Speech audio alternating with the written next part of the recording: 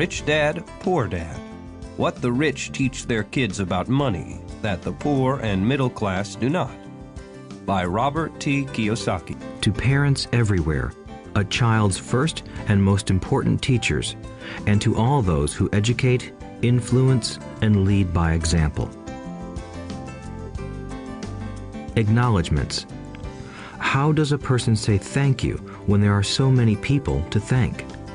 Obviously, this book is a thank you to my two fathers, who were powerful role models, and to my mom, who taught me love and kindness. The person most responsible for this book becoming a reality is my wife, Kim, my partner in marriage, business, and in life. She makes my life complete. Introduction. Rich Dad, Poor Dad. Having two dads offered me the choice of contrasting points of view, one of a rich man and one of a poor man. I had two fathers, a rich one and a poor one. One was highly educated and intelligent. He had a PhD and completed 4 years of undergraduate work in less than 2 years. He then went on to Stanford University, the University of Chicago, and Northwestern University to do his advanced studies, all on full financial scholarships. The other father never finished the 8th grade. Both men were successful in their careers, working hard all their lives. Both earned substantial incomes, yet one always struggled financially. The other would become one of the richest men in Hawaii. One died, leaving tens of millions of dollars to his family, charities, and his church. The other left bills to be paid. Both men were strong, charismatic, and influential.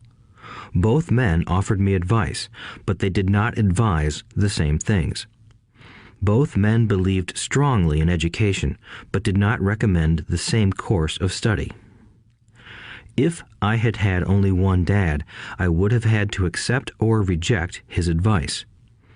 Having two dads offered me the choice of contrasting points of view, one of a rich man and one of a poor man.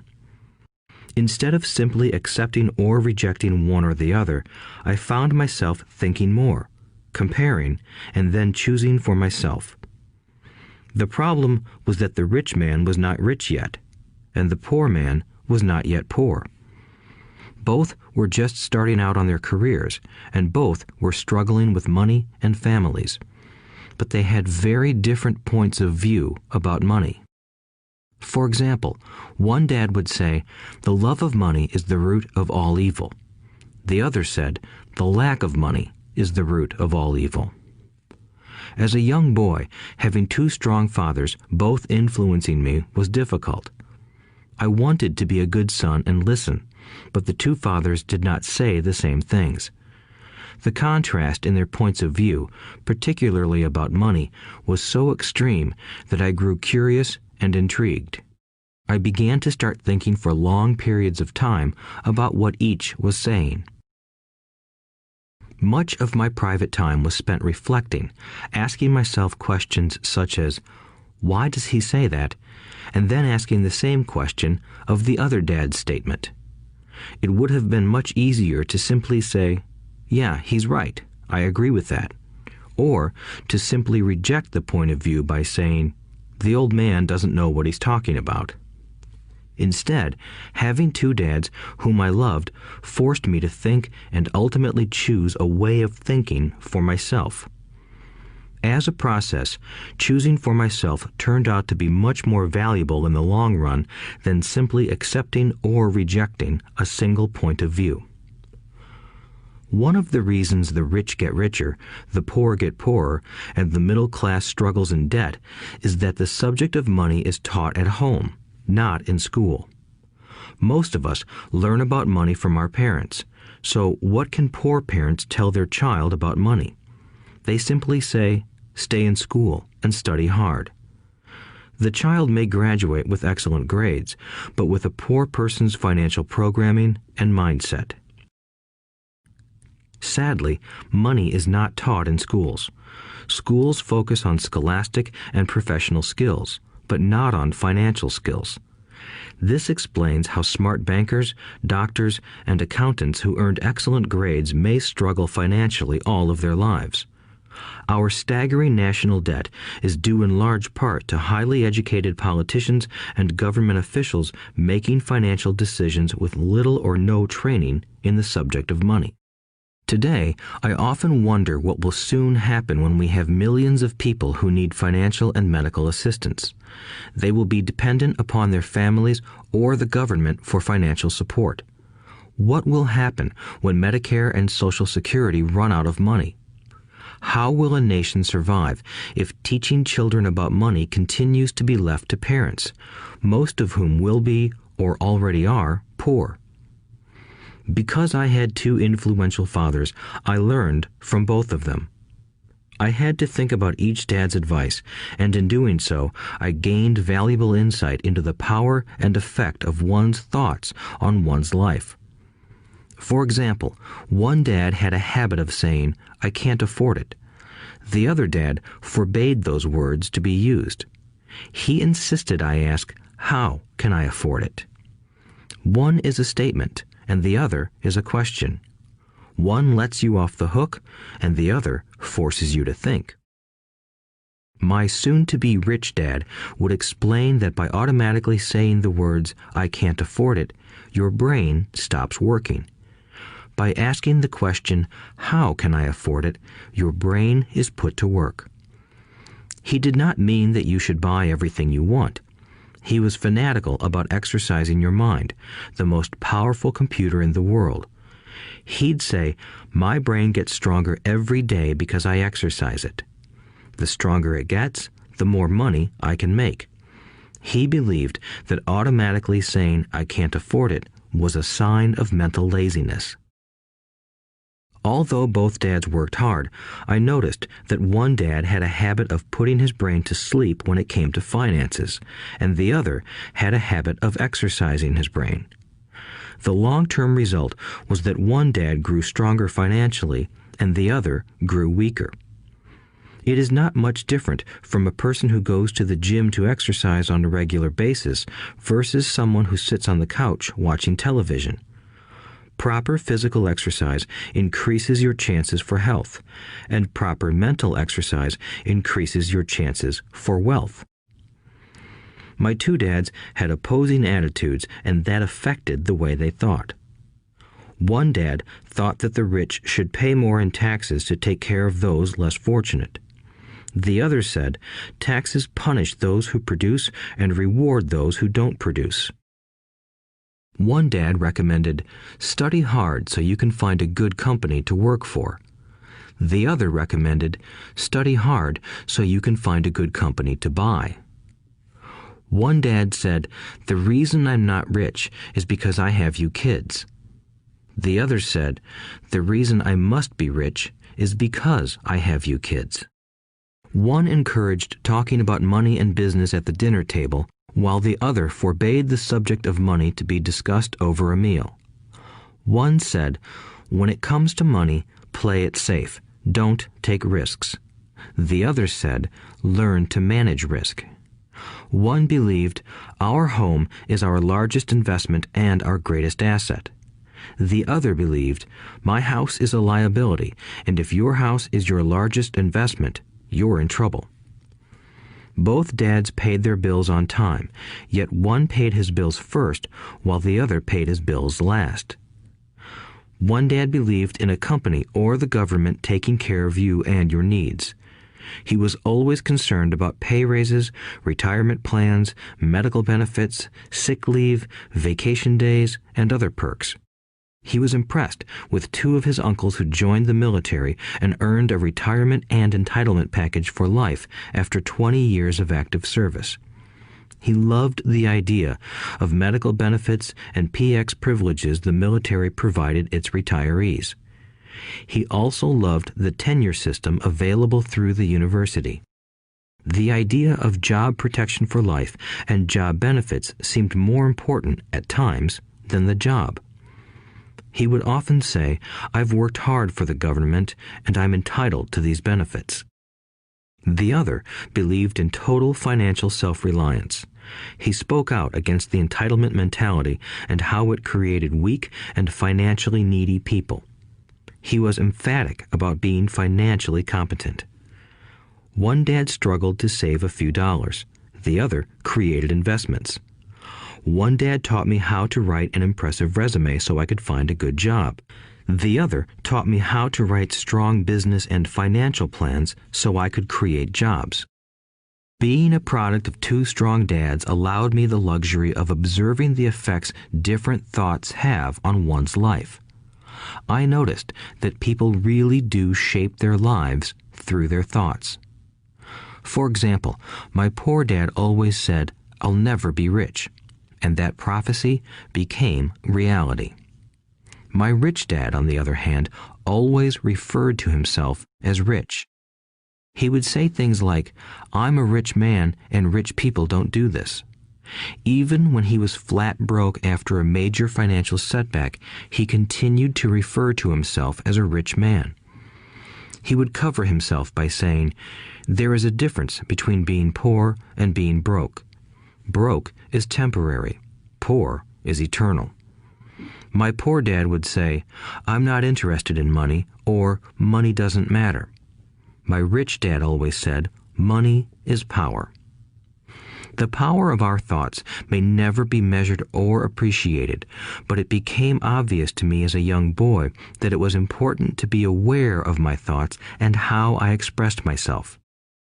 I noticed that my poor dad was poor, not because of the amount of money he earned, which was significant, but because of his thoughts and actions.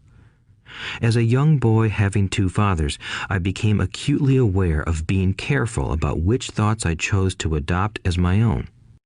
Should I listen to my rich dad or to my poor dad? Although both men had tremendous respect for education and learning, they disagreed about what they thought was important to learn. One wanted me to study hard, earn a degree, and get a good job to earn money. He wanted me to study to become a professional, an attorney or an accountant, and to go to business school for my MBA. The other encouraged me to study to be rich, to understand how money works, and to learn how to have it work for me. "I don't work for money" were words he would repeat over and over. "Money works for me."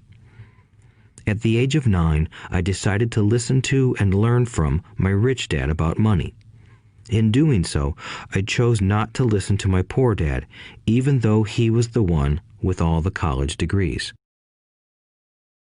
A lesson from Robert Frost. Robert Frost is my favorite poet. Although I love many of his poems, my favorite is "The Road Not Taken." I use its lesson almost daily. The Road Not Taken. Two roads diverged in a yellow wood, and sorry I could not travel both. And be one traveler long I stood, and looked down one as far as I could, to where it bent in the undergrowth, then took the other as just as fair, and having perhaps the better claim, because it was grassy and wanted wear. Though as for that the passing there had worn them really about the same, and both that morning equally lay in leaves no step had trodden black. Oh, I kept the first for another day, yet knowing how way leads on to way, I doubted if I should ever come back. I shall be telling this with a sigh, somewhere ages and ages hence. Two roads diverged in a wood, and I took the one less traveled by, and that has made all the difference. And that has made all the difference. Over the years, I have often reflected upon Robert Frost's poem. Choosing not to listen to my highly educated dad's advice and attitude about money was a painful decision, but it was a decision that shaped the rest of my life. Once I made up my mind about whom to listen to, my education about money began. My rich dad taught me over a period of 30 years until I was 39 years old. He stopped once he realized that I knew and fully understood what he had been trying to drum into my often thick skull. Money is one form of power, but what is more powerful is financial education. Money comes and goes, but if you have the education about how money works, you gain power over it and can begin building wealth. The reason positive thinking alone does not work is because most people went to school and never learned how money works, so they spend their lives working for money. Because I was only 9 years old when I started, the lessons my rich dad taught me were simple. And when it was all said and done, there were only 6 main lessons, repeated over 30 years. This audiobook is about those 6 lessons, put as simply as possible, just as simply as my rich dad put forth those lessons to me. The lessons are meant not to be answers, but guideposts that will assist you and your children to grow wealthier no matter what happens in a world of increasing change and uncertainty. Chapter 1. Lesson 1. The rich don't work for money. The poor and the middle class work for money. The rich have money work for them. Dad, can you tell me how to get rich? My dad put down the evening paper. Why do you want to get rich, son? Because today Jimmy's mom drove up in their new Cadillac and they were going to their beach house for the weekend. He took 3 of his friends, but Mike and I weren't invited. They told us we weren't invited because we were poor kids. They did? My dad asked incredulously. Yeah, they did, I replied in a hurt tone. My dad silently shook his head, pushed his glasses up the bridge of his nose, and went back to reading the paper. I stood waiting for an answer. The year was 1956. I was 9 years old. By some twist of fate, I attended the same public school where the rich people sent their kids. We were primarily a sugar plantation town. The managers of the plantation and the other affluent people, such as doctors, business owners, and bankers, sent their children to this elementary school. After grade 6, their children were generally sent off to private schools. Because my family lived on one side of the street, I went to this school. Had I lived on the other side of the street, I would have gone to a different school with kids from families more like mine. After grade 6, these kids and I would go on to the public intermediate and high school. There was no private school for them or for me. My dad finally put down the paper. I could tell he was thinking. Well, son, he began slowly, if you want to be rich, you have to learn to make money. How do I make money? I asked. Well, use your head, son, he said, smiling.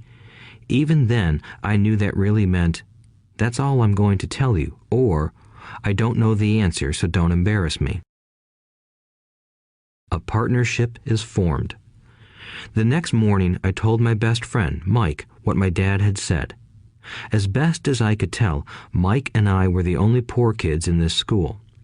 Mike was also in this school by a twist of fate.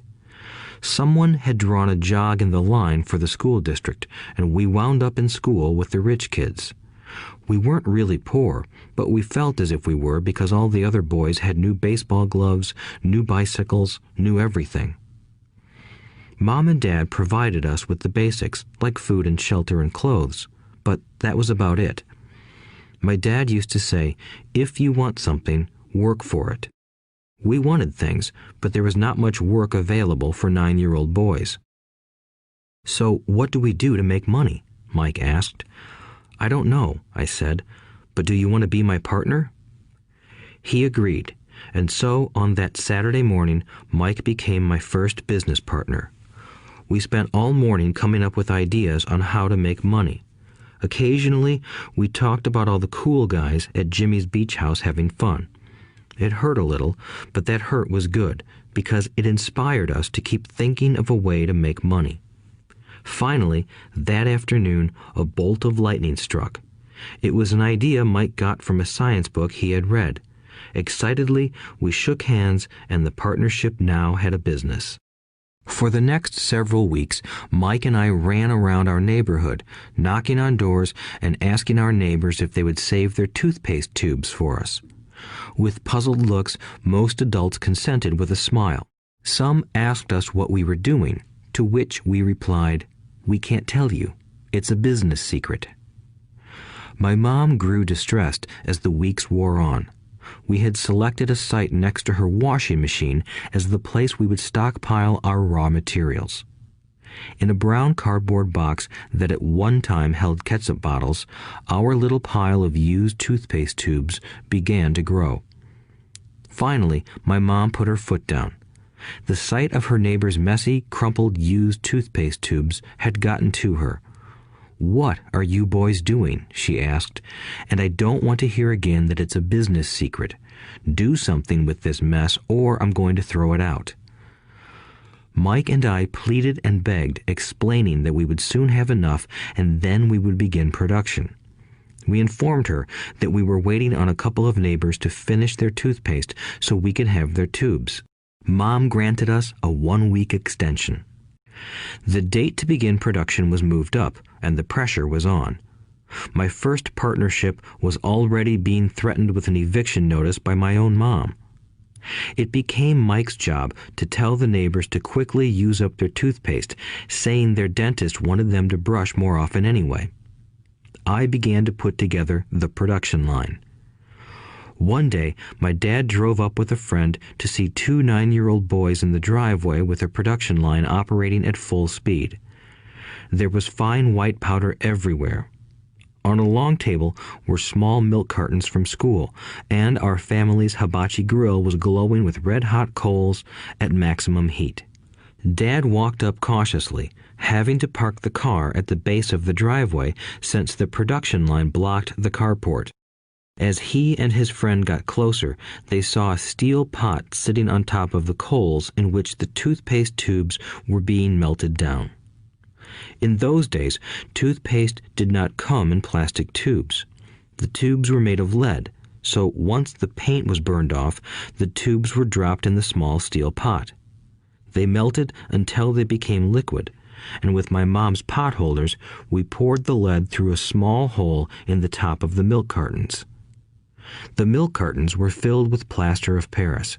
White powder was everywhere. In my haste, I had knocked the bag over, and the entire area looked like it had been hit by a snowstorm. The milk cartons were the outer containers for plaster of Paris molds.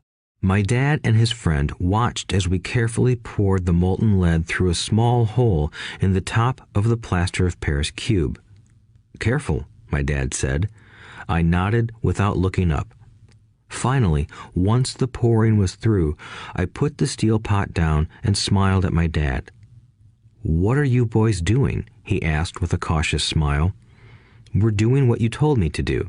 We're going to be rich," I said. "Yup," said Mike, grinning and nodding his head. "We're partners." "And what is in those plaster molds?" my dad asked. "Watch," I said. "This should be a good batch." With a small hammer, I tapped at the seal that divided the cube in half. Cautiously, I pulled up the top half of the plaster mold, and a lead nickel fell out.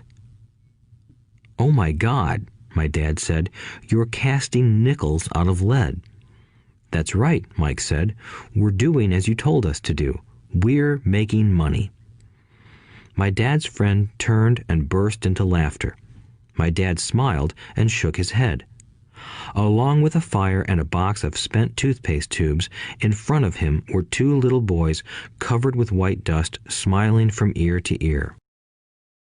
He asked us to put everything down and sit with him on the front step of our house. With a smile, he gently explained what the word counterfeiting meant. Our dreams were dashed. "You mean this is illegal?" asked Mike in a quivering voice. "Let them go," my dad's friend said. "They might be developing a natural talent." My dad glared at him. "Yes, it is illegal," my dad said gently, "but you boys have shown great creativity and original thought. Keep going. I'm really proud of you." Disappointed, Mike and I sat in silence for about 20 minutes before we began cleaning up our mess. The business was over on opening day. Sweeping the powder up, I looked at Mike and said, "I guess Jimmy and his friends are right. We are poor." My father was just leaving as I said that. "Boys," he said, "you're only poor if you give up. The most important thing is that you did something. Most people only talk and dream of getting rich. You've done something. I'm very proud of the two of you. I will say it again. Keep going. Don't quit." Mike and I stood there in silence. They were nice words, but we still did not know what to do. "So how come you're not rich, Dad?" I asked. "Because I chose to be a school teacher. School teachers really don't think about being rich. We just like to teach. I wish I could help you, but I really don't know how to make money." Mike and I turned and continued our cleanup. "I know," said my dad. "If you boys want to learn how to be rich, don't ask me. Talk to your dad, Mike." "My dad?" asked Mike with a scrunched-up face. "Yeah, your dad," repeated my dad with a smile. "Your dad and I have the same banker, and he raves about your father. He's told me several times that your father is brilliant when it comes to making money." "My dad?" Mike asked again in disbelief. "Then how come we don't have a nice car and a nice house like the rich kids at school?" "A nice car and a nice house don't necessarily mean you're rich or you know how to make money," my dad replied. "Jimmy's dad works for the sugar plantation. He's not much different from me. He works for a company and I work for the government. The company buys the car for him. The sugar company is in financial trouble, and Jimmy's dad may soon have nothing. Your dad is different, Mike. He seems to be building an empire, and I suspect in a few years he will be a very rich man." With that, Mike and I got excited again. With new vigor, we began cleaning up the mess caused by our now defunct first business. As we were cleaning, we made plans for how and when to talk to Mike's dad. The problem was that Mike's dad worked long hours and often did not come home until late. His father owned warehouses, a construction company, a chain of stores, and 3 restaurants. It was the restaurants that kept him out late. Mike caught the bus home after we had finished cleaning up. He was going to talk to his dad when he got home that night and ask him if he would teach us how to become rich. Mike promised to call as soon as he had talked to his dad, even if it was late. The phone rang at 8:30 p.m. "Okay," I said, "next Saturday." I put the phone down. Mike's dad had agreed to meet with us. On Saturday, I caught the 7:30 a.m. bus to the poor side of town. The lessons begin. Mike and I met with his dad that morning at 8 o'clock. He was already busy, having been at work for more than an hour. His construction supervisor was just leaving in his pickup truck as I walked up to his simple, small, and tidy home. Mike met me at the door. "Dad's on the phone, and he said to wait on the back porch," Mike said as he opened the door. The old wooden floor creaked as I stepped across the threshold of the aging house. There was a cheap mat just inside the door. The mat was there to hide the years of wear from countless footsteps that the floor had supported. Although clean, it needed to be replaced. I felt claustrophobic as I entered the narrow living room that was filled with old, musty, overstuffed furniture that today would be collector's items. Sitting on the couch were 2 women, both a little older than my mom. Across from the women sat a man in workman's clothes. He wore khaki slacks and a khaki shirt, neatly pressed but without starch, and polished work boots. He was about 10 years older than my dad. They smiled as Mike and I walked past them toward the back porch. I smiled back shyly. "Who are those people?" I asked. "Oh, they work for my dad. The older man runs his warehouses, and the women are the managers of the restaurants. And as you arrived, you saw the construction supervisor who was working on a road project about 50 miles from here. His other supervisor, who was building a track of houses, left before you got here." "Does this go on all the time?" I asked. "Not always, but quite often," said Mike, smiling as he pulled up a chair to sit down next to me. "I asked my dad if he would teach us to make money," Mike said. "Oh, and what did he say to that?" I asked with cautious curiosity. "Well, he had a funny look on his face at first, and then he said he would make us an offer." "Oh," I said, rocking my chair back against the wall. I sat there, perched on two rear legs of the chair. Mike did the same thing. "Do you know what the offer is?" I asked. "No, but we'll soon find out." Suddenly, Mike's dad burst through the rickety screen door and onto the porch.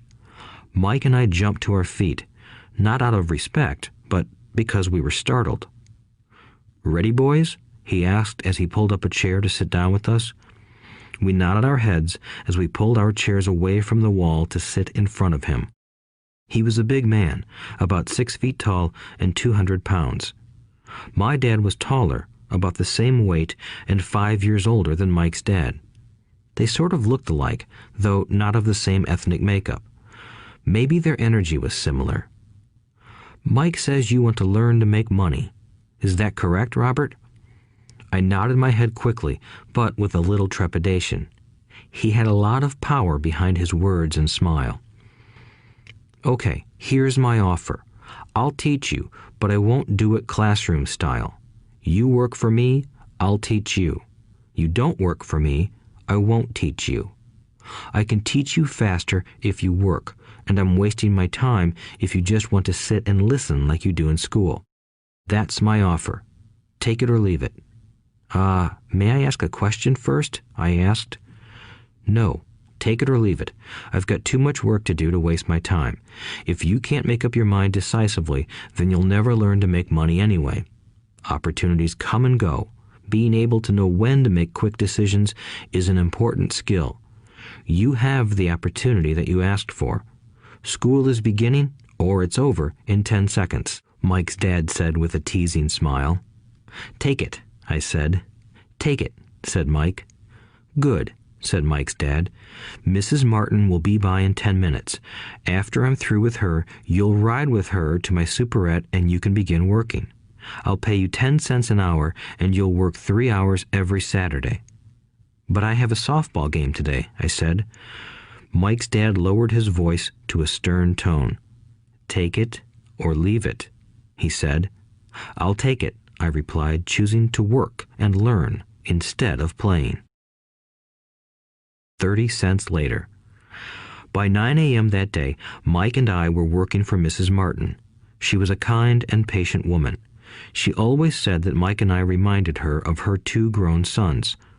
Although kind, she believed in hard work and kept us moving. We spent 3 hours taking canned goods off the shelves, brushing each can with a feather duster to get the dust off, and then restacking them neatly. It was excruciatingly boring work. Mike's dad, whom I called my rich dad, owned 9 of these little superettes, each with a large parking lot. They were the early version of the 7-Eleven convenience stores, little neighborhood grocery stores where people bought items such as milk, bread, butter, and cigarettes. The problem was that this was Hawaii before air conditioning was widely used, and the stores could not close their doors because of the heat. On 2 sides of the store, the doors had to be wide open to the road and parking lot. Every time a car drove by or pulled into the parking lot, dust would swirl and settle in the store. We knew we had a job as long as there was no air conditioning. For 3 weeks, Mike and I reported to Mrs. Martin and worked our 3 hours. By noon, our work was over, and she dropped 3 little dimes in each of our hands. Now, even at the age of 9 in the mid-1950s, 30 cents was not too exciting. Comic books cost 10 cents back then, so I usually spent my money on comic books and went home. By Wednesday of the 4th week, I was ready to quit. I had agreed to work only because I wanted to learn to make money from Mike's dad, and now I was a slave for 10 cents an hour. On top of that, I had not seen Mike's dad since that first Saturday. "I'm quitting," I told Mike at lunchtime. School was boring, and now I did not even have my Saturdays to look forward to. But it was the 30 cents that really got to me. This time, Mike smiled. "What are you laughing at?" I asked with anger and frustration. "Dad said this would happen. He said to meet with him when you were ready to quit." "What?" I said indignantly.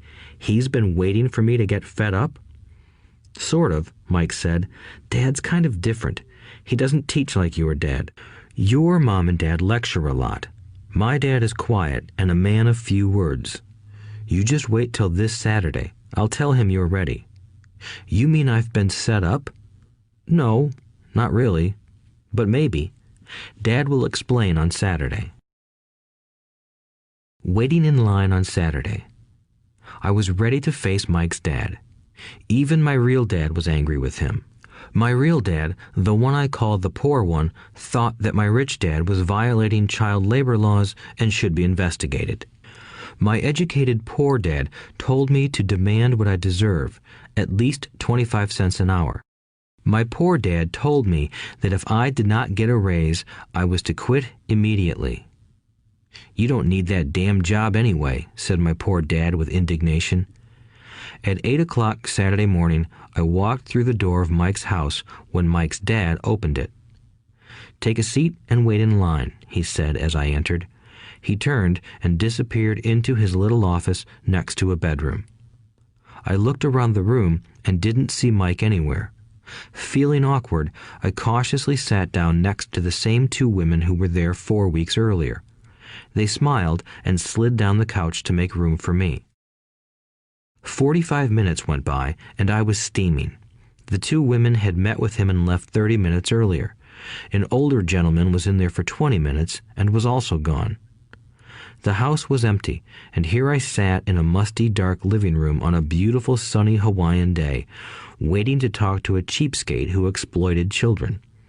I could hear him rustling around the office, talking on the phone, and ignoring me. I was ready to walk out, but for some reason I stayed. Finally, 15 minutes later, at exactly 9 o'clock, Rich Dad walked out of his office, said nothing, and signaled with his hand for me to enter. I understand you want a raise or you're going to quit, Rich Dad said as he swiveled in his office chair. Well, you're not keeping your end of the bargain, I blurted out, nearly in tears. It was really frightening for me to confront a grown-up. You said that you would teach me if I worked for you. Well, I've worked for you. I've worked hard. I've given up my baseball games to work for you, but you haven't kept your word, and you haven't taught me anything. You are a crook like everyone in town thinks you are. You're greedy. You want all the money and don't take care of your employees. You made me wait and don't show me any respect. I'm only a little boy, but I deserve to be treated better.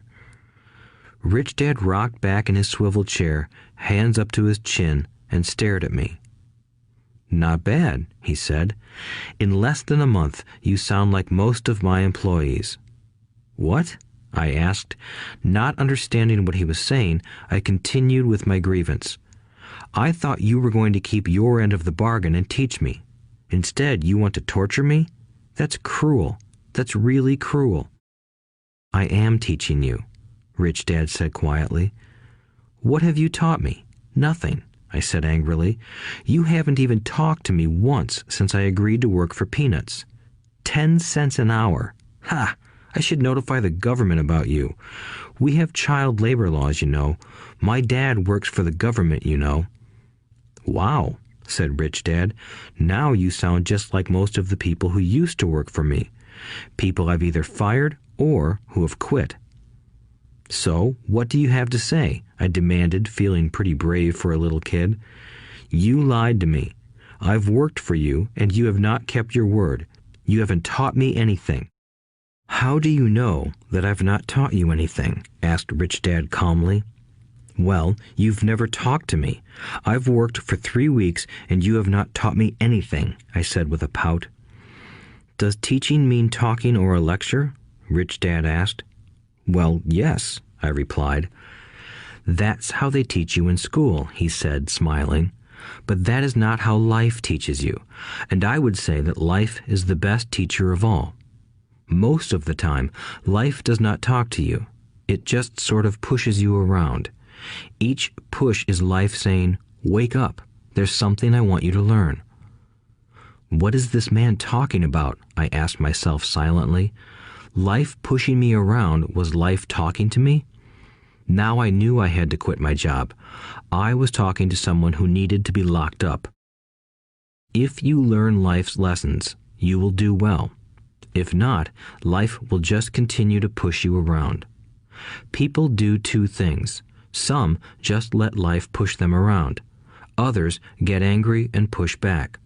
But they push back against their boss, or their job, or their husband or wife. They do not know it's life that's pushing. I had no idea what he was talking about. Life pushes all of us around. Some people give up and others fight. A few learn the lesson and move on. They welcome life pushing them around. To these few people, it means they need and want to learn something. They learn and move on. Most quit, and a few, like you, fight. Rich Dad stood and shut the creaky old wooden window that needed repair. If you learn this lesson, you will grow into a wise, wealthy, and happy young man.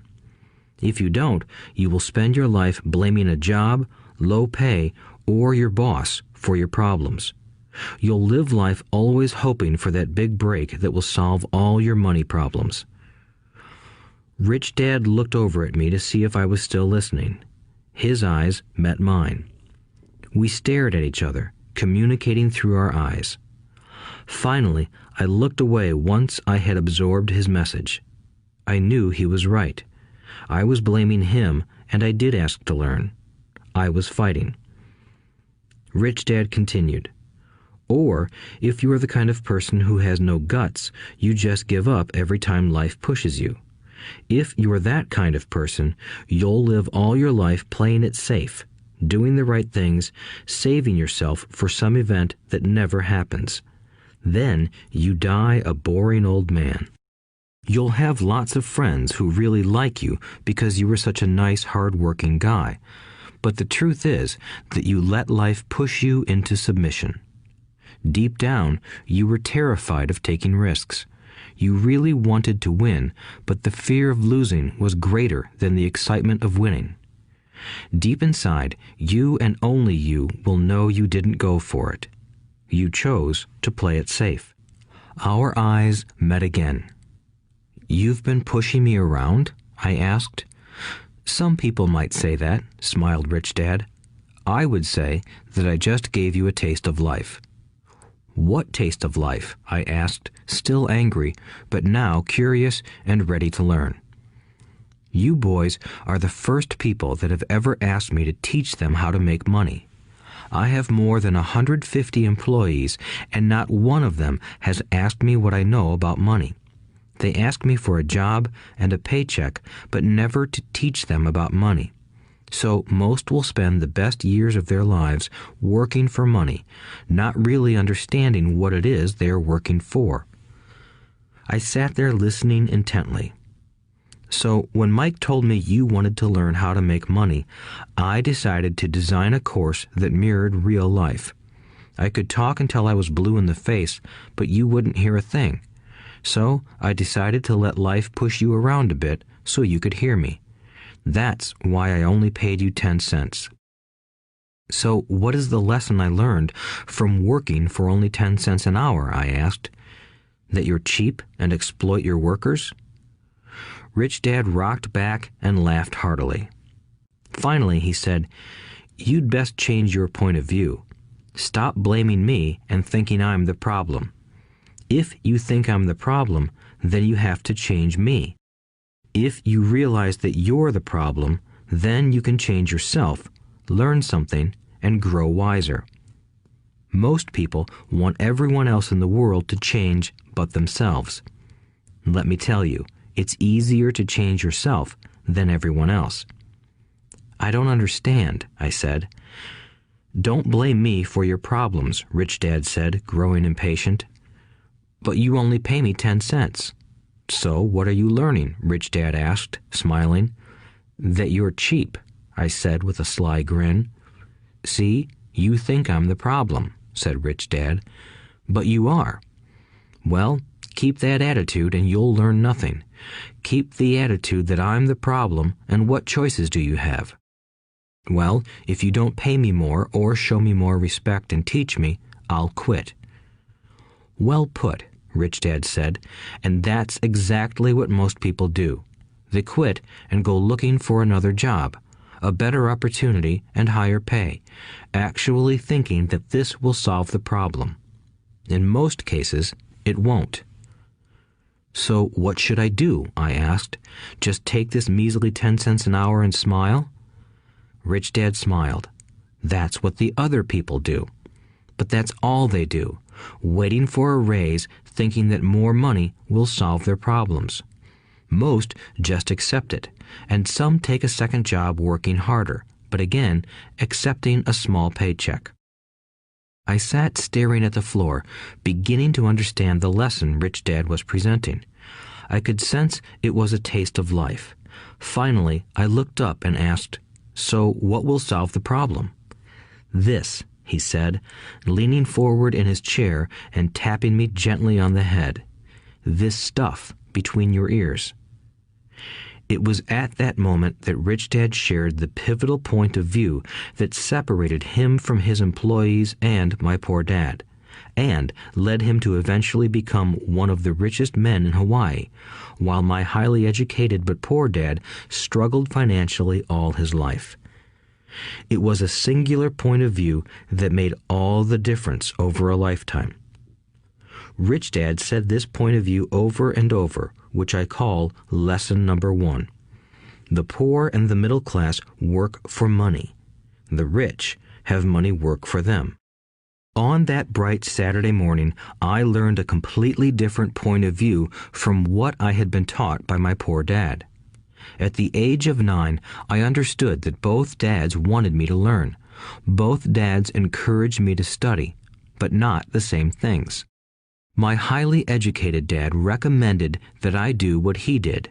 "Son, I want you to study hard, get good grades so you can find a safe, secure job with a big company, and make sure it has excellent benefits." My rich dad wanted me to learn how money works so I could make it work for me. These lessons I would learn through life with his guidance, not because of a classroom. My rich dad continued my first lesson. "I'm glad you got angry about working for 10 cents an hour. If you hadn't got angry and had simply accepted it, I would have to tell you that I could not teach you. You see, true learning takes energy, passion, and a burning desire. Anger is a big part of that formula, for passion is anger and love combined.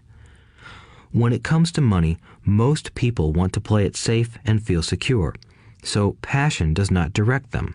Fear does." "So is that why they'll take jobs with low pay?" I asked. "Yes," said Rich Dad. "Some people say I exploit people because I don't pay as much as the sugar plantation or the government.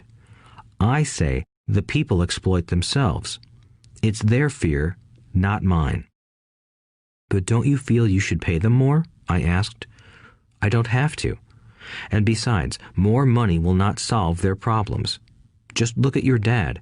He makes a lot of money, and he still can't pay his bills. Most people, given more money, only get into more debt." "So that's why the 10 cents an hour," I said, smiling. "It's part of the lesson." "That's right," smiled Rich Dad. "You see, your dad went to school and got an excellent education so he could get a high-paying job. But he still has money problems because he never learned anything about money in school. On top of that, he believes in working for money." "And you don't?" I asked. "No, not really," said Rich Dad. "If you want to learn to work for money, then stay in school. That is a great place to learn to do that. But if you want to learn how to have money work for you, then I will teach you that. But only if you want to learn." "Wouldn't everyone want to learn that?" I asked. "No," said Rich Dad, "simply because it's easier to learn to work for money, especially if fear is your primary emotion when the subject of money is discussed." "I don't understand," I said with a frown. "Don't worry about that for now. Just know that it's fear that keeps most people working at a job. The fear of not paying their bills, the fear of being fired, the fear of not having enough money, and the fear of starting over. That's the price of studying to learn a profession or trade and then working for money. Most people become a slave to money and then get angry at their boss. Learning to have money work for you is a completely different course of study? I asked. Absolutely, Rich Dad answered. Absolutely. We sat in the silence on that beautiful Hawaiian Saturday morning. My friends had just started their Little League baseball game, but for some reason I was now thankful I had decided to work for 10 cents an hour. I sensed that I was about to learn something my friends wouldn't learn in school. Ready to learn? Asked Rich Dad. Absolutely, I said with a grin. I have kept my promise. I've been teaching you from afar, my Rich Dad said. At 9 years old, you've gotten a taste of what it feels like to work for money. Just multiply your last month by 50 years, and you will have an idea of what most people spend their life doing. I don't understand, I said. How did you feel waiting in line to see me, once to get hired and once to ask for more money? Terrible, I said. If you choose to work for money, that is what life will be like, said Rich Dad. And how did you feel when Mrs. Martin dropped 3 dimes in your hand for 3 hours of work? I felt like it wasn't enough. It seemed like nothing. I was disappointed, I said. And that is how most employees feel when they look at their paychecks, especially after all the tax and other deductions are taken out. At least you got 100%. You mean most workers don't get paid everything? I asked with amazement. Heavens no, said Rich Dad. The government always takes its share first. How do they do that? I asked. Taxes, said Rich Dad. You're taxed when you earn. You're taxed when you spend. You're taxed when you save. You're taxed when you die. Why do people let the government do that to them? The rich don't, said Rich Dad with a smile. The poor and the middle class do. I'll bet you that I earn more than your dad, yet he pays more in taxes. How can that be? I asked. At my age, that made no sense to me. Why would someone let the government do that to them? Rich Dad rocked slowly and silently in his chair, just looking at me. Ready to learn? He asked. I nodded my head slowly. As I said, there is a lot to learn. Learning how to have money work for you is a lifetime study. Most people go to college for 4 years and their education ends. I already know that my study of money will continue over my lifetime, simply because the more I find out I need to know. Most people never study the subject. They go to work, get their paycheck, balance their checkbooks, and that's it. Then they wonder why they have money problems. They think that more money will solve the problem, and don't realize that it's their lack of financial education that is the problem. So my dad has tax problems because he doesn't understand money? I asked, confused. Look, said Rich Dad, taxes are just one small section on learning how to have money work for you. Today, I just wanted to find out if you still have the passion to learn about money. Most people don't. They want to go to school, learn a profession, have fun at their work, and earn lots of money. One day they wake up with big money problems, and then they can't stop working. That's the price of only knowing how to work for money instead of studying how to have money work for you. So, do you still have the passion to learn? Asked Rich Dad. I nodded my head. Good, said Rich Dad. Now get back to work. This time, I will pay you nothing. What? I asked in amazement. You heard me. Nothing. You will work the same 3 hours every Saturday, but this time you will not be paid 10 cents per hour. You said you wanted to learn to not work for money, so I'm not going to pay you anything. I couldn't believe what I was hearing. I've already had this conversation with Mike, and he's already working, dusting and stacking canned goods for free. You better hurry and get back there. That's not fair, I shouted. You've got to pay something. You said you wanted to learn. If you don't learn this now, you'll grow up to be like the two women and the older man sitting in my living room, working for money and hoping I don't fire them. Or, like your dad, earning lots of money only to be in debt up to his eyeballs, hoping more money will solve the problem. If that's what you want, I'll go back to our original deal of 10 cents an hour. Or you can do what most adults do. Complain that there is not enough pay, quit, and go looking for another job. But what do I do? I asked. Rich Dad tapped me on the head. Use this, he said. If you use it well, you will soon thank me for giving you an opportunity, and you will grow into a rich man. I stood there, still not believing what a raw deal I was handed. I came to ask for a raise, and somehow I was instead working for nothing. Rich Dad tapped me on the head again and said, "Use this. Now, get out of here and get back to work."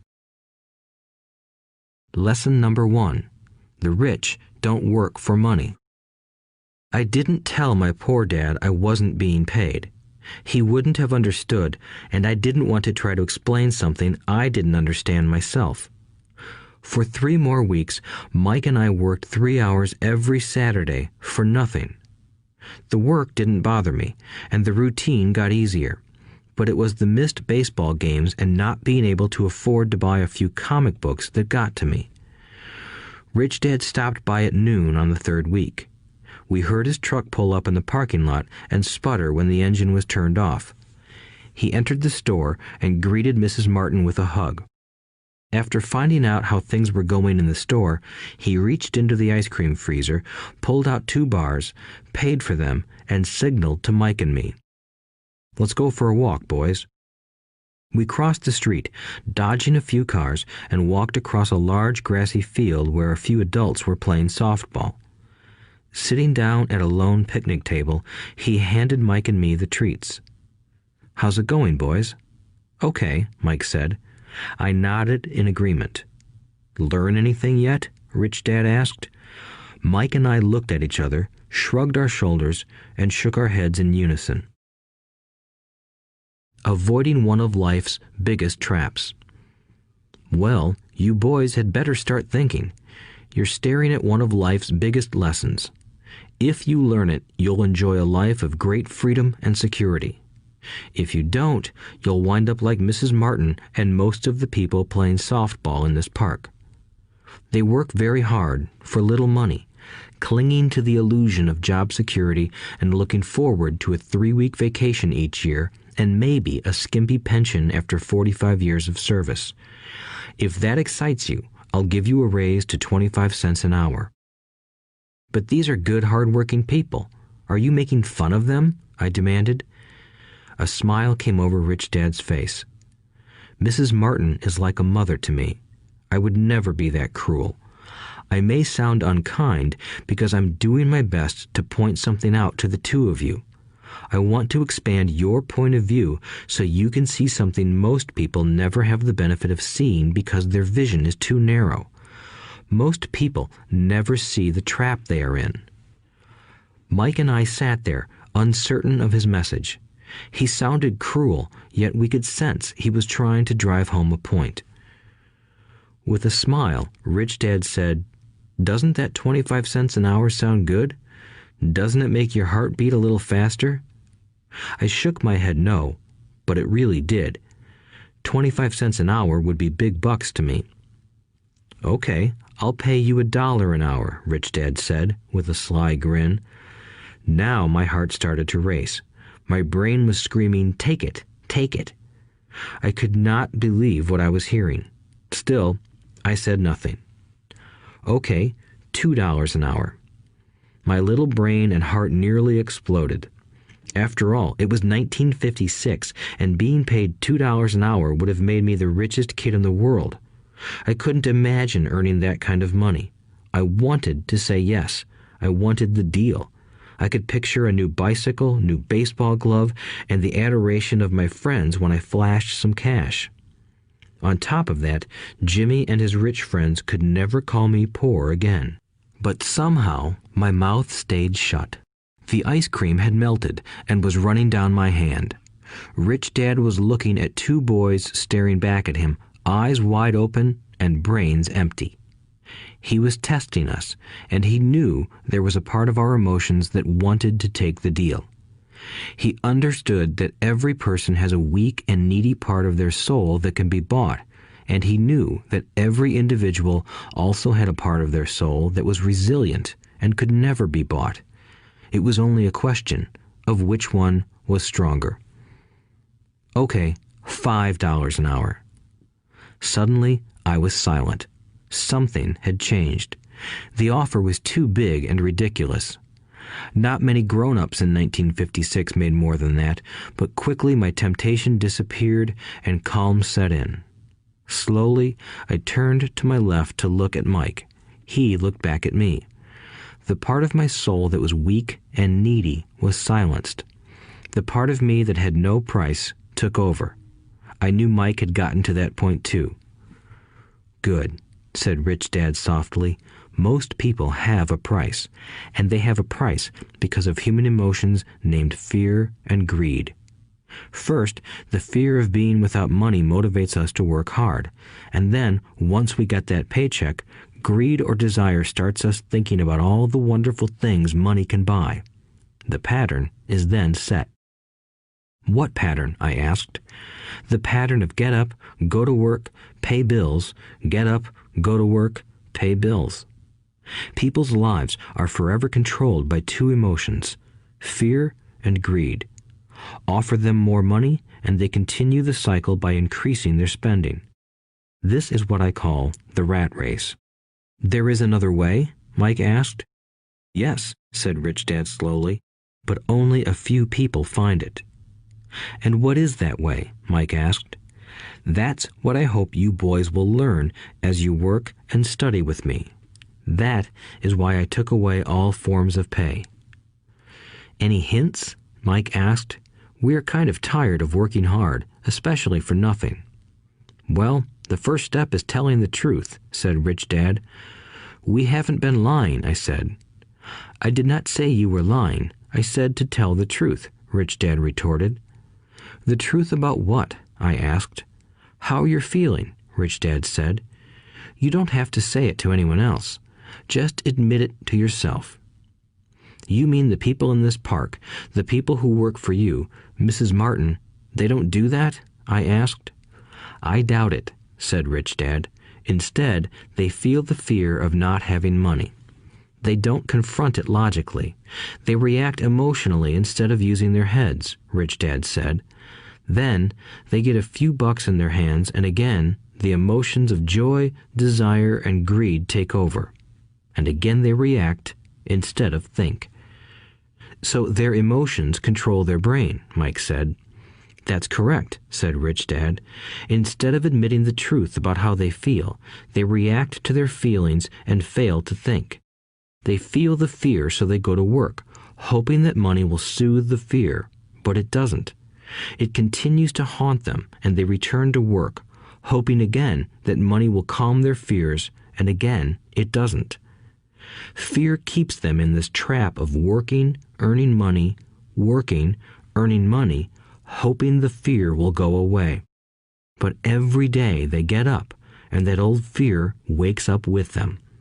For millions of people, that old fear keeps them awake all night, causing a night of turmoil and worry. So they get up and go to work, hoping that a paycheck will kill that fear gnawing at their souls. Money is running their lives, and they refuse to tell the truth about that. Money is in control of their emotions and their souls." Rich Dad sat quietly, letting his words sink in. Mike and I had heard what he said, but didn't understand fully what he was talking about. I just knew that I often wondered why grown-ups hurried off to work. It did not seem like much fun, and they never looked that happy, but something kept them going. Realizing we had absorbed as much as possible of what he was talking about, Rich Dad said, "I want you boys to avoid that trap. That is really what I want to teach you. Not just to be rich, because being rich does not solve the problem." "It doesn't?" I asked, surprised. No, it doesn't. Let me explain the other emotion, desire. Some call it greed, but I prefer desire. It's perfectly normal to desire something better, prettier, more fun, or exciting. So people also work for money because of desire.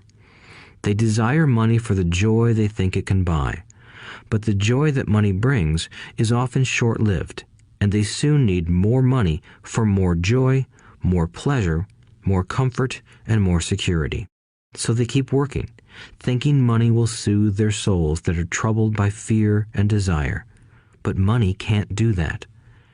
Even rich people do this? Mike asked. Rich people included, said Rich Dad. In fact, the reason many rich people are rich isn't because of desire, but because of fear. They believe that money can eliminate the fear of being poor, so they amass tons of it, only to find the fear gets worse. Now they fear losing the money. I have friends who keep working even though they have plenty.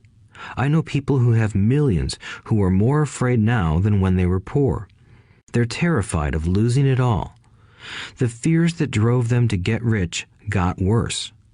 That weak and needy part of their soul is actually screaming louder. They don't want to lose the big houses, the cars, and the high life money has bought them. They worry about what their friends would say if they lost all their money. Many are emotionally desperate and neurotic, although they look rich and have more money. So, is a poor man happier? I asked. No, I don't think so, replied Rich Dad. The avoidance of money is just as psychotic as being attached to money.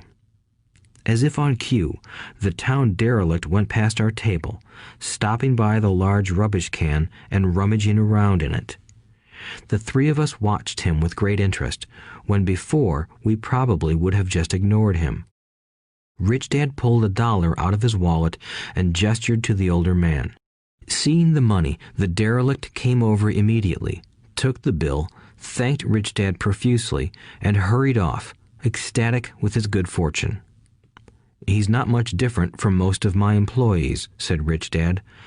I've met so many people who say, "Oh, I'm not interested in money," yet they'll work at a job for 8 hours a day. That's a denial of truth. If they weren't interested in money, then why are they working? That kind of thinking is probably more psychotic than a person who hoards money. As I sat there listening to my Rich Dad, my mind flashed back to the countless times my own dad said, "I'm not interested in money." He said those words often. He also covered himself by always saying, "I work because I love my job." So, what do we do? I asked. Not work for money until all traces of fear and greed are gone? No, that would be a waste of time, said Rich Dad. Emotions are what make us human. The word emotion stands for energy in motion. Be truthful about your emotions and use your mind and emotions in your favor, not against yourself. Whoa, said Mike. Don't worry about what I just said. It will make more sense in years to come. Just be an observer, not a reactor to your emotions. Most people do not know that it's their emotions that are doing the thinking. Your emotions are your emotions, but you have got to learn to do your own thinking. Can you give me an example? I asked. Sure, replied Rich Dad. When a person says, "I need to find a job," it's most likely an emotion doing the thinking. Fear of not having money generates that thought. But people do need money if they have bills to pay, I said. Sure they do, smiled Rich Dad. All I'm saying is that it's fear that is all too often doing the thinking. I don't understand, said Mike. For example, said Rich Dad, if the fear of not having enough money arises, instead of immediately running out to get a job, they instead might ask themselves this question. Will a job be the best solution to this fear over the long run? In my opinion, the answer is no. A job is really a short-term solution to a long-term problem. But my dad is always saying, stay in school and get good grades so you can find a safe, secure job, I interjected, somewhat confused. Yes, I understand he says that, said Rich Dad, smiling. Most people recommend that, and it's a good path for most people. But people make that recommendation primarily out of fear. You mean my dad says that because he's afraid? Yes, said Rich Dad. He's terrified that you won't earn enough money and won't fit into society. Don't get me wrong. He loves you and wants the best for you. I, too, believe an education and a job are important, but it won't handle the fear. You see, that same fear that makes him get up in the morning to earn a few bucks is the fear that is causing him to be so fanatical about your going to school. So what do you recommend? I asked. I want to teach you to master the power of money instead of being afraid of it. They don't teach that in school, and if you don't learn it, you become a slave to money. It was finally making sense. He wanted us to widen our views and to see what the Mrs. Martins of this world couldn't see. He used examples that sounded cruel at the time, but I've never forgotten them. My vision widened that day, and I began to see the trap that lay ahead for most people. You see, we're all employees ultimately. We just work at different levels, said Rich Dad. I just want you boys to have a chance to avoid the trap caused by those two emotions, fear and desire. Use them in your favor, not against you. That's what I want to teach you. I'm not interested in just teaching you to make a pile of money. That won't handle the fear or desire. If you don't first handle fear and desire, and you get rich, you'll only be a highly paid slave. So how do we avoid the trap? I asked. The main cause of poverty or financial struggle is fear and ignorance, not the economy or the government or the rich. It's self-inflicted fear and ignorance that keep people trapped. So you boys go to school and get your college degrees, and I'll teach you how to stay out of the trap. The pieces of the puzzle were appearing. My highly educated dad had a great education and a great career, but school never told him how to handle money or his fear of it. It became clear that I could learn different and important things from two fathers. So you've been talking about the fear of not having money. How does the desire for money affect our thinking? Mike asked. How did you feel when I tempted you with a pay raise? Did you notice your desires rising? We nodded our heads. By not giving in to your emotions, you were able to delay your reactions and think. That is important. We will always have emotions of fear and greed. From here on in, it's imperative for you to use those emotions to your advantage, and for the long term to not let your emotions control your thinking. Most people use fear and greed against themselves. That's the start of ignorance. Most people live their lives chasing paychecks, pay raises, and job security because of the emotions of desire and fear, not really questioning where those emotion-driven thoughts are leading them. It's just like the picture of a donkey dragging a cart with its owner dangling a carrot just in front of its nose. The donkey's owner may be going where he wants to, but the donkey is chasing an illusion. Tomorrow, there will only be another carrot for the donkey. You mean the moment I pictured a new baseball glove, candy, and toys, that's like a carrot to a donkey? Mike asked. Yes, and as you get older, your toys get more expensive. A new car, a boat, and a big house to impress your friends, said Rich Dad with a smile. Fear pushes you out the door, and desire calls to you. That's the trap. So what's the answer? Mike asked. What intensifies fear and desire is ignorance. That is why rich people with lots of money often have more fear the richer they get. Money is the carrot, the illusion. If the donkey could see the whole picture, it might rethink its choice to chase the carrot. Rich Dad went on to explain that a human's life is a struggle between ignorance and illumination. He explained that once a person stops searching for information and self-knowledge, ignorance sets in. That struggle is a moment-to-moment decision to learn to open or close one's mind. Look, school is very important. You go to school to learn a skill or profession to become a contributing member of society. Every culture needs teachers, doctors, mechanics, artists, cooks, business people, police officers, firefighters, and soldiers.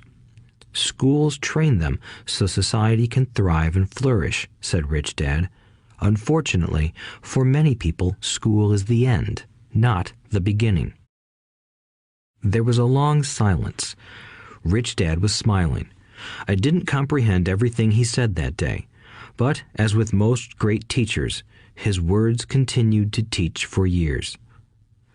I've been a little cruel today, said Rich Dad, but I want you to always remember this talk. I want you to always think of Mrs. Martin, and I want you always to remember that donkey. Never forget that fear and desire can lead you into life's biggest trap if you are not aware of them controlling your thinking.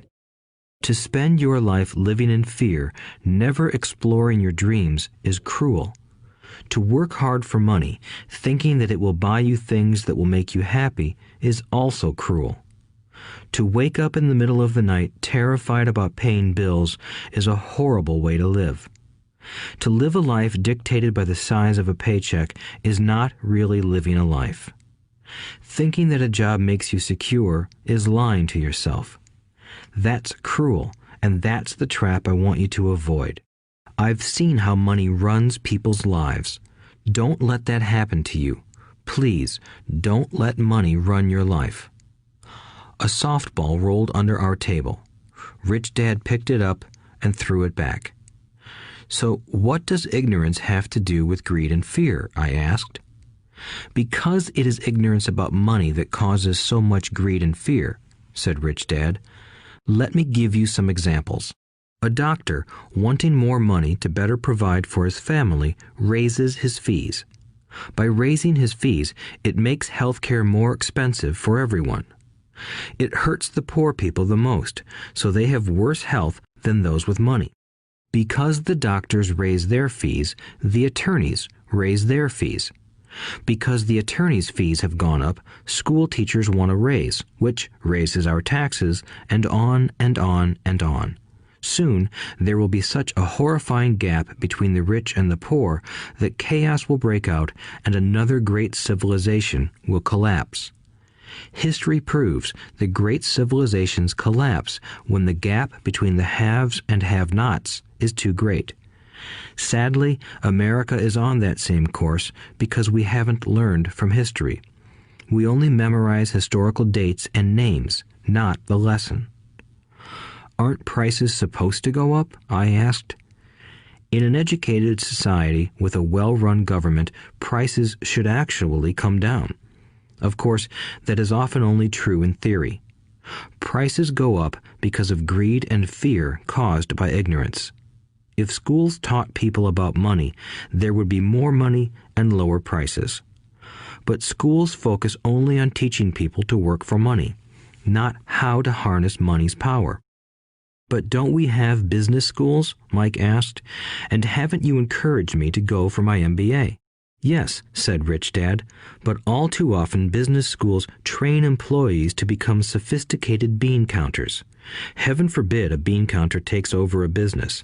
All they do is look at the numbers, fire people, and kill the business.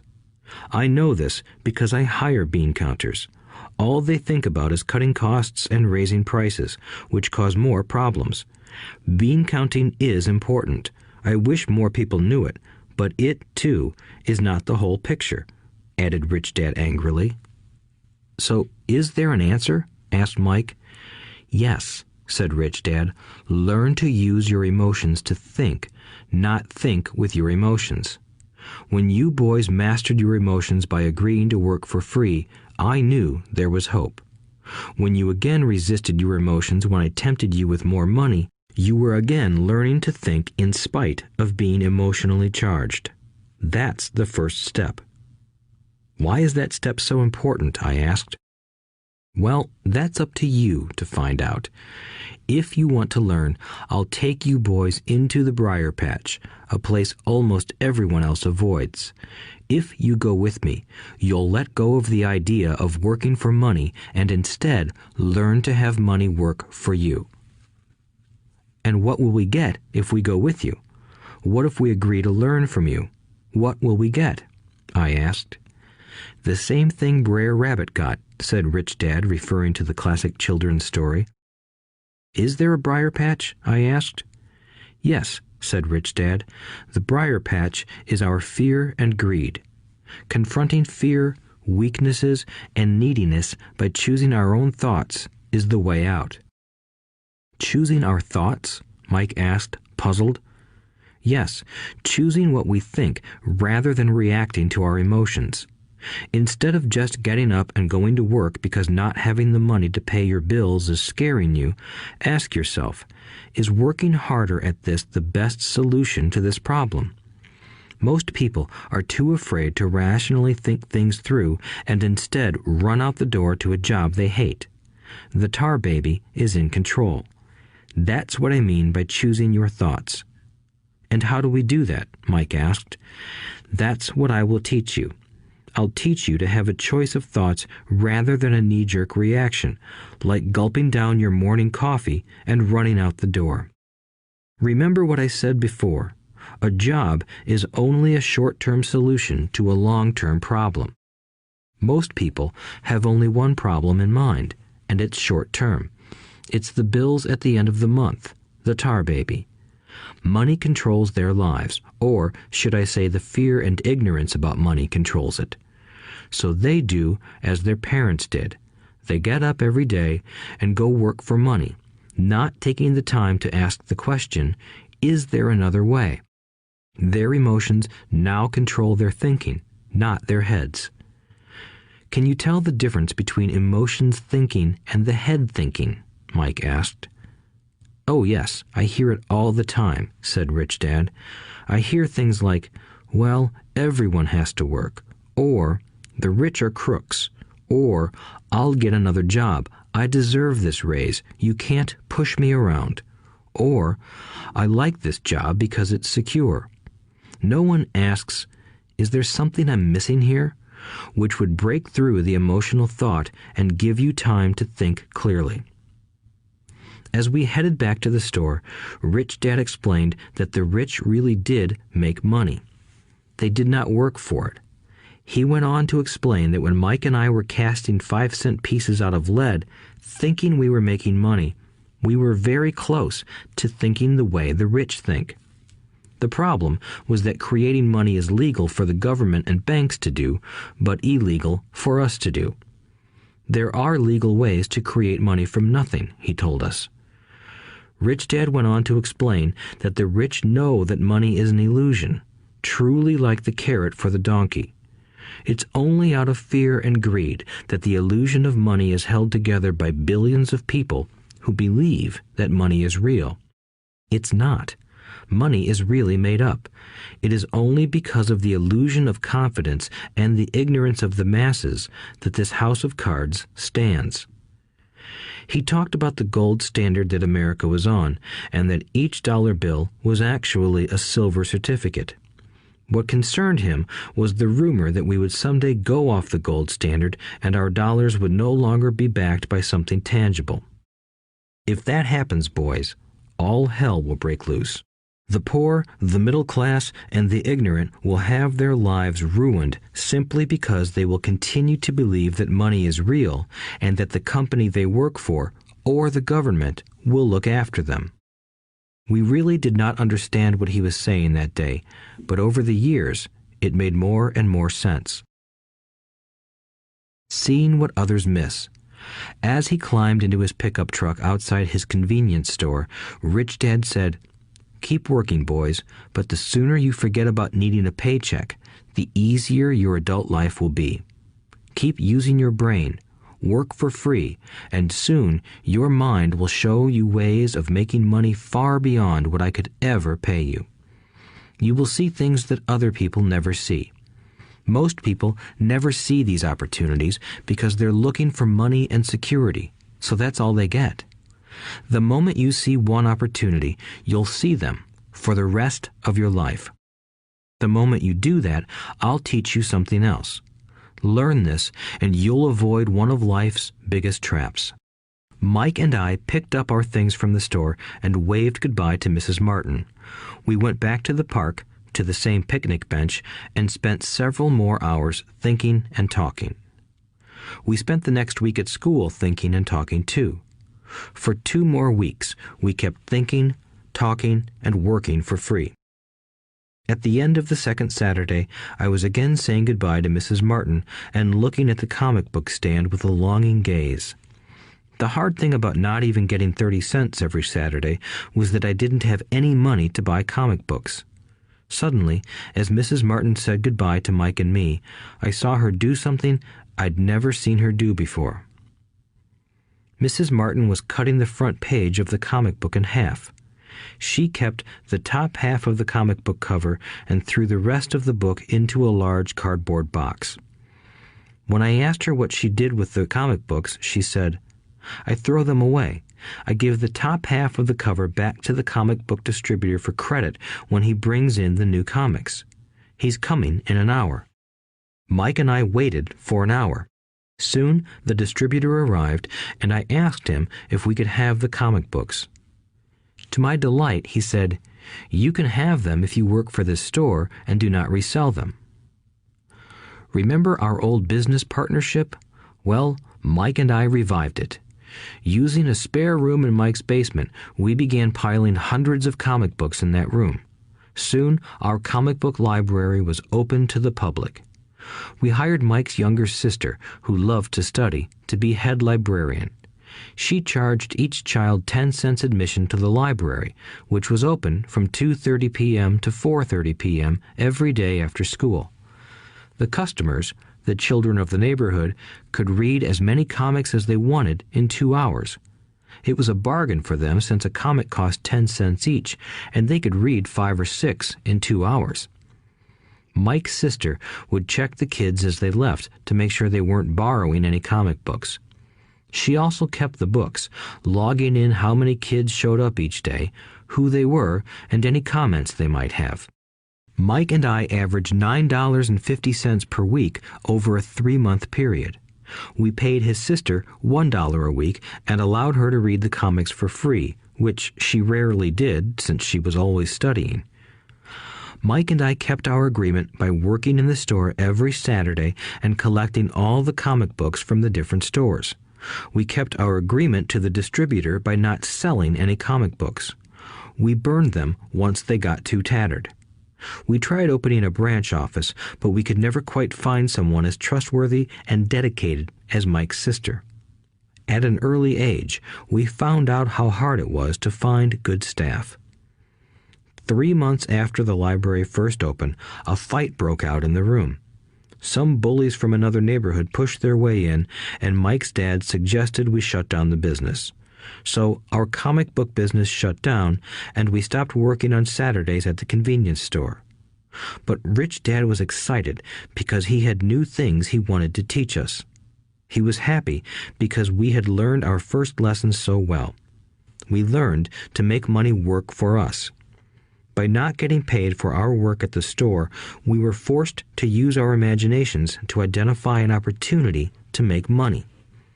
By starting our own business, the comic book library, we were in control of our own finances, not dependent on an employer. The best part was that our business generated money for us even when we weren't physically there. Our money worked for us. Instead of paying us money, Rich Dad had given us so much more. Chapter 2. Lesson 2. Why teach financial literacy? It's not how much money you make, it's how much money you keep. In 1990, Mike took over his father's empire and is, in fact, doing a better job than his dad did.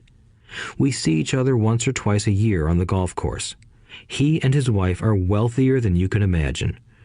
Rich Dad's empire is in great hands, and Mike is now grooming his son to take his place, as his dad had groomed us. In 1994, I retired at the age of 47, and my wife Kim was 37. Retirement does not mean not working. For us, it means that, barring unforeseen cataclysmic changes, we can work or not work, and our wealth grows automatically, staying ahead of inflation. Our assets are large enough to grow by themselves. It's like planting a tree. You water it for years, and then one day it doesn't need you anymore. Its roots are implanted deep enough. Then the tree provides shade for your enjoyment. Mike chose to run the empire, and I chose to retire. Whenever I speak to groups of people, they often ask what I would recommend that they do. How do I get started? Is there a book you would recommend? What should I do to prepare my children? What is your secret to success? How do I make millions? Whenever I hear one of these questions, I'm reminded of the following story. The Richest Businessmen. In 1923, a group of our greatest leaders and richest businessmen held a meeting at the Edgewater Beach Hotel in Chicago. Among them were Charles Schwab, head of the largest independent steel company; Samuel Insull, president of the world's largest utility; Howard Hobson, head of the largest gas company; Ivar Kruger, president of International Match Company, one of the world's largest companies at that time; Leon Fraser, president of the Bank of International Settlements; Richard Whitney, president of the New York Stock Exchange; Arthur Cotton and Jesse Livermore, two of the biggest stock speculators; and Albert Fall, a member of President Harding's cabinet. 25 years later, 9 of these titans ended their lives as follows. Schwab died penniless after living for 5 years on borrowed money. Insull died broke in a foreign land, and Kruger and Cotton also died broke. Hobson went insane. Whitney and Albert Fall were released from prison, and Fraser and Livermore committed suicide. I doubt if anyone can say what really happened to these men. If you look at the date, 1923, it was just before the 1929 market crash and the Great Depression, which I suspect had a great impact on these men and their lives. The point is this. Today, we live in times of greater and faster change than these men did.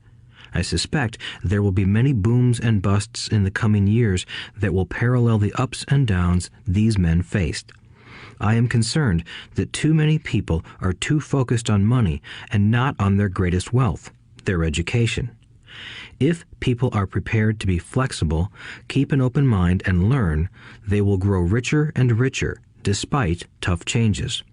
If they think money will solve problems, they will have a rough ride. Intelligence solves problems and produces money. Money without financial intelligence is money soon gone. Most people fail to realize that in life, it's not how much money you make, it's how much money you keep. We've all heard stories of lottery winners who are poor, then suddenly rich, and then poor again. They win millions, yet are soon back where they started. Or stories of professional athletes who at the age of 24 are earning millions, but are sleeping under a bridge 10 years later. I remember a story of a young basketball player who a year ago had millions. Today, at just 29, he claims his friends, attorney, and accountant took his money, and he was forced to work at a car wash for minimum wage. He was fired from the car wash because he refused to take off his championship ring as he was wiping off the cars. His story made national news, and he is appealing his termination, claiming hardship and discrimination. He claims that the ring is all he has left, and if it was stripped away, he'll crumble. I know so many people who became instant millionaires, and while I am glad some people have become richer and richer, I caution them that in the long run, it's not how much money you make, it's how much you keep and how many generations you keep it. So when people ask, "Where do I get started?" or tell me how to get rich quick, they often are greatly disappointed with my answer. I simply say to them what my rich dad said to me when I was a little kid. If you want to be rich, you need to be financially literate. That idea was drummed into my head every time we were together. As I said, my educated dad stressed the importance of reading books, while my rich dad stressed the need to master financial literacy. If you are going to build the Empire State Building, the first thing you need to do is dig a deep hole and pour a strong foundation. If you are going to build a home in the suburbs, all you need to do is pour a 6-inch slab of concrete. Most people, in their drive to get rich, are trying to build an Empire State Building on a 6-inch slab. Our school system, created in the agrarian age, still believes in homes with no foundation. Dirt floors are still the rage, so kids graduate from school with virtually no financial foundation. One day, sleepless and deep in debt in suburbia, living the American dream, they decide that the answer to their financial problems is to find a way to get rich quick. Construction on the skyscraper begins. It goes up quickly, and soon, instead of the Empire State Building, we have the Leaning Tower of suburbia. The sleepless nights return. As for Mike and me in our adult years, both of our choices were possible because we were taught to pour a strong financial foundation when we were just kids. Accounting is possibly the most confusing, boring subject in the world, but if you want to be rich long term, it could be the most important subject. For Rich Dad, the question was how to take a boring and confusing subject and teach it to kids. The answer he found was to make it simple by teaching it in pictures. My rich dad poured a strong financial foundation for Mike and me. Since we were just kids, he created a simple way to teach us. For years, he only drew pictures and used few words. Mike and I understood the simple drawings, the jargon, the movement of money, and then in later years, Rich Dad began adding numbers. Today, Mike has gone on to master much more complex and sophisticated accounting analysis because he had to in order to run his empire. I am not as sophisticated because my empire is smaller, yet we come from the same simple foundation. Over the following pages, we will discuss those same simple line drawings Mike's dad created for us. Though basic, those drawings helped guide two little boys in building great sums of wealth on a solid and deep foundation. Rule number 1. You must know the difference between an asset and a liability, and buy assets. If you want to be rich, this is all you need to know. It is rule number 1. It is the only rule. This may sound absurdly simple, but most people have no idea how profound this rule is. Most people struggle financially because they do not know the difference between an asset and a liability. Rich people acquire assets. The poor and middle class acquire liabilities that they think are assets, said Rich Dad. When Rich Dad explained this to Mike and me, we thought he was kidding. Here we were, nearly teenagers, and waiting for the secret to getting rich. And this was his answer. It was so simple that we stopped for a long time to think about it. "What is an asset?" asked Mike. "Don't worry right now," said Rich Dad. "Just let the idea sink in. If you can comprehend the simplicity, your life will have a plan and be financially easy. It is simple. That is why the idea is missed." "You mean all we need to know is what an asset is, acquire them, and we'll be rich?" I asked. Rich Dad nodded his head. "It's that simple." "If it's that simple, how come everyone is not rich?" I asked. Rich Dad smiled. "Because people do not know the difference between an asset and a liability." I remember asking, how could adults be so misguided? If it is that simple, if it is that important, why would everyone not want to find out? It took Rich Dad only a few minutes to explain what assets and liabilities were. As an adult, I have difficulty explaining it to other adults. The simplicity of the idea escapes them because they have been educated differently. They were taught by other educated professionals, such as bankers, accountants, real estate agents, financial planners, and so forth. The difficulty comes in asking adults to unlearn or become children again. An intelligent adult often feels it is demeaning to pay attention to simplistic definitions. Rich Dad believed in the KISS principle. Keep it simple, stupid, or keep it super simple. So he kept it simple for us, and that made our financial foundation strong. So what causes the confusion? How could something so simple be so screwed up? Why would someone buy an asset that was really a liability? The answer is found in basic education. We focus on the word literacy and not financial literacy. What defines something to be an asset or a liability are not words. In fact, if you really want to be confused, look up the words asset and liability in the dictionary. I know the definition may sound good to a trained accountant, but for the average person, it makes no sense. But we adults are often too proud to admit that something does not make sense. To us young boys, Rich Dad said, "What defines an asset are not words, but numbers. And if you can't read the numbers, you can't tell an asset from a hole in the ground." In accounting, Rich Dad would say, it's not the numbers, but what the numbers are telling you. It's just like words.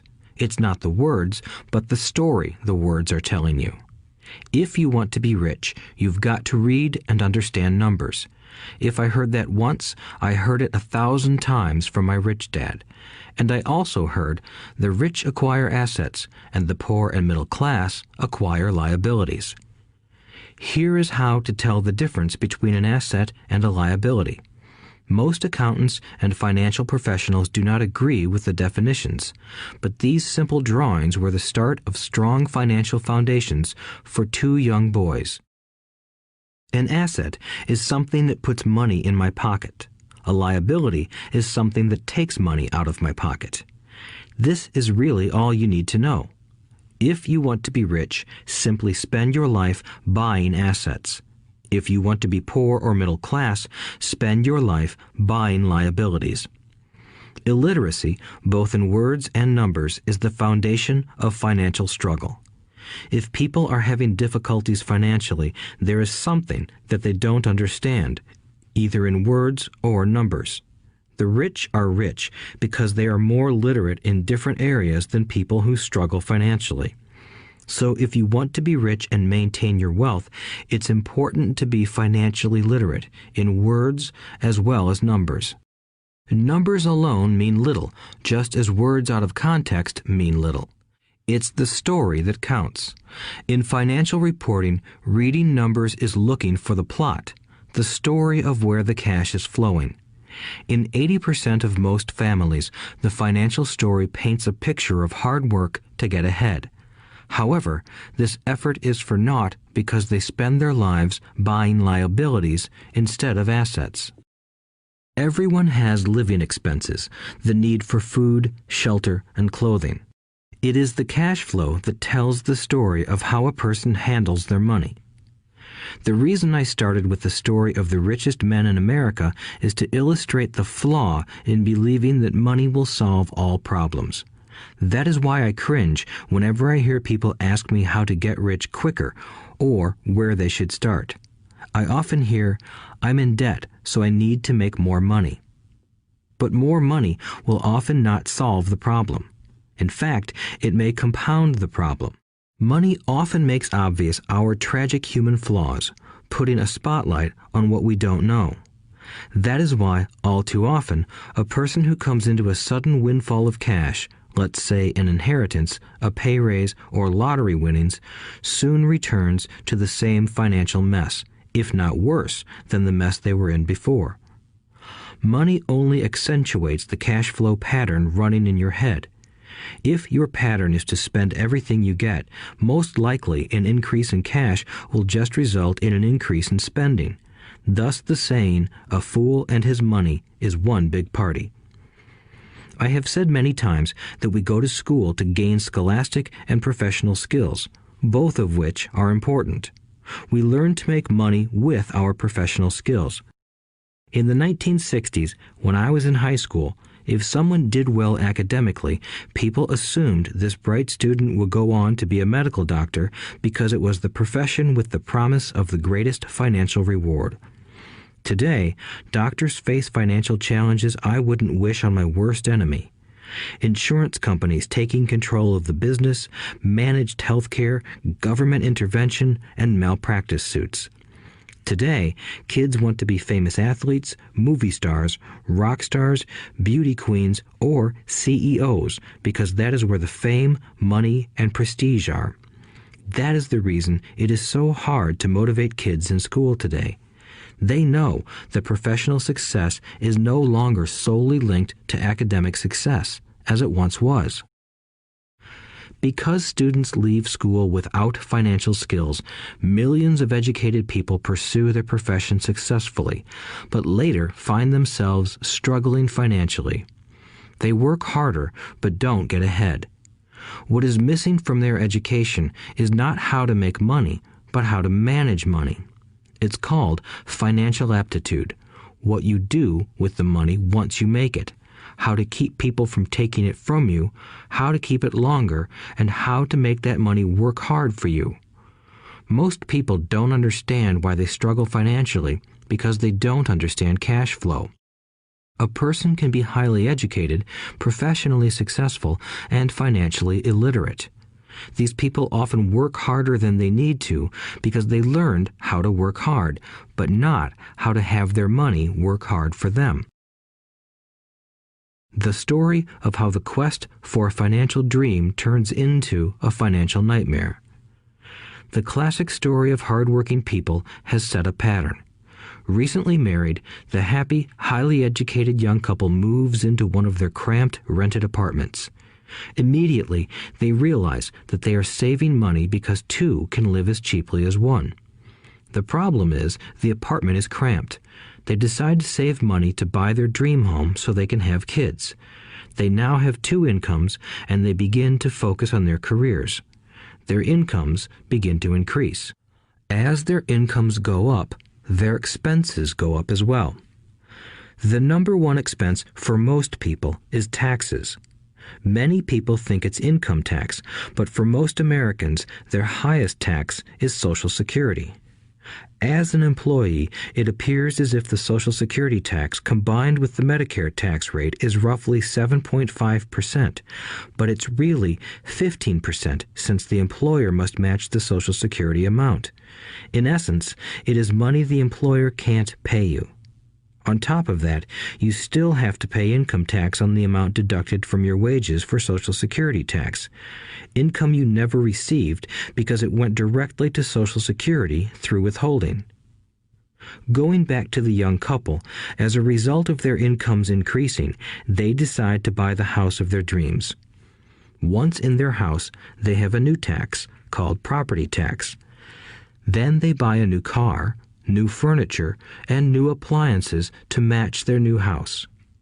All of a sudden, they wake up and their liabilities column is full of mortgage and credit card debt. Their liabilities go up. They're now trapped in the rat race. Pretty soon, a baby comes along and they work harder. The process repeats itself. Higher incomes cause higher taxes, also called bracket creep. A credit card comes in the mail. They use it. It maxes out. A loan company calls and says their greatest asset, their home, has appreciated in value. Because their credit is so good, the company offers a bill consolidation loan and tells them the intelligent thing to do is clear off the high-interest consumer debt by paying off their credit card. And besides, interest on their home is a tax deduction. They go for it and pay off those high-interest credit cards. They breathe a sigh of relief. Their credit cards are paid off. They've now folded their consumer debt into their home mortgage. Their payments go down because they extend their debt over 30 years.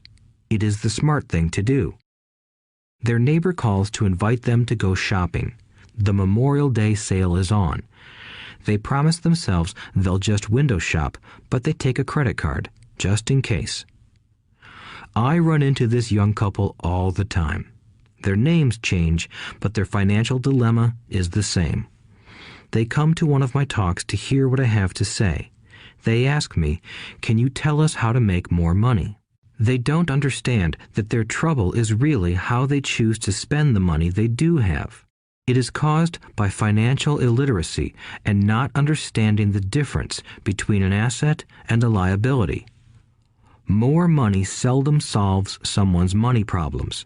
Intelligence solves problems.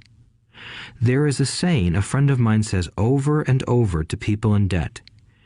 If you find you have dug yourself into a hole, stop digging. As a child, my dad often told us that the Japanese were aware of 3 powers: the power of the sword, the jewel, and the mirror.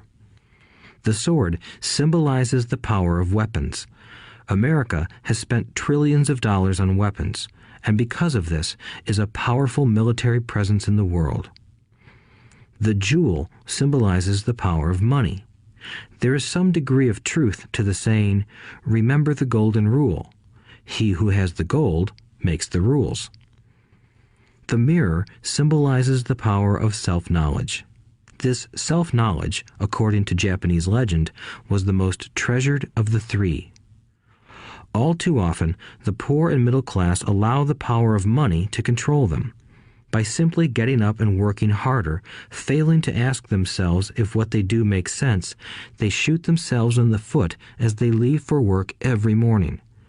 By not fully understanding money, the vast majority of people allow its awesome power to control them.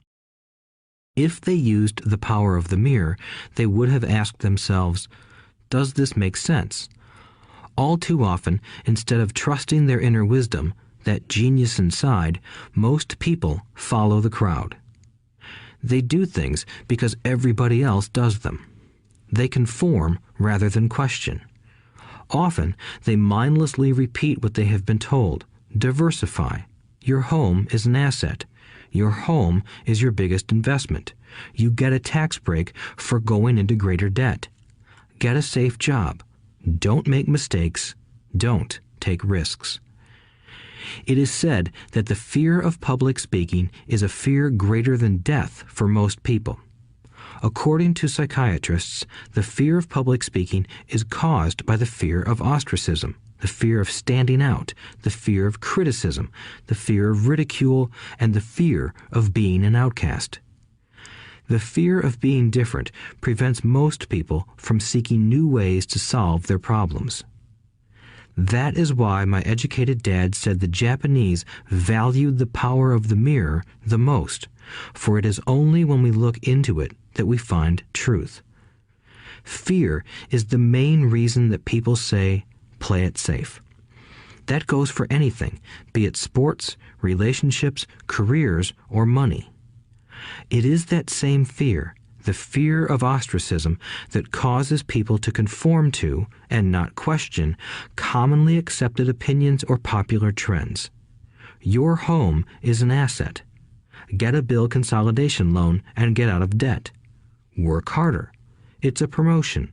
Someday I'll be a vice president. Save money. When I get a raise, I'll buy us a bigger house. Mutual funds are safe. Many financial problems are caused by trying to keep up with the Joneses. Occasionally, we all need to look in the mirror and be true to our inner wisdom rather than our fears. By the time Mike and I were 16 years old, we began to have problems in school. We were not bad kids. We just began to separate from the crowd. We worked for Mike's dad after school and on weekends. Mike and I often spent hours after work just sitting at a table with his dad while he held meetings with his bankers, attorneys, accountants, brokers, investors, managers, and employees. Here was a man who had left school at 13, who was now directing, instructing, ordering, and asking questions of educated people. They came at his beck and call and cringed when he didn't approve of them. Here was a man who had not gone along with the crowd. He was a man who did his own thinking and detested the words, "We have to do it this way because that's the way everyone else does it." He also hated the word can't. If you wanted him to do something, just say, "I don't think you can do it." Mike and I learned more sitting in on his meetings than we did in all our years of school, college included. Mike's dad was not book smart, but he was financially educated and successful as a result. He told us over and over again, an intelligent person hires people who are more intelligent than he is. So Mike and I had the benefit of spending hours listening to and learning from intelligent people. But because of this, Mike and I couldn't go along with the standard dogma our teachers preached, and that caused problems. Whenever the teacher said, "If you don't get good grades, you won't do well in the real world," Mike and I just raised our eyebrows. When we were told to follow set procedures and not deviate from the rules, we could see how school discouraged creativity. We started to understand why our rich dad told us that schools were designed to produce good employees instead of employers. Occasionally, Mike or I would ask our teachers how what we studied was applicable to the real world, or why we never studied money and how it worked. To the latter question, we often got the answer that money was not important, that if we excelled in our education, the money would follow. The more we knew about the power of money, the more distant we grew from the teachers and our classmates. My highly educated dad never pressured me about my grades, but we did begin to argue about money. By the time I was 16, I probably had a far better foundation with money than both my parents. I could keep books, I listened to tax accountants, corporate attorneys, bankers, real estate brokers, investors, and so forth. By contrast, my dad talked to other teachers. One day, my dad told me that our home was his greatest investment. A not too pleasant argument took place when I showed him why I thought a house was not a good investment. I showed him the ancillary expenses that went along with owning the home. A bigger home meant bigger expenses, and the cash flow kept going out through the expense column. Today, people still challenge me on the idea of a house not being an asset. I know that for many people, it is their dream as well as their largest investment. And owning your own home is better than nothing. I simply offer an alternative way of looking at this popular dogma. If my wife and I were to buy a bigger, flashier house, we realize it wouldn't be an asset. It would be a liability since it would take money out of our pocket. So here is the argument I put forth. I really don't expect most people to agree with it because your home is an emotional thing, and when it comes to money, high emotions tend to lower financial intelligence. I know from personal experience that money has a way of making every decision emotional. 1. When it comes to houses, most people work all their lives paying for a home they never own. In other words, most people buy a new house every few years, each time incurring a new 30-year loan to pay off the previous one. 2. Even though people receive a tax deduction for interest on mortgage payments, they pay for all their other expenses with after-tax dollars, even after they pay off their mortgage. 3. My wife's parents were shocked when the property taxes on their home increased to $1,000 a month. This was after they had retired, so the increase put a strain on their retirement budget and they felt forced to move. 4. Houses do not always go up in value. I have friends who owe $1 million for a home that today would sell for far less. 5.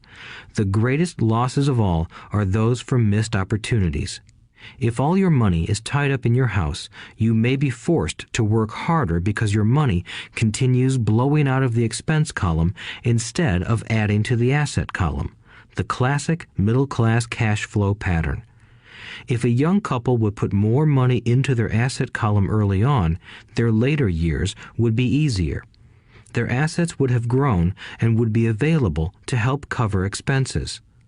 All too often, a house only serves as a vehicle for incurring a home equity loan to pay for mounting expenses. In summary, the end result in making a decision to own a house that is too expensive in lieu of starting an investment portfolio impacts an individual in at least the following 3 ways. 1. Loss of time during which other assets could have grown in value. 2. Loss of additional capital which could have been invested instead of paying for high maintenance expenses related directly to the home. 3. Loss of education. Too often, people count their house and savings and retirement plans as all they have in their asset column. Because they have no money to invest, they simply don't invest. This costs them investment experience. Most never become what the investment world calls a sophisticated investor. And the best investments are usually first sold to sophisticated investors, who then turn around and sell them to the people playing it safe. I am not saying don't buy a house. What I'm saying is that you should understand the difference between an asset and a liability. When I want a bigger house, I first buy assets that will generate the cash flow to pay for the house. My educated dad's personal financial statement best demonstrates the life of someone caught in the rat race. His expenses match his income, never allowing him enough left over to invest in assets. As a result, his liabilities are larger than his assets. Why the rich get richer. A review of my rich dad's financial statement shows why the rich get richer. The asset column generates more than enough income to cover expenses, with the balance reinvested into the asset column. The asset column continues to grow, and therefore the income it produces grows with it. The result is that the rich get richer. Why the middle class struggle. The middle class finds itself in a constant state of financial struggle. Their primary income is through their salary. As their wages increase, so do their taxes. Their expenses tend to increase in proportion to their salary increase, hence the phrase, the rat race. They treat their home as their primary asset instead of investing in income-producing assets. This pattern of treating your home as an investment and the philosophy that a pay raise means you can buy a larger home or spend more is the foundation of today's debt-ridden society. Increased spending throws families into greater debt and into more financial uncertainty, even though they may be advancing in their jobs and receiving raises on a regular basis. This is high-risk living caused by weak financial education. The massive loss of jobs in recent times proves how shaky the middle class really is financially. Company pension plans are being replaced by 401k plans. Social Security is obviously in trouble and can't be relied upon as a source for retirement. Panic has set in for the middle class. Today, mutual funds are popular because they supposedly represent safety. Average mutual fund buyers are too busy working to pay taxes and mortgages, save for their children's college, and pay off credit cards. They do not have time to study investing, so they rely on the expertise of the manager of a mutual fund. Also, because the mutual fund includes many different types of investments, they feel their money is safer because it is diversified. This educated middle class subscribes to the dogma put out by mutual fund brokers and financial planners. Play it safe, avoid risk. The real tragedy is that the lack of early financial education is what creates the risk faced by average middle class people. The reason they have to play it safe is because their financial positions are tenuous at best. Their balance sheets are not balanced. Instead, they are loaded with liabilities and have no real assets that generate income. Typically, their only source of income is their paycheck. Their livelihood becomes entirely dependent on their employer. So when genuine deals of a lifetime come along, these people can't take advantage of them because they are working so hard, are taxed to the max, and are loaded with debt. As I said at the start of this section, the most important rule is to know the difference between an asset and a liability. Once you understand the difference, concentrate your efforts on buying income-generating assets. That's the best way to get started on a path to becoming rich. Keep doing that and your asset column will grow. Keep liabilities and expenses down so more money is available to continue pouring into the asset column. Soon, the asset base will be so deep that you can afford to look at more speculative investments. Investments that may have returns of 100% to infinity. $5,000 investments that are soon turned into $1 million or more. Investments that the middle class calls too risky. The investment is not risky for the financially literate. As an employee who is also a homeowner, your working efforts are generally as follows. 1. You work for the company.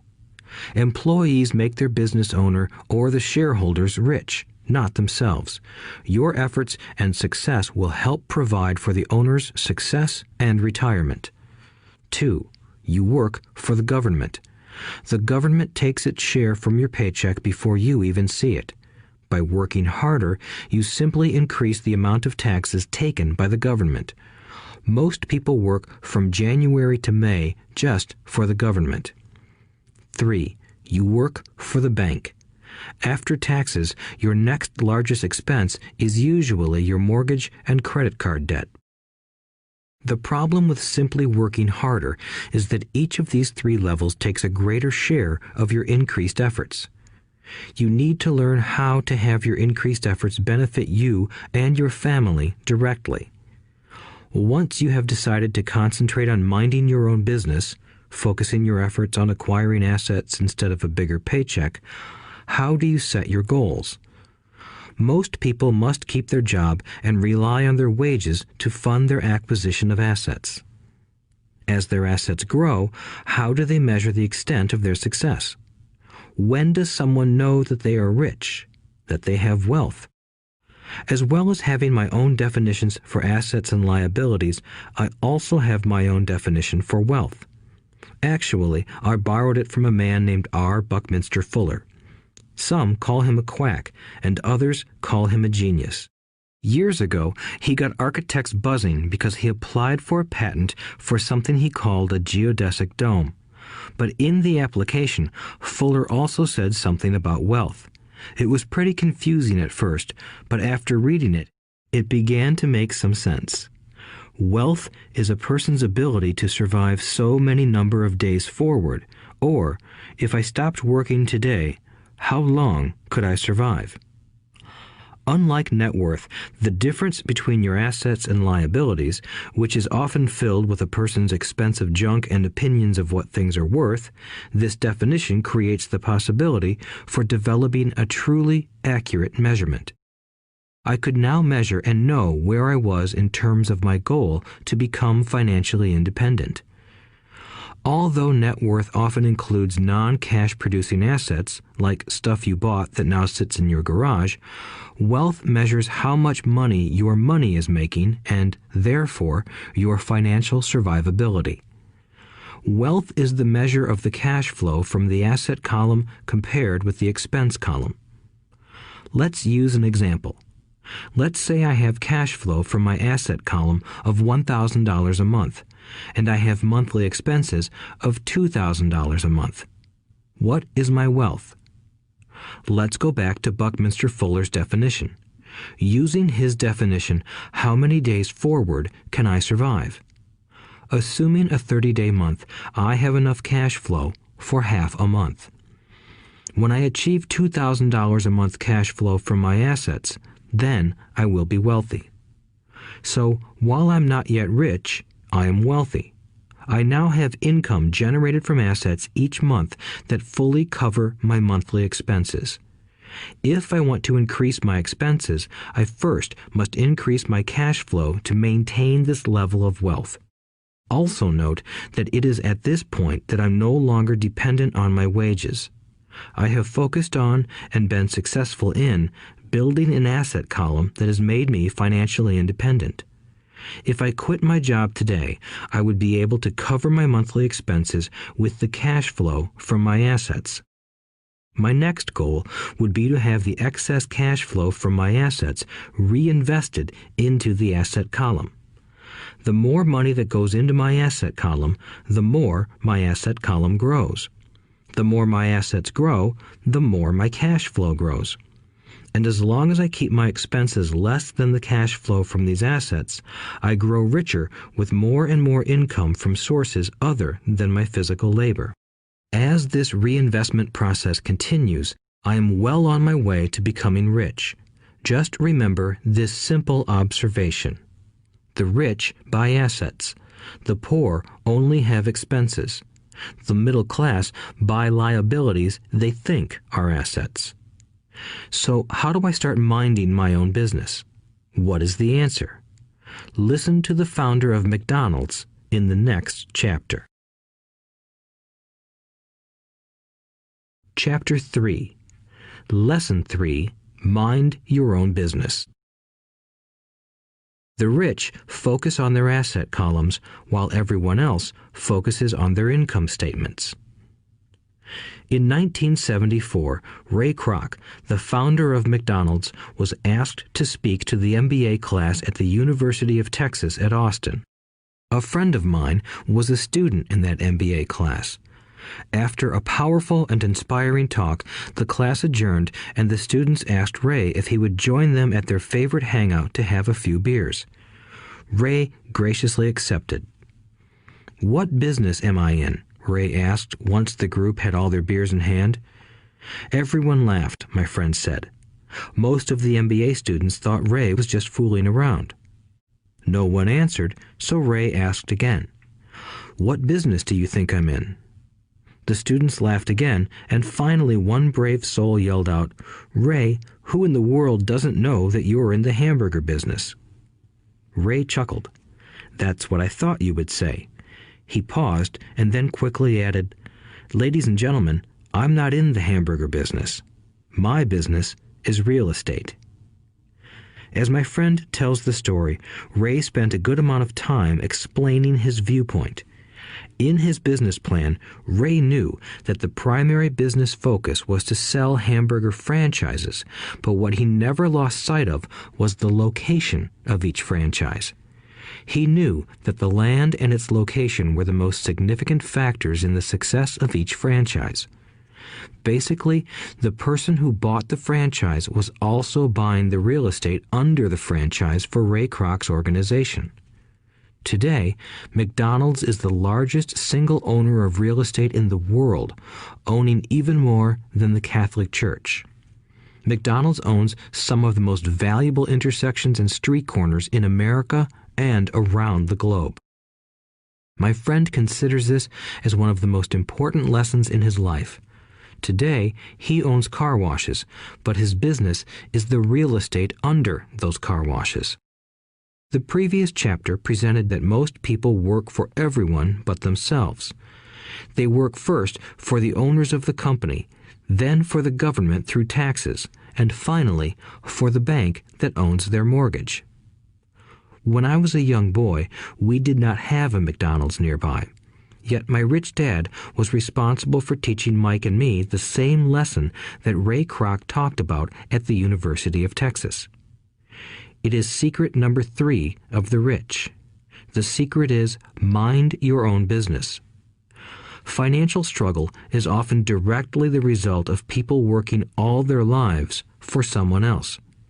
Many people will simply have nothing at the end of their working days to show for their efforts. Our current educational system focuses on preparing today's youth to get good jobs by developing scholastic skills. Their lives will revolve around their wages or, as described earlier, their income column. Many will study further to become engineers, scientists, cooks, police officers, artists, writers, and so on. These professional skills allow them to enter the workforce and work for money. But there is a big difference between your profession and your business. Often I ask people, "What is your business?" And they will say, "Oh, I'm a banker." Then I ask them if they own the bank, and they usually respond, "No, I work there." In that instance, they have confused their profession with their business. Their profession may be a banker, but they still need their own business. A problem with school is that you often become what you study. So if you study cooking, you become a chef. If you study the law, you become an attorney. And a study of auto mechanics makes you a mechanic. The mistake in becoming what you study is that too many people forget to mind their own business. They spend their lives minding someone else's business and making that person rich. To become financially secure, a person needs to mind their own business. Your business revolves around your asset column, not your income column. As stated earlier, the number one rule is to know the difference between an asset and a liability and to buy assets. The rich focus on their asset columns, while everyone else focuses on their income statements. That is why we hear so often, "I need a raise. If only I had a promotion. I am going back to school to get more training so I can get a better job. I am going to work overtime. Maybe I can get a second job." In some circles, these are sensible ideas, but you are still not minding your own business. These ideas all still focus on the income column and will only help a person become more financially secure if the additional money is used to purchase income-generating assets. The primary reason the majority of the poor and middle class are fiscally conservative, which means I can't afford to take risks, is that they have no financial foundation. They have to cling to their jobs and play it safe. When downsizing became the in thing to do, millions of workers found out their largest so-called asset, their home, was eating them alive. Their asset was costing them money every month. Their car, another asset, was eating them alive. The golf clubs in the garage that cost $1,000 were not worth $1,000 anymore. Without job security, they had nothing to fall back on. What they thought were assets could not help them survive in a time of financial crisis. I assume most of us have filled out a credit application to buy a house or a car.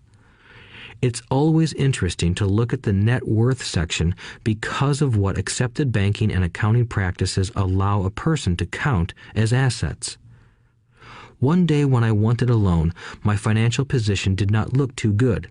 So I added my new golf clubs, my art collection, books, electronics, Armani suits, wristwatches, shoes, and other personal effects to boost the number in the asset column. But I was turned down because I had too much investment real estate. The loan committee didn't like that I made so much money from rent. They wanted to know why I did not have a normal job with a salary. They did not question the Armani suits, golf clubs, or art collection. Life is sometimes tough when you do not fit the standard profile. I cringe every time I hear someone say to me that their net worth is $1 million or $100,000 or whatever. One of the main reasons net worth is not accurate is simply because the moment you begin selling your assets, you are taxed for any gains. So many people have put themselves in deep financial trouble when they run short of income.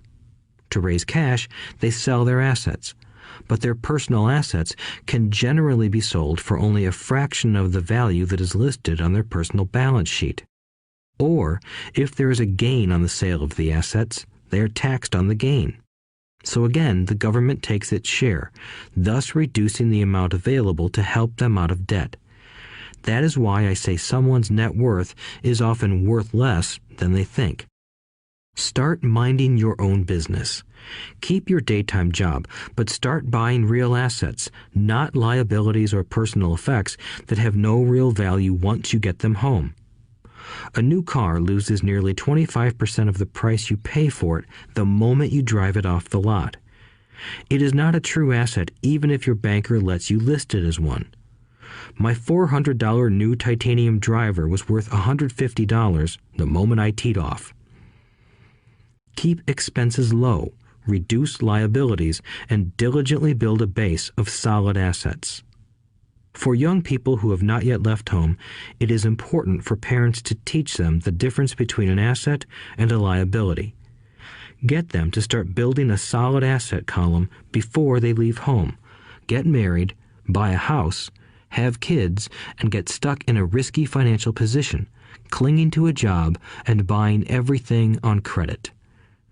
I see so many young couples who get married and trap themselves into a lifestyle that will not let them get out of debt for most of their working years.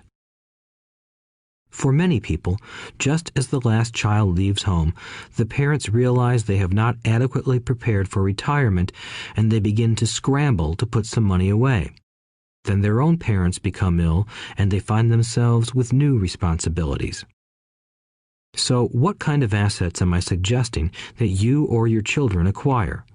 In my world, real assets fall into the following categories. Businesses that do not require my presence. I own them, but they are managed or run by other people. If I have to work there, it's not a business. It becomes my job. Stocks, bonds, income-generating real estate, notes, IOUs, royalties from intellectual property such as music, scripts, and patents. Anything else that has value, produces income, or appreciates, and has a ready market. As a young boy, my educated dad encouraged me to find a safe job, but my rich dad encouraged me to begin acquiring assets that I loved. If you don't love it, you won't take care of it. I collect real estate simply because I love buildings and land. I love shopping for them, and I could look at them all day long. When problems arise, the problems aren't so bad that it changes my love for real estate. For people who hate real estate, they shouldn't buy it.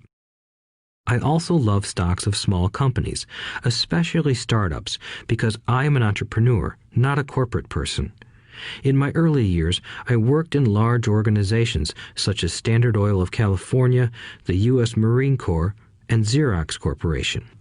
I enjoyed my time with those organizations and have fond memories, but I know deep down I am not a company man.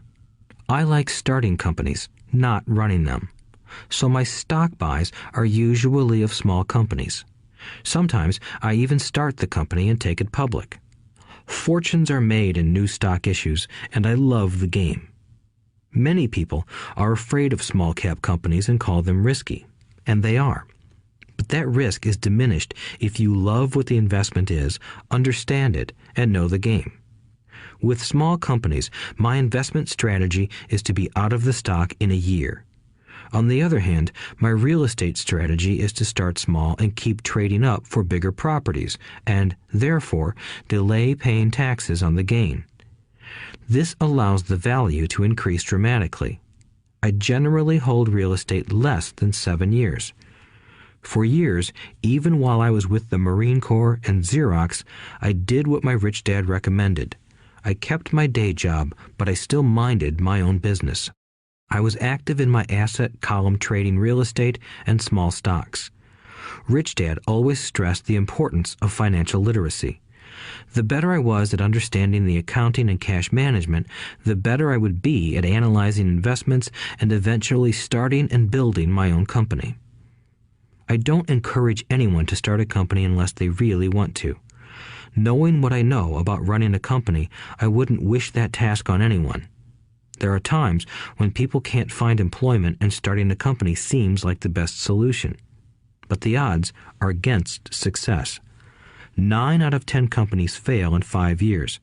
Of those that survive the first 5 years, 9 out of every 10 of those eventually fail as well. So only if you really have the desire to own your own company do I recommend it. Otherwise, keep your day job and mind your own business. When I say mind your own business, I mean to build and keep your asset column strong. Once a dollar goes into it, never let it come out. Think of it this way. Once a dollar goes into your asset column, it becomes your employee.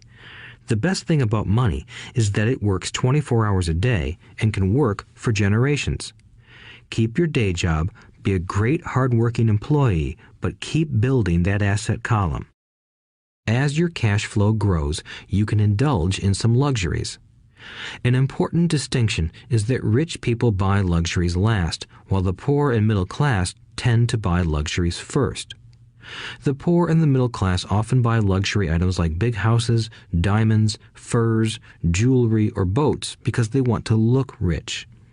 They look rich, but in reality they just get deeper in debt on credit. The old money people, the long-term rich, build their asset column first. Then the income generated from the asset column buys their luxuries. The poor and middle class buy luxuries with their own sweat, blood, and children's inheritance. A true luxury is a reward for investing in and developing a real asset. For example, when my wife Kim and I had extra money coming from our apartment houses, she went out and bought her Mercedes. It didn't take any extra work or risk on her part because the apartment house bought the car. She did, however, have to wait 4 years while the real estate investment portfolio grew and began generating enough extra cash flow to pay for the car. But the luxury, the Mercedes, was a true reward because she proved she knew how to grow her asset column. That car now means a lot more to her than simply another pretty car. It means she used her financial intelligence to afford it. Instead, most people impulsively go out and buy a new car or some other luxury on credit. They may feel bored and just want a new toy. Buying a luxury on credit often causes a person to eventually resent that luxury because the debt becomes a financial burden. After you've taken the time and invested in and built your own business, you are now ready to learn the biggest secret of the rich, the secret that puts the rich way ahead of the pack. Chapter 4. Lesson 4. The History of Taxes and the Power of Corporations. My rich dad just played the game smart, and he did it through corporations, the biggest secret of the rich. I remember in school being told the story of Robin Hood and his merry men. My teacher thought it was a wonderful story of a romantic hero who robbed from the rich and gave to the poor. My rich dad did not see Robin Hood as a hero. He called Robin Hood a crook. Robin Hood may be long gone, but his followers live on. I often still hear people say, "Why don't the rich pay for it?" Or, "The rich should pay more in taxes and give it to the poor." It is this Robin Hood fantasy, or taking from the rich to give to the poor, that has caused the most pain for the poor and the middle class. The reason the middle class is so heavily taxed is because of the Robin Hood ideal. The reality is that the rich are not taxed. It's the middle class who pays for the poor, especially the educated, upper-income middle class. Again, to understand fully how things happen, we need to look at the history of taxes. Although my highly educated dad was an expert on the history of education, my rich dad fashioned himself an expert on the history of taxes. Rich Dad explained to Mike and me that originally in England and America, there were no taxes. Occasionally, there were temporary taxes levied in order to pay for wars. The king or the president would put the word out and ask everyone to chip in. Taxes were levied in Britain for the fight against Napoleon from 1799 to 1816, and in America to pay for the Civil War from 1861 to 1865. In 1874, England made income tax a permanent levy on its citizens. In 1913, an income tax became permanent in the United States with the adoption of the 16th Amendment to the U.S. Constitution. At one time, Americans were anti-tax. It had been the tax on tea that led to the famous Tea Party in Boston Harbor, an incident that helped ignite the Revolutionary War. It took approximately 50 years in both England and the United States to sell the idea of a regular income tax. What these historical dates fail to reveal is that both of these taxes were initially levied against only the rich. It was this point that Rich Dad wanted Mike and me to understand. He explained that the idea of taxes was made popular and accepted by the majority by telling the poor and the middle class that taxes were created only to punish the rich. This is how the masses voted for the law, and it became constitutionally legal. Although it was intended to punish the rich, in reality it wound up punishing the very people who voted for it, the poor and middle class. Once government got a taste of money, its appetite grew, said Rich Dad. Your dad and I are exactly opposite. He's a government bureaucrat, and I am a capitalist. We get paid, and our success is measured on opposite behaviors. He gets paid to spend money and hire people. The more he spends and the more people he hires, the larger his organization becomes. In the government, a large organization is a respected organization. On the other hand, within my organization, the fewer people I hire and the less money I spend, the more I am respected by my investors. That's why I don't like government people. They have different objectives than most business people. As the government grows, more and more tax dollars are needed to support it. My educated dad sincerely believed that government should help people. He loved John F. Kennedy and especially the idea of the Peace Corps. He loved the idea so much that both he and my mom worked for the Peace Corps, training volunteers to go to Malaysia, Thailand, and the Philippines.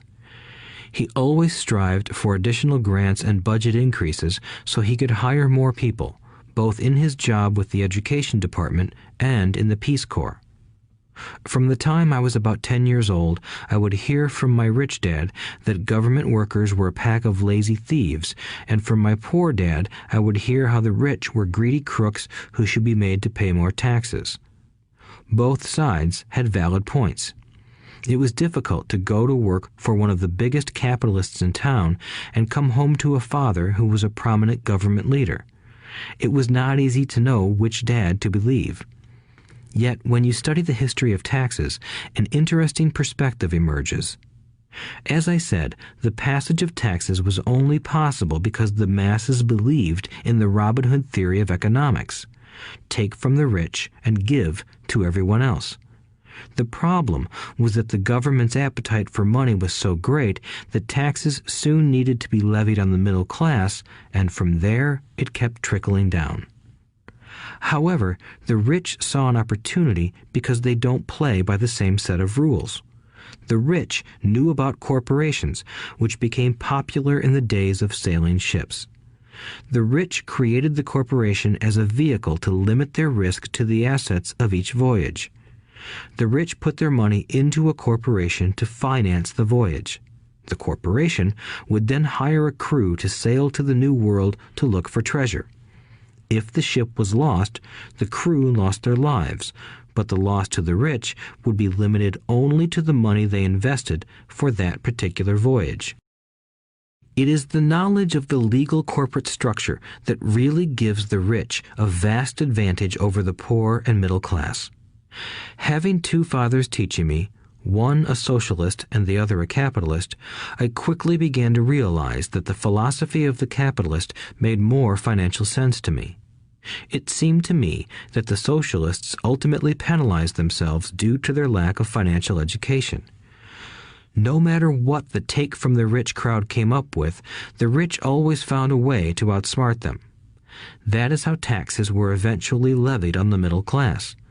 The rich outsmarted the intellectuals solely because they understood the power of money, a subject not taught in schools.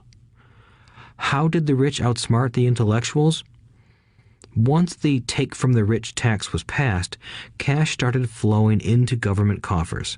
Initially, people were happy. Money was handed out to government workers and the rich. It went to government workers in the form of jobs and pensions, and it went to the rich via their factories receiving government contracts. The government received a large pool of money, but the problem was the fiscal management of that money. The government ideal is to avoid having excess money. If you fail to spend your allotted funds, you risk losing it in the next budget. You would certainly not be recognized for being efficient. Business people, on the other hand, are rewarded for having excess money and are applauded for their efficiency. As this cycle of growing government spending continued, the demand for money increased, and the tax the rich idea was adjusted to include lower income levels down to the very people who voted it in, the poor and the middle class. True capitalists used their financial knowledge to simply find an escape. They headed back to the protection of a corporation. But what many people who have never formed a corporation don't know is that a corporation is not really a thing. A corporation is merely a file folder with some legal documents in it, sitting in some attorney's office and registered with a state government agency. It's not a big building or a factory or a group of people. A corporation is merely a legal document that creates a legal body without a soul. Using it, the wealth of the rich was once again protected. It was popular because the income tax rate of a corporation is less than the individual income tax rates. In addition, certain expenses could be paid by a corporation with pre-tax dollars. This war between the haves and have-nots has raged for hundreds of years. The battle is waged whenever and wherever laws are made, and it will go on forever. The problem is that the people who lose are the uninformed, the ones who get up every day and diligently go to work and pay taxes. If they only understood the way the rich play the game, they could play it too. Then they would be on their way to their own financial independence. This is why I cringe every time I hear a parent advise their children to go to school so they can find a safe, secure job. An employee with a safe, secure job without financial aptitude has no escape. Average Americans today work 5 to 6 months for the government just to cover their taxes. In my opinion, that is simply too long. The harder you work, the more you pay the government. That is why I believe that the idea of take from the rich backfired on the very people who voted it in. Every time people try to punish the rich don't simply comply. They react. They have the money, power, and intent to change things. They don't just sit there and voluntarily pay more taxes. Instead, they search for ways to minimize their tax burden. They hire smart attorneys and accountants and persuade politicians to change laws or create legal loopholes. They use their resources to effect change. The tax code of the United States also allows other ways to reduce taxes. Most of these vehicles are available to anyone, but it is the rich who find them because they are minding their own business. For example, 1031 is jargon for Section 1031 of the Internal Revenue Code, which allows a seller to delay paying taxes on a piece of real estate that is sold for a capital gain through an exchange for a more expensive piece of real estate. Real estate is one investment vehicle that has a great tax advantage. As long as you keep trading up in value, you will not be taxed on the gains until you liquidate. People who don't take advantage of these legal tax savings are missing a great opportunity to build their asset columns. The poor and middle class don't have the same resources. They sit there and let the government's needles enter their arm and allow the blood donation to begin. Today, I am constantly shocked at the number of people who pay more taxes or take fewer deductions simply because they are afraid of the government. I have friends who have had their businesses shut down and destroyed, only to find out it was a mistake on the part of the government. I realize all that, but the price of working from January to May is a high price to pay for that intimidation. My poor dad never fought back. My rich dad didn't either. He just played the game smarter, and he did it through corporations, the biggest secret of the rich. You may remember the first lesson I learned from my rich dad. I was a little boy of 9 who had to sit and wait for him to choose to talk to me. I sat in his office waiting for him to get to me. He was ignoring me on purpose. He wanted me to recognize his power and to desire to have that power for myself one day. During all the years I studied and learned from him, he always reminded me that knowledge is power. And with money comes great power that requires the right knowledge to keep it and make it multiply. Without that knowledge, the world pushes you around. Rich Dad constantly reminded Mike and me that the biggest bully was not the boss or the supervisor, but the tax man. The tax man will always take more if you let him. The first lesson of having money work for you, as opposed to you working for money, is all about power. If you work for money, you give the power to your employer. If money works for you, you keep the power and control it. Once we had this knowledge of the power of money working for us, he wanted us to be financially smart and not let anyone or anything push us around. If you're ignorant, it's easy to be bullied. If you know what you're talking about, you have a fighting chance. That is why he paid so much for smart tax accountants and attorneys. It was less expensive to pay them than to pay the government. His best lesson to me was, be smart and you won't be pushed around as much. He knew the law because he was a law-abiding citizen and because it was expensive to not know the law. If you know you're right, you're not afraid of fighting back, even if you are taking on Robin Hood and his band of merry men. My highly educated dad always encouraged me to land a good job with a strong corporation. He spoke of the virtues of working your way up the corporate ladder. He didn't understand that, by relying solely on a paycheck from a corporate employer, I would be a docile cow ready for milking. When I told my rich dad of my father's advice, he only chuckled. "Why not own the ladder?" was all he said. As a young boy, I did not understand what Rich Dad meant by owning my own corporation. It was an idea that seemed impossible and intimidating. Although I was excited by the idea, my inexperience wouldn't let me envision the possibility that grown-ups would someday work for a company I would own. The point is that, if not for my rich dad, I would have probably followed my educated dad's advice. It was merely the occasional reminder of my rich dad that kept the idea of owning my own corporation alive and kept me on a different path. By the time I was 15 or 16, I knew I wasn't going to continue down the path my educated dad recommended. I didn't know how I was going to do it, but I was determined not to head in the direction most of my classmates were heading. That decision changed my life. It was not until my mid-20s that my rich dad's advice began to make more sense to me. I was just out of the Marine Corps and working for Xerox. I was making a lot of money, but every time I looked at my paycheck, I was disappointed. The deductions were so large, and the more I worked, the greater they became. As I became more successful, my bosses talked about promotions and raises. It was flattering, but I could hear my rich dad asking in my ear, "Who are you working for? Who are you making rich?" In 1974, while still an employee for Xerox, I formed my first corporation and began minding my own business. There were already a few assets in my asset column, but now I was determined to focus on making it bigger. Those paychecks, with all the deductions, made all the years of my rich dad's advice make total sense. I could see the future if I followed my educated dad's advice. Many employers feel that advising their workers to mind their own business is bad for business. But for me, focusing on my own business and developing assets made me a better employee because I now had a purpose. I came in early and worked diligently, amassing as much money as possible so I could invest in real estate. Hawaii was just set to boom, and there were fortunes to be made.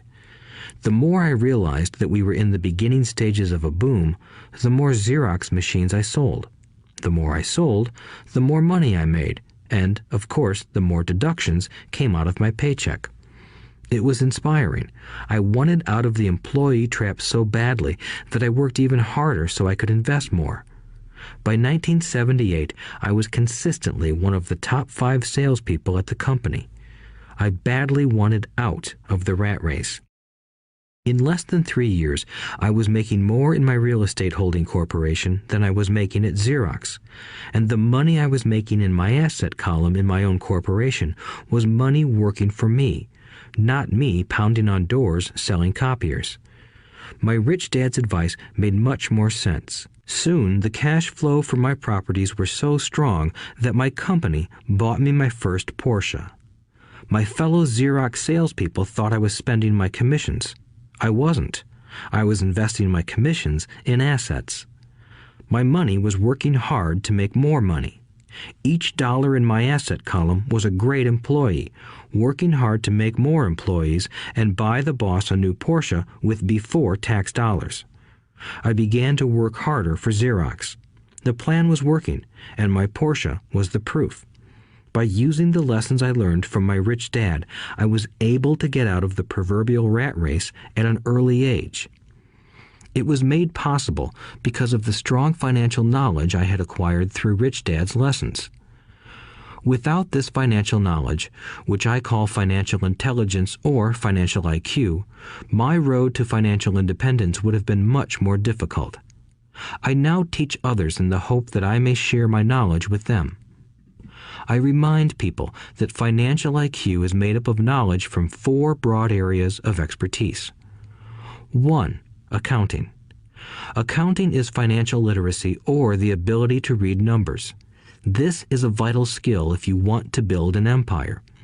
The more money you are responsible for, the more accuracy is required, or the house comes tumbling down. This is the left brain side, or the details. Financial literacy is the ability to read and understand financial statements, which allows you to identify the strengths and weaknesses of any business. 2. Investing. Investing is the science of money making money. This involves strategies and formulas which use the creative right brain side. 3. Understanding markets. Understanding markets is the science of supply and demand.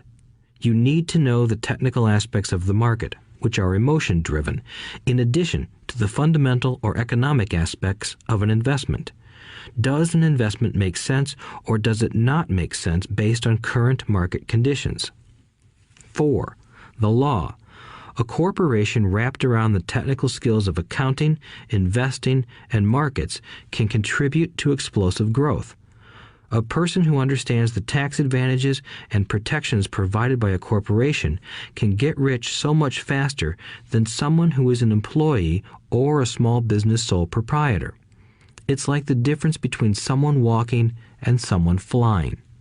The difference is profound when it comes to long-term wealth. Tax advantages. A corporation can do many things that an employee cannot, like pay expenses before paying taxes. That is a whole area of expertise that is very exciting. Employees earn and get taxed and then try to live on what is left. A corporation earns, spends everything it can, and is taxed on anything that is left. It's one of the biggest legal tax loopholes that the rich use. They're easy to set up and are not expensive if you own investments that are producing good cash flow. For example, by owning your own corporation, your vacations can be board meetings in Hawaii. Car payments, insurance, repairs, and health club memberships are company expenses. Most restaurant meals are partial expenses and on. But it's done legally with pre-tax dollars. Protection from lawsuits. We live in a litigious society. Everybody wants a piece of your action. The rich hide much of their wealth using vehicles such as corporations and trusts to protect their assets from creditors. When someone sues a wealthy individual, they are often met with layers of legal protection and often find that the wealthy person actually owns nothing. They control everything, but own nothing. The poor and middle class try to own everything and lose it to the government or to fellow citizens who like to sue the rich. They learned it from the Robin Hood story. Take from the rich and give it to the poor. It is not the purpose of this audiobook to go into the specifics of owning a corporation. But I will say that if you own any kind of legitimate assets, I would consider finding out more about the benefits and protection offered by a corporation as soon as possible. There are many books written on the subject that will detail the benefits and even walk you through the steps necessary to set up a corporation. Garrett Sutton's books on corporations provide wonderful insight into the power of personal corporations. Financial IQ is actually the synergy of many skills and talents.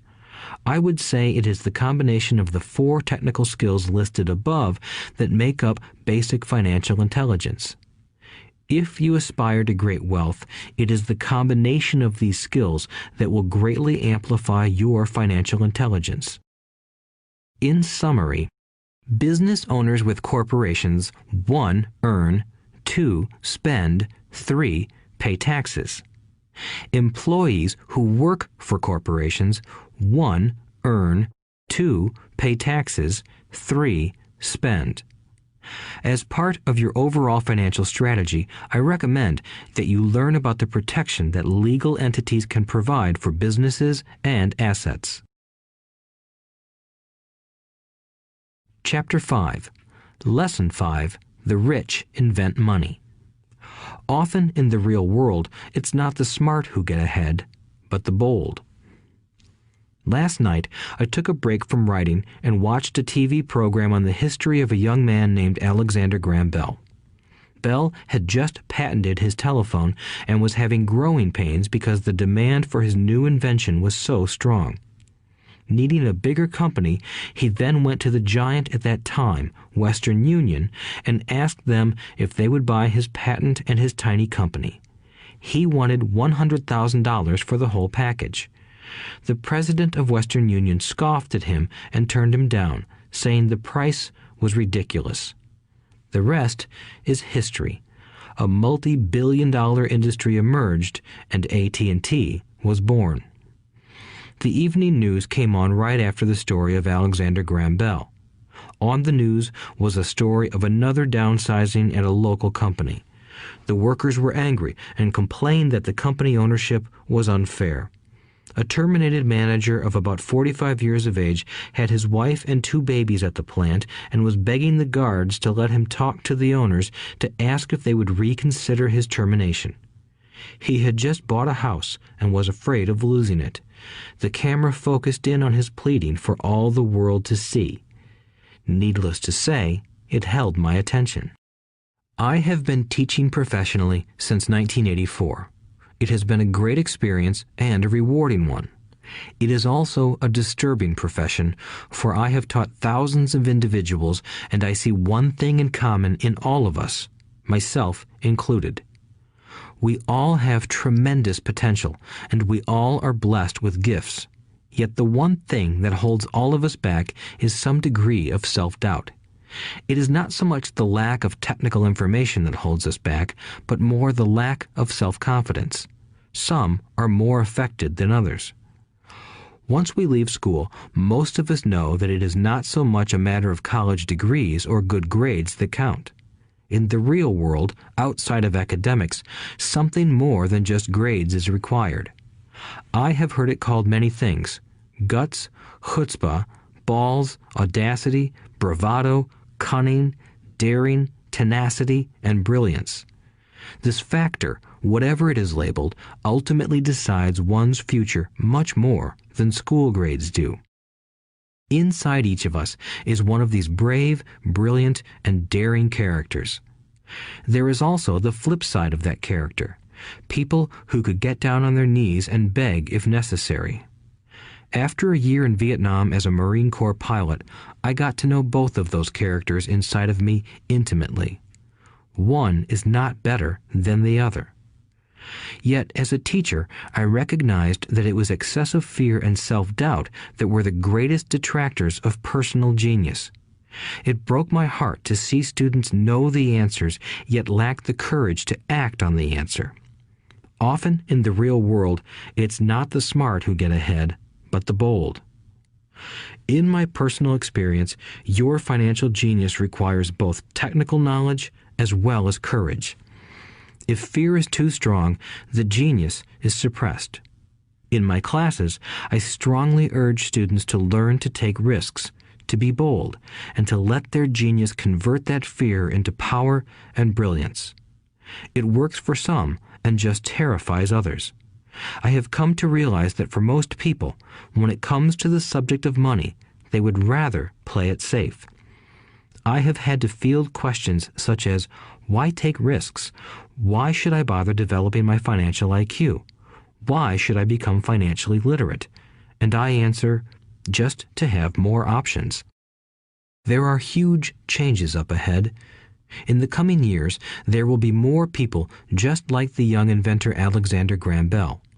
There will be 100 people like Bill Gates and hugely successful companies like Microsoft created every year all over the world.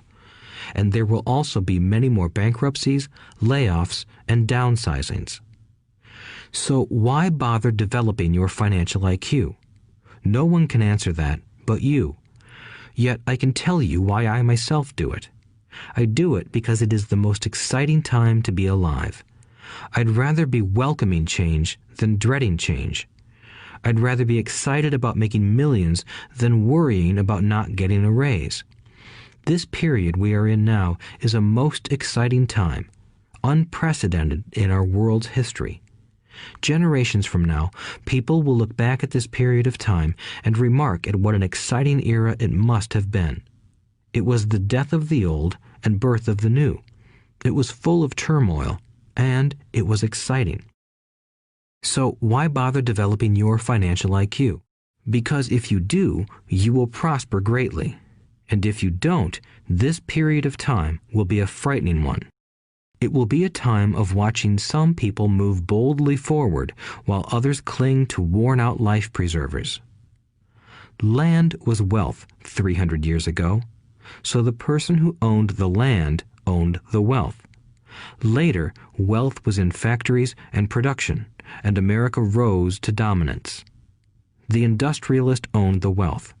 Today, wealth is in information, and the person who has the most timely information owns the wealth. The problem is that information flies around the world at the speed of light. The new wealth cannot be contained by boundaries and borders as land and factories were. The changes will be faster and more dramatic. There will be a dramatic increase in the number of new multimillionaires. There also will be those who are left behind. I find so many people struggling today, often working harder, simply because they cling to old ideas. They want things to be the way they were, and they resist change. I know people who are losing their jobs or their houses, and they blame technology or the economy or their boss.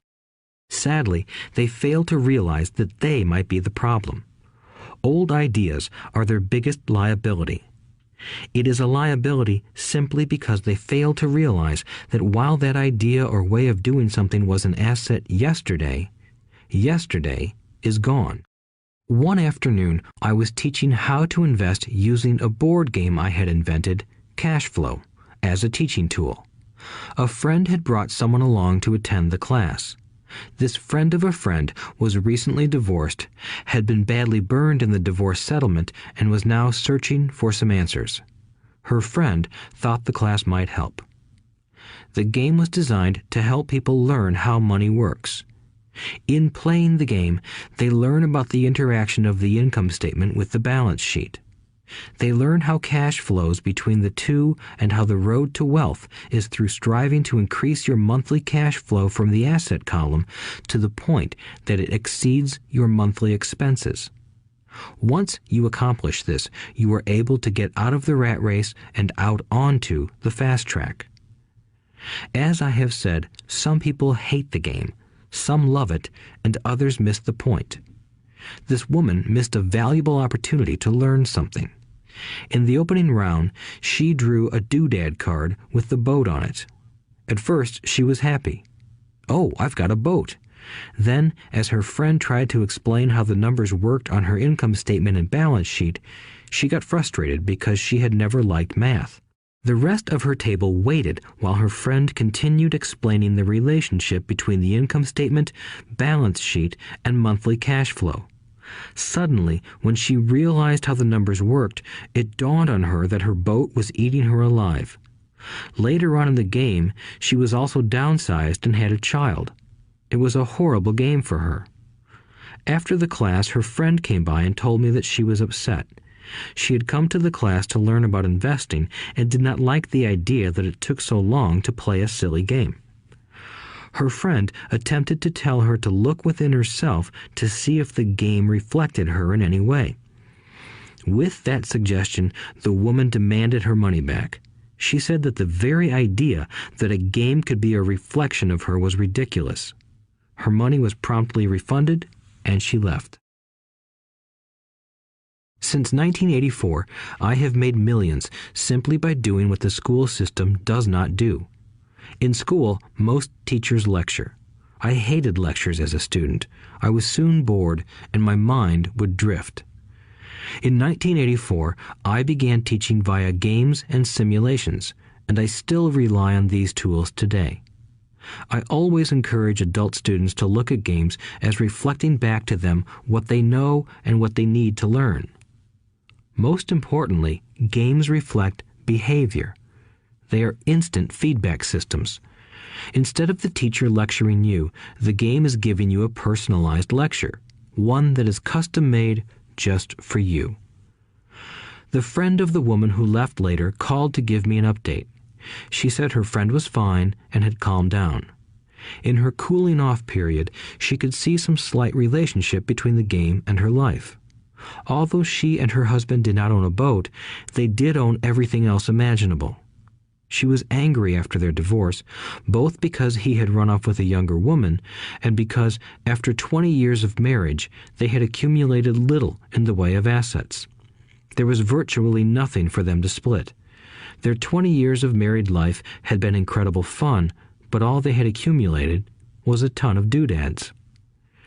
She realized that her anger at doing the numbers, the income statement and balance sheet, came from her embarrassment about not understanding them. She believed that finances were the man's job. She maintained the house and did the entertaining, and he handled the finances. She was now quite certain that in the last 5 years of their marriage, he had hidden money from her. She was angry at herself for not being more aware of where the money was going, as well as for not knowing about the other woman. Just like a board game, the world is always providing us with instant feedback. We could learn a lot if we tuned in more. One day, not long ago, I complained to my wife that the cleaners must have shrunk my pants. My wife gently smiled and poked me in the stomach to inform me that the pants had not shrunk. Something else had expanded. Me. The cash flow game was designed to give every player personal feedback. Its purpose is to give you options. If you draw the boat card and it puts you into debt, the question is, now what can you do? How many different financial options can you come up with? That is the purpose of the game, to teach players to think and create new and various financial options. Thousands of people throughout the world have played this game. The players who get out of the rat race the quickest are the people who understand numbers and have creative financial minds. They recognize different financial options. Rich people are often creative and take calculated risks. People who take the longest are people who are not familiar with numbers and often do not understand the power of investing. Some people playing cash flow gain lots of money in the game, but they don't know what to do with it. Even though they have money, everyone else seems to be getting ahead of them. And that is true in real life. There are a lot of people who have a lot of money and do not get ahead financially. Limiting your options is the same as hanging on to old ideas. I have a friend from high school who now works at 3 jobs. Years ago, he was the richest of all my classmates. When the local sugar plantation closed, the company he worked for went down with the plantation. In his mind, he had but one option, and that was the old option: work hard. The problem was that he couldn't find an equivalent job that recognized his seniority from the old company. As a result, he is overqualified for the jobs he currently has. so his salary is lower.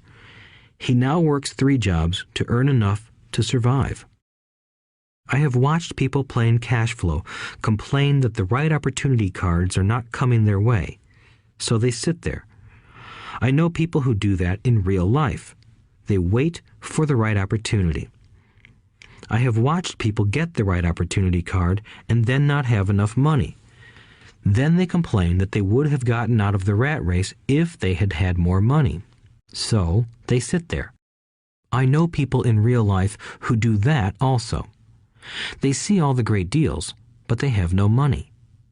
And I have seen people pull a great opportunity card, read it out loud, and have no idea that it is a great opportunity.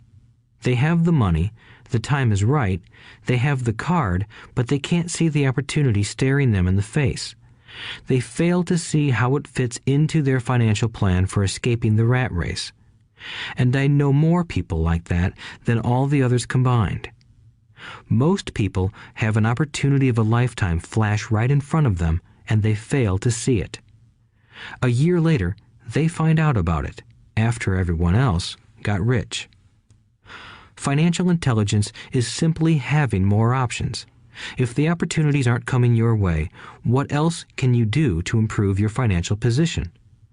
If an opportunity lands in your lap and you have no money and the bank won't talk to you, what else can you do to get the opportunity to work in your favor?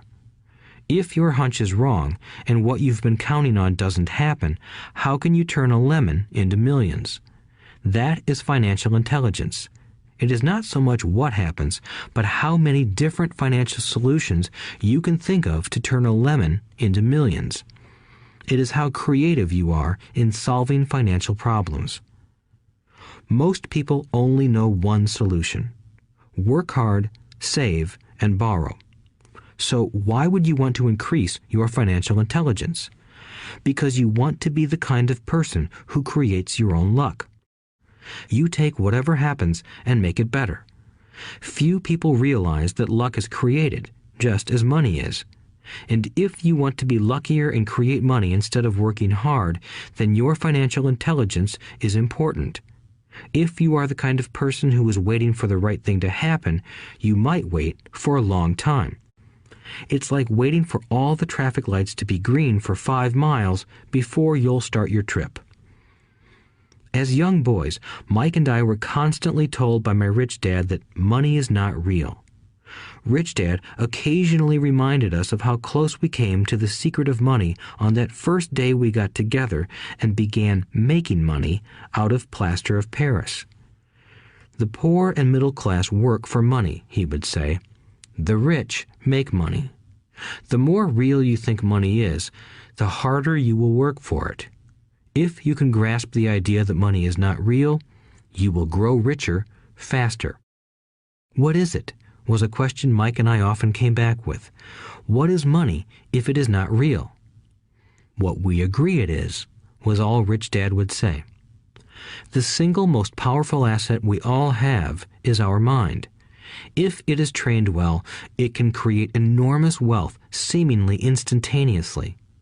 An untrained mind can also create extreme poverty that can crush a family for generations. In the information age, money is increasing exponentially. A few individuals are getting ridiculously rich from nothing, just ideas and agreements.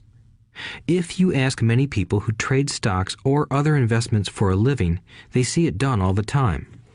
Often, millions can be made instantaneously from nothing. And by nothing, I mean no money was exchanged. It is done via agreement, a hand signal in a trading pit, a blip on a trader's screen in Lisbon from a trader's screen in Toronto and back to Lisbon, a call to my broker to buy and a moment later to sell. Money did not change hands.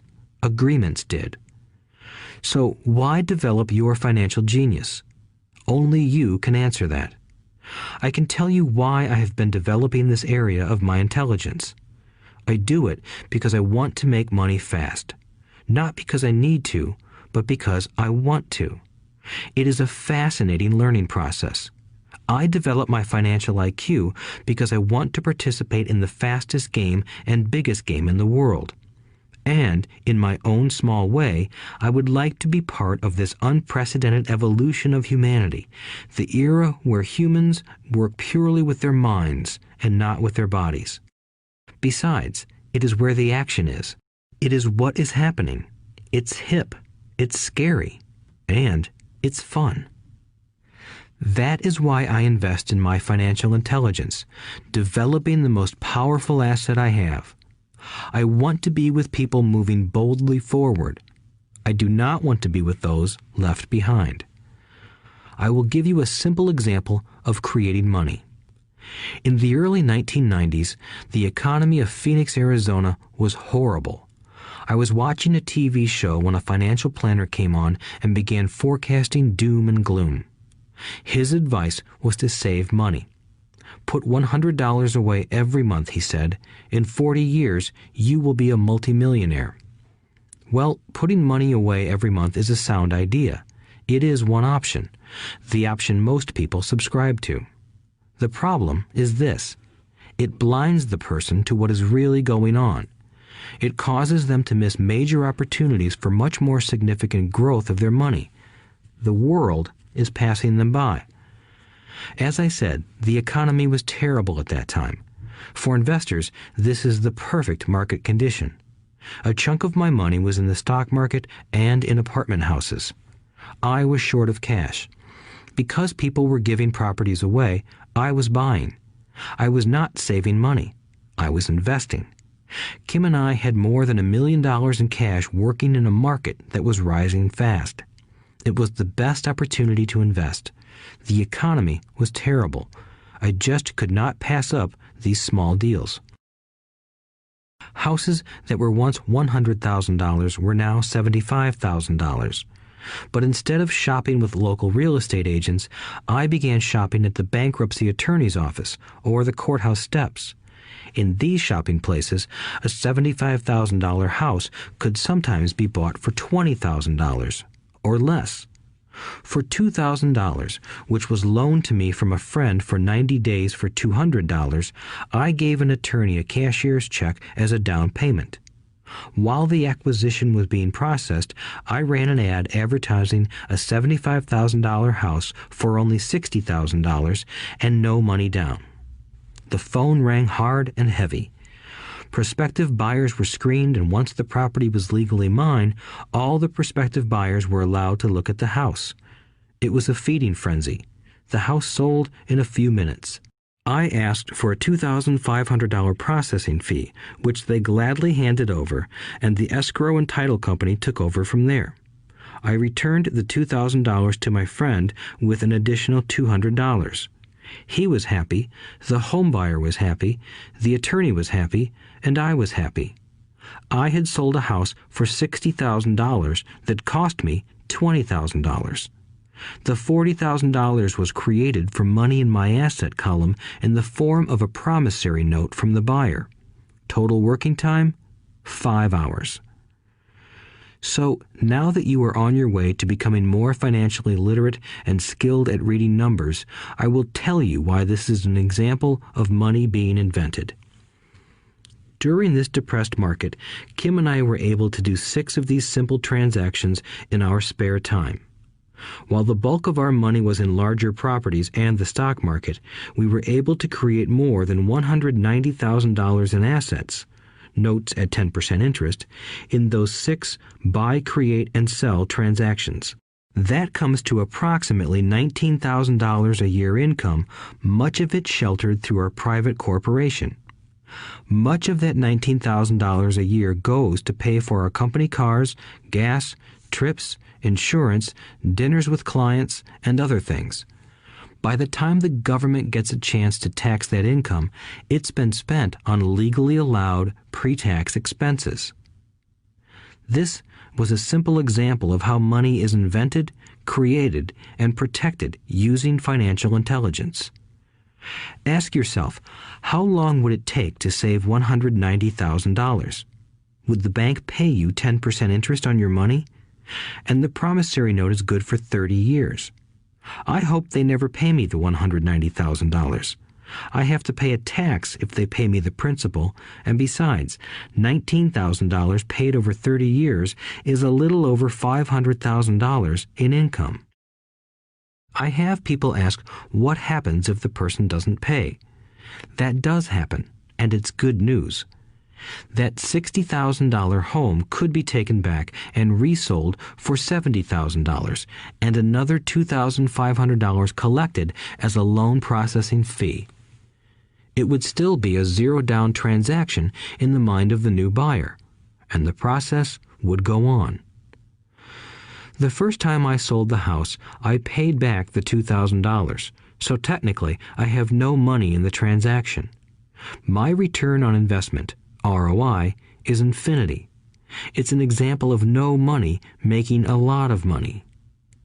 In the second transaction, when resold, I would have put $2,000 in my pocket and re-extended the loan to 30 years. What would my ROI be if I got paid money to make money?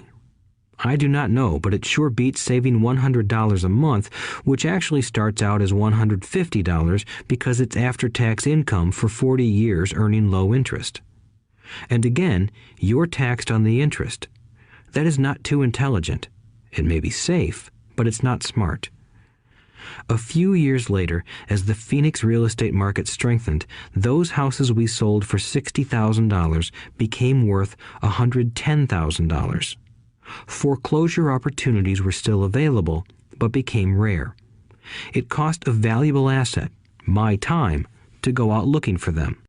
Thousands of buyers were looking for the few available deals. The market had changed. It was time to move on and look for other opportunities to put in the asset column. You cannot do that here. That is against the law. You're lying. I hear those comments much more often than, "Can you show me how to do that?" The math is simple. You do not need algebra or calculus, and the escrow company handles the legal transaction and the servicing of the payments. I have no roofs to fix or toilets to unplug because the owners do that. It's their house. Occasionally, someone does not pay, and that is wonderful because there are late fees, or they move out and the property is sold again.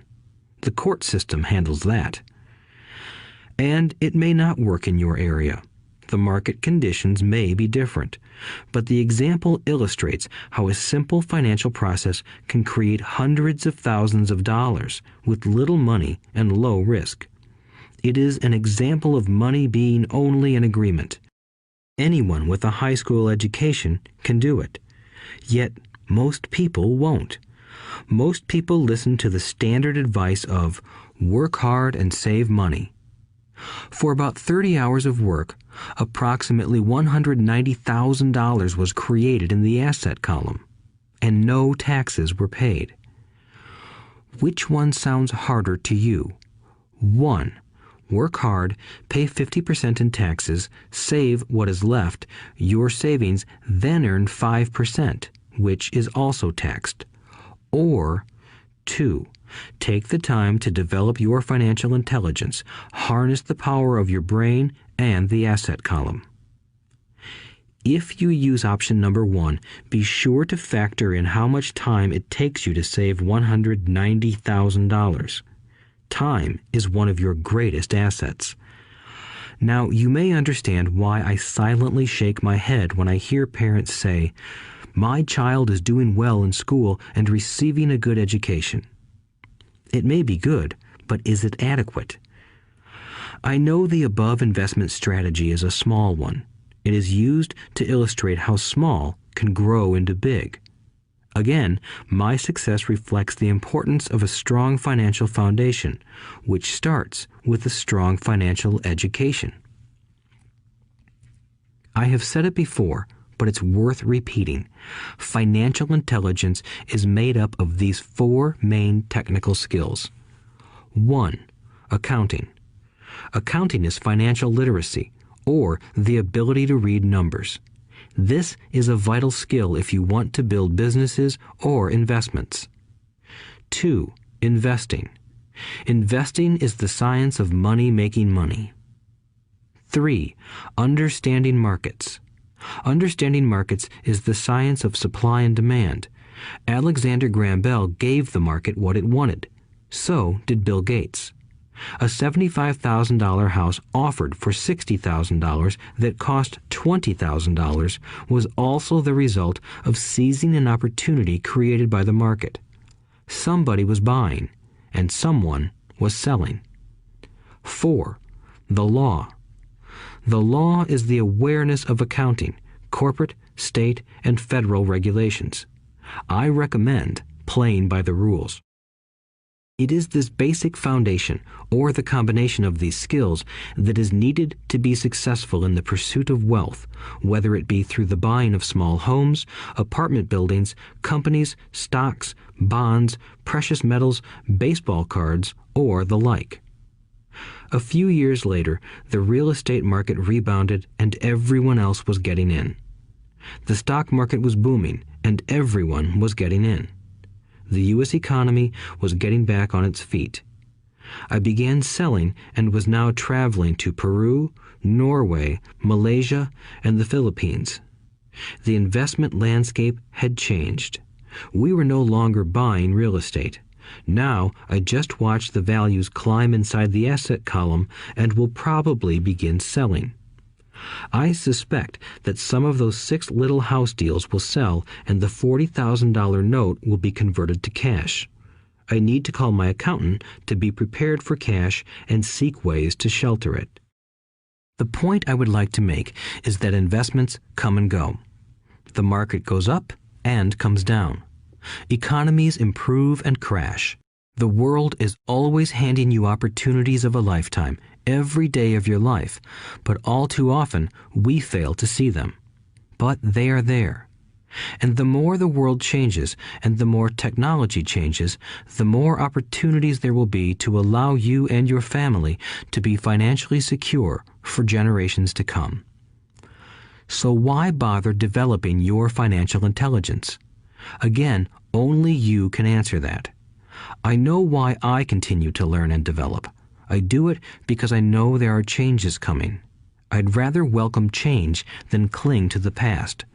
I know there will be market booms and market crashes. I want to continually develop my financial intelligence because at each market change, some people will be on their knees begging for their jobs.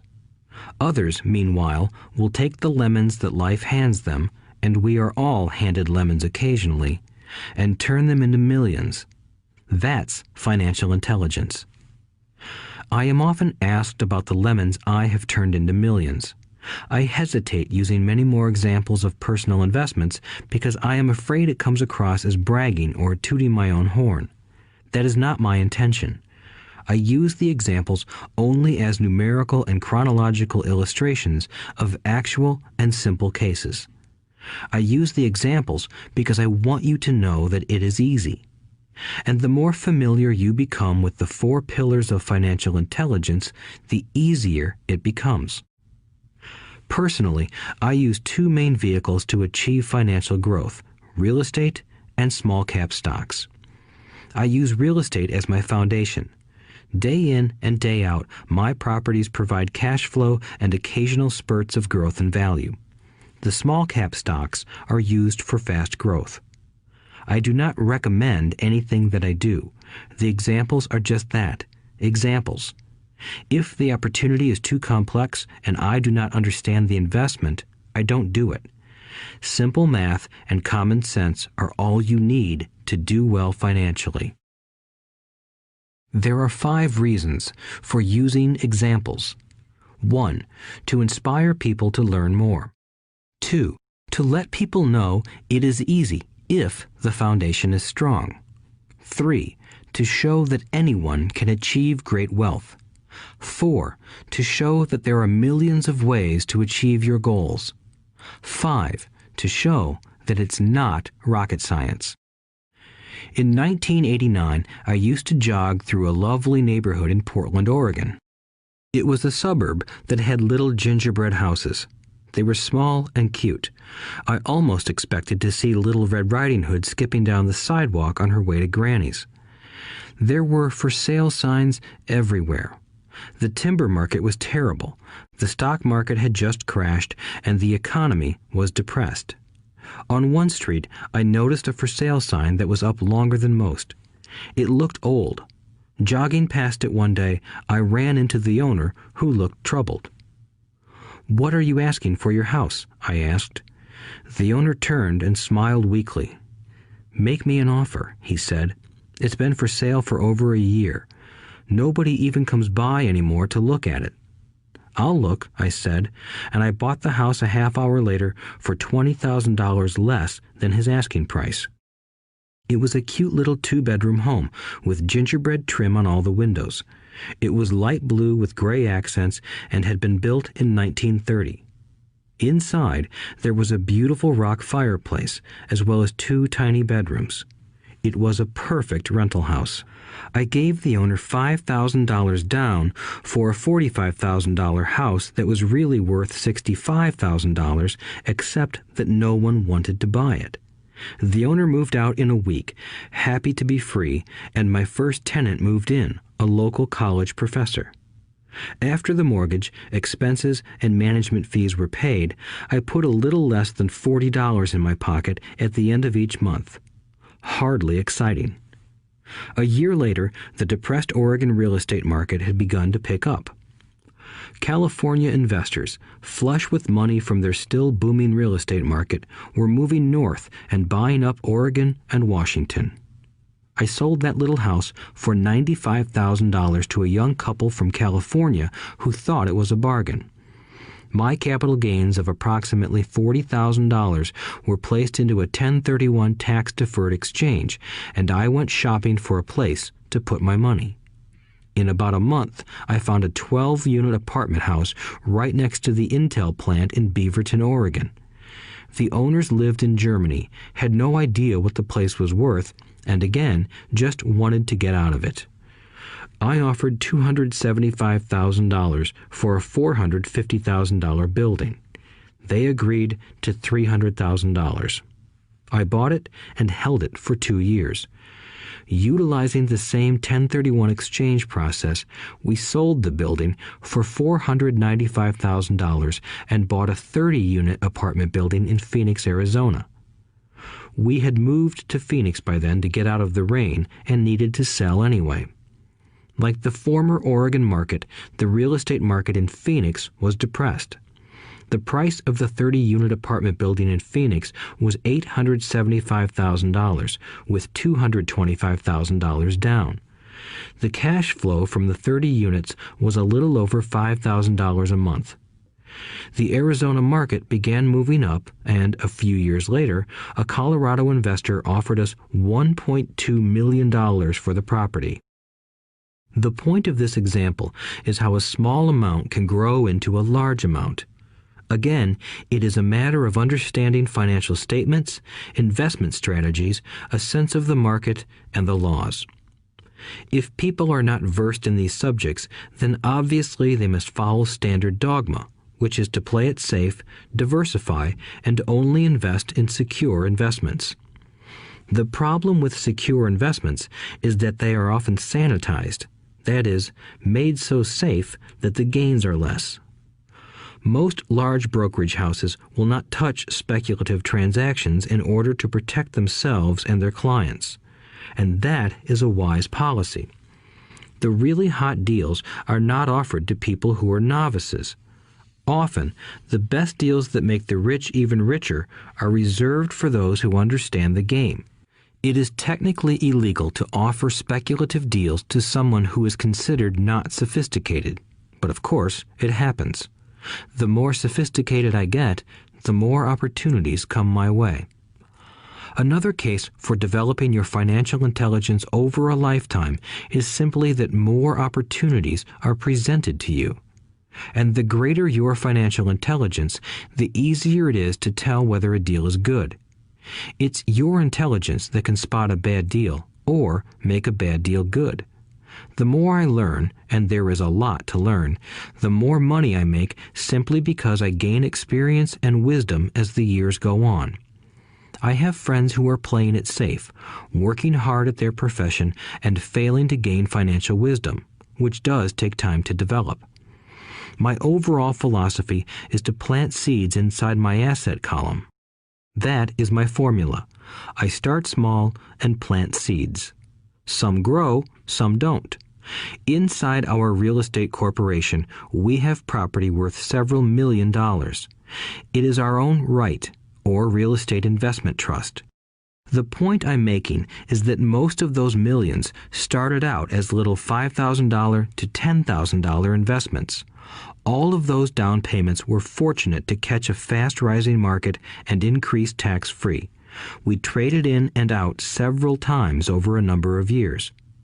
We also own a stock portfolio, surrounded by a corporation that Kim and I call our personal mutual fund. We have friends who deal specifically with investors like us who have extra money each month to invest. We buy high-risk, speculative private companies that are just about to go public on a stock exchange in the United States or Canada. An example of how fast gains can be made are 100,000 shares purchased for 25 cents each before the company goes public. 6 months later, the company is listed, and the 100,000 shares now are worth $2 each.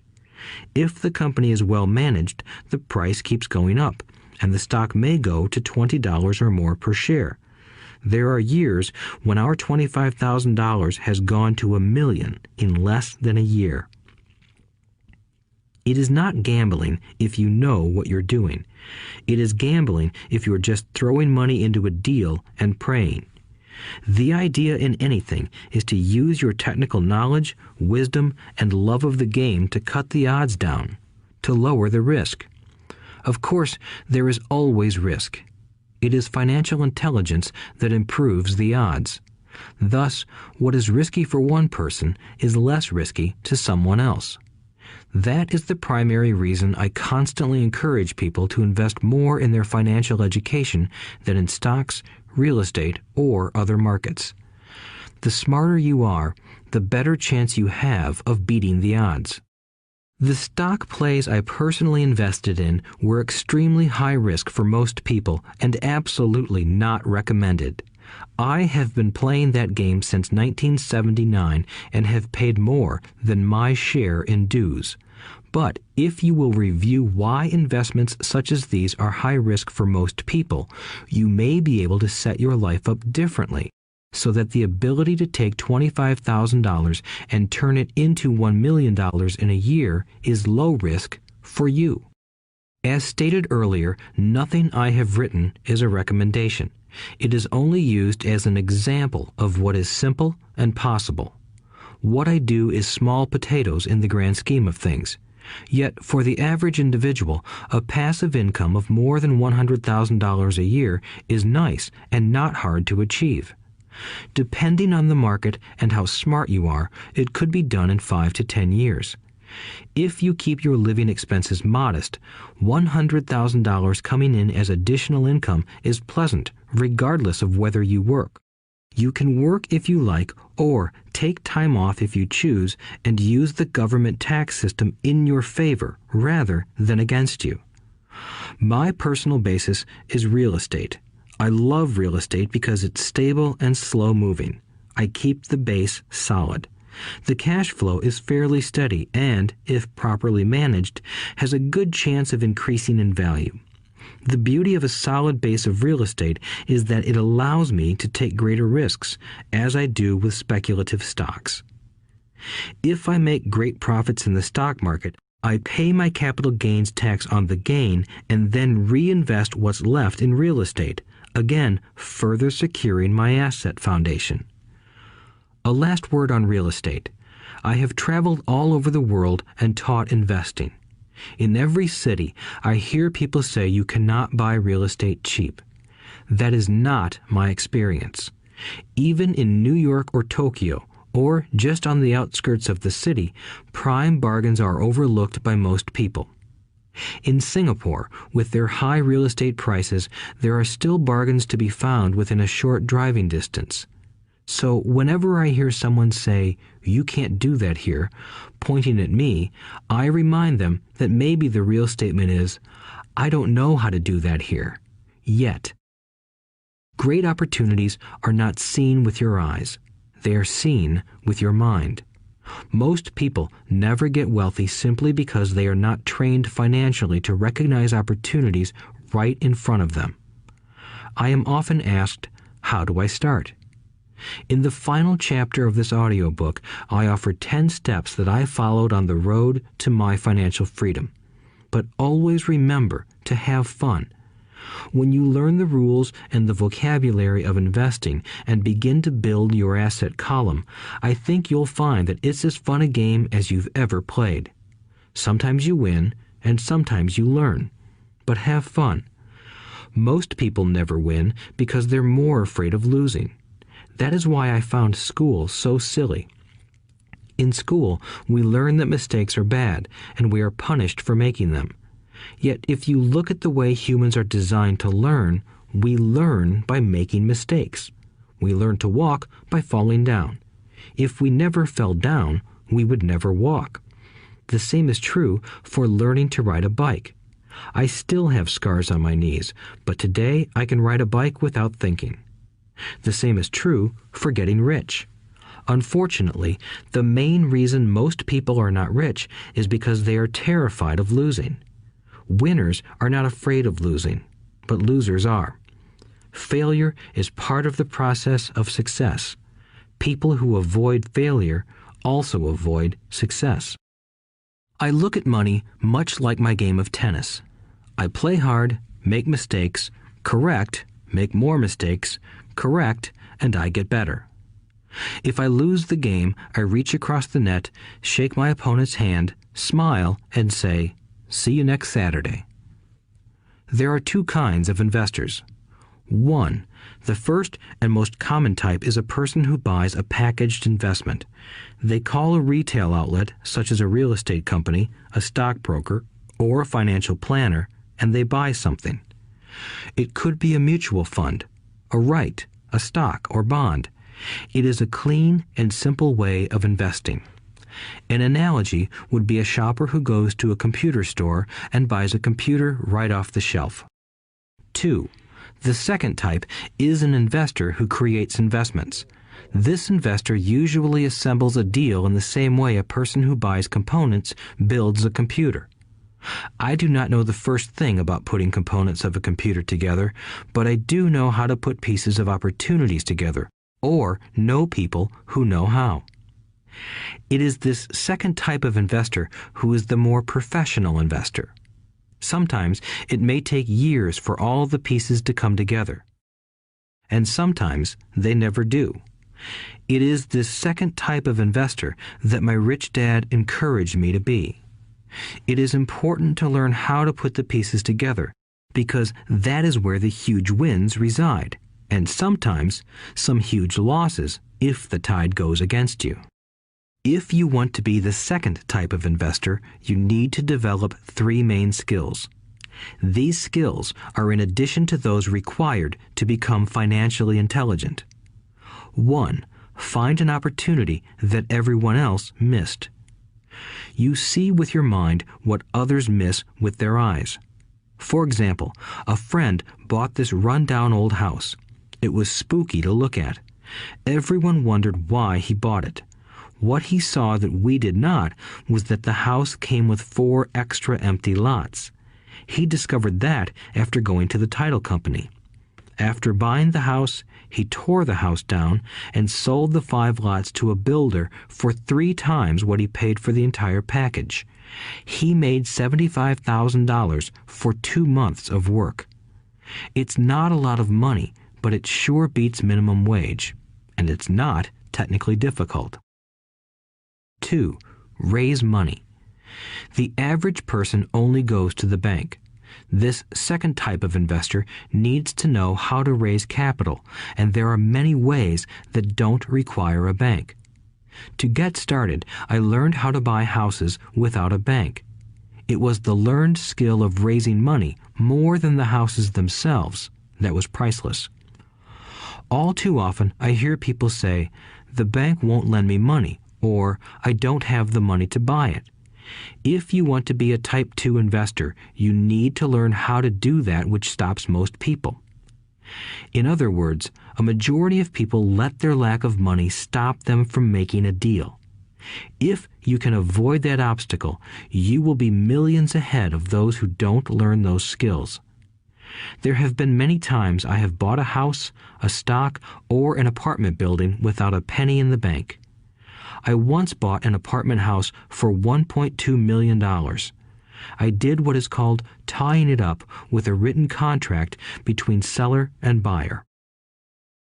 I then raised the $100,000 deposit, which bought me 90 days to raise the rest of the money. Why did I do it? Simply because I knew it was worth $2 million. I never raised the money.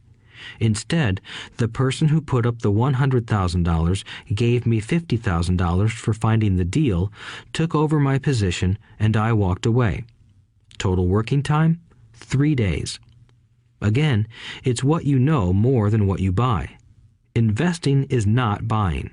It's more a case of knowing. 3. Organize smart people.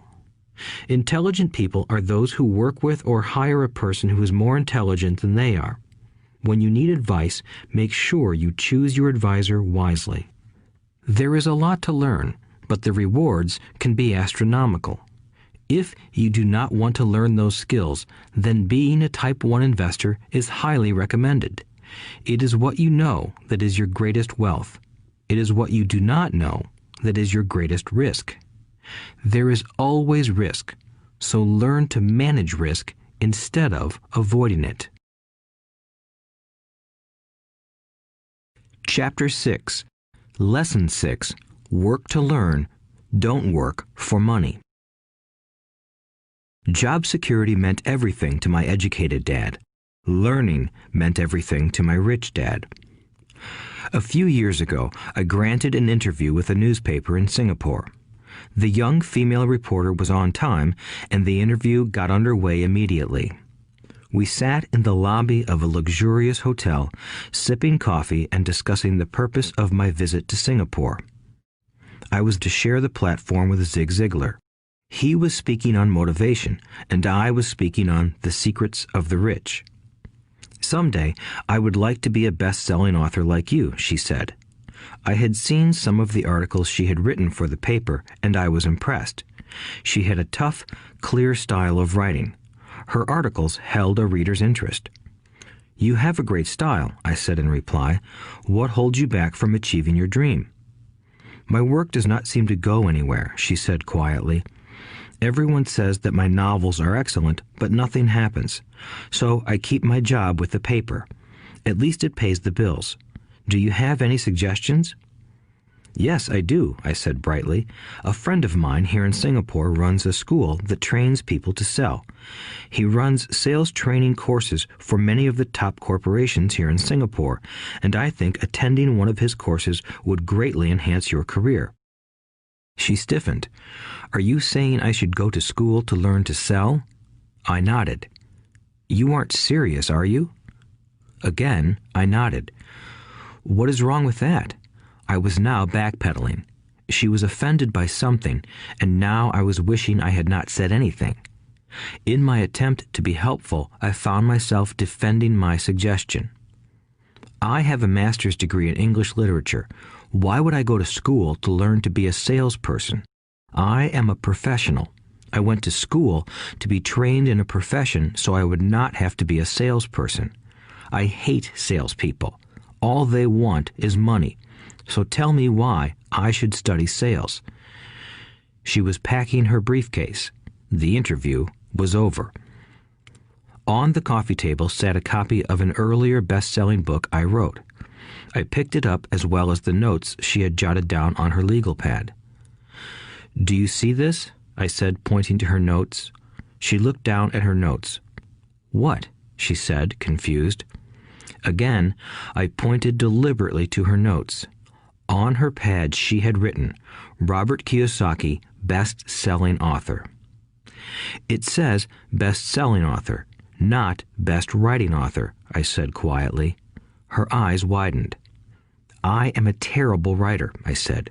You are a great writer. I went to sales school. You have a master's degree. Put them together, and you get a best-selling author and a best writing author. Anger flared from her eyes. I'll never stoop so low as to learn how to sell. People like you have no business writing. I'm a professionally trained writer, and you are a salesman. It is not fair, she fumed. She put the rest of her notes away and hurried out through the large glass doors into the humid Singapore morning. At least she gave me a fair and favorable write-up the next morning. The world is filled with smart, talented, educated, and gifted people. We meet them every day. They are all around us. A few days ago, my car was not running well. I pulled into a garage, and the young mechanic had it fixed in just a few minutes. He knew what was wrong by simply listening to the engine. I was amazed. I am constantly shocked at how little talented people earn. I have met brilliant, highly educated people who earn less than $20,000 a year. A business consultant who specializes in the medical trade was telling me how many doctors, dentists, and chiropractors struggle financially. All this time, I thought that when they graduated, the dollars would pour in. It was this business consultant who gave me the phrase, "They are one skill away from great wealth." What this phrase means is that most people need only to learn and master one more skill, and their income would jump exponentially. I have mentioned before that financial intelligence is a synergy of accounting, investing, marketing, and law. Combine those 4 technical skills, and making money with money is easier than most people would believe. When it comes to money, the only skill most people know is to work hard. The classic example of a synergy of skills was that young writer for the newspaper. If she diligently learned the skills of sales and marketing, her income would jump dramatically. If I were her, I would take some courses in advertising copywriting as well as sales. Then, instead of working at the newspaper, I would seek a job at an advertising agency. Even if it were a cut in pay, she would learn how to communicate in shortcuts that are used in successful advertising. She also would spend time learning public relations, an important skill. She would learn how to get millions in free publicity. Then, at night and on weekends, she could be writing her great novel. When it was finished, she would be better able to sell her book. Then, in a short while, she could be a best-selling author. When I came out with my first book, If You Want to Be Rich and Happy, Don't Go to School, a publisher suggested I change the title to The Economics of Education. I told the publisher that, with a title like that, I would sell 2 books, one to my family and one to my best friend. The problem is that they would expect it for free. The obnoxious title, If You Want to Be Rich and Happy, Don't Go to School, was chosen because we knew it would get tons of publicity. I am pro-education and believe in education reform. If I were not pro-education, why would I continue to press for changing our antiquated educational system? So I chose a title that would get me on more TV and radio shows simply because I was willing to be controversial. Many people thought I was a fruitcake, but the book sold and sold. When I graduated from the U.S. Merchant Marine Academy in 1969, my educated dad was happy. Standard Oil of California had hired me for its oil tanker fleet as a third mate. The pay was low compared with my classmates, but it was okay for a first real job after college. My starting pay was about $42,000 a year, including overtime, and I only had to work for 7 months. I had 5 months of vacation. If I had wanted to, I could have taken the run to Vietnam with a subsidiary shipping company and easily doubled my pay instead of taking 5 months of vacation. I had a great career ahead of me, yet I resigned after 6 months with the company and joined the Marine Corps to learn how to fly. My educated dad was devastated. Rich Dad congratulated me. In school and in the workplace, the popular opinion is the idea of specialization. That is, in order to make more money or get promoted, you need to specialize. That is why medical doctors immediately begin to seek a specialty such as orthopedics or pediatrics. The same is true for accountants, architects, lawyers, pilots, and others. My educated dad believed in the same dogma. That is why he was thrilled when he eventually achieved his doctorate. He often admitted that schools reward people who study more and more about less and less. Rich Dad encouraged me to do exactly the opposite. You want to know a little about a lot, was his suggestion. That is why for years I worked in different areas of his companies. For a while, I worked in his accounting department. Although I would probably never have been an accountant, he wanted me to learn via osmosis. Rich Dad knew I would pick up jargon and a sense of what is important and what is not. I also worked as a busboy and construction worker as well as in sales, reservations, and marketing. He was grooming Mike and me. That is why he insisted we sit in on the meetings with his bankers, lawyers, accountants, and brokers. He wanted us to know a little about every aspect of his empire. When I quit my high-paying job with Standard Oil, my educated dad had a heart-to-heart talk with me. He was bewildered. He could not understand my decision to resign from a career that offered high pay, great benefits, lots of time off, and opportunity for promotion. When he asked me one evening, "Why did you quit?" I could not explain it to him, though I tried hard to. My logic did not fit his logic. The big problem was that my logic was my rich dad's logic. Job security meant everything to my educated dad.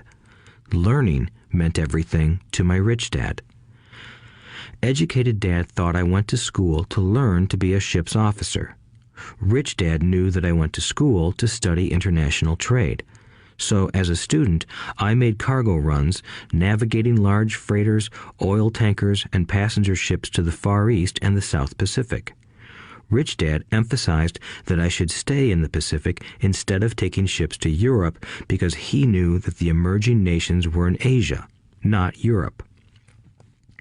While most of my classmates, including Mike, were partying at their fraternity houses, I was studying trade, people, business styles, and cultures in Japan, Taiwan, Thailand, Singapore, Hong Kong, Vietnam, Korea, Tahiti, Samoa, and the Philippines.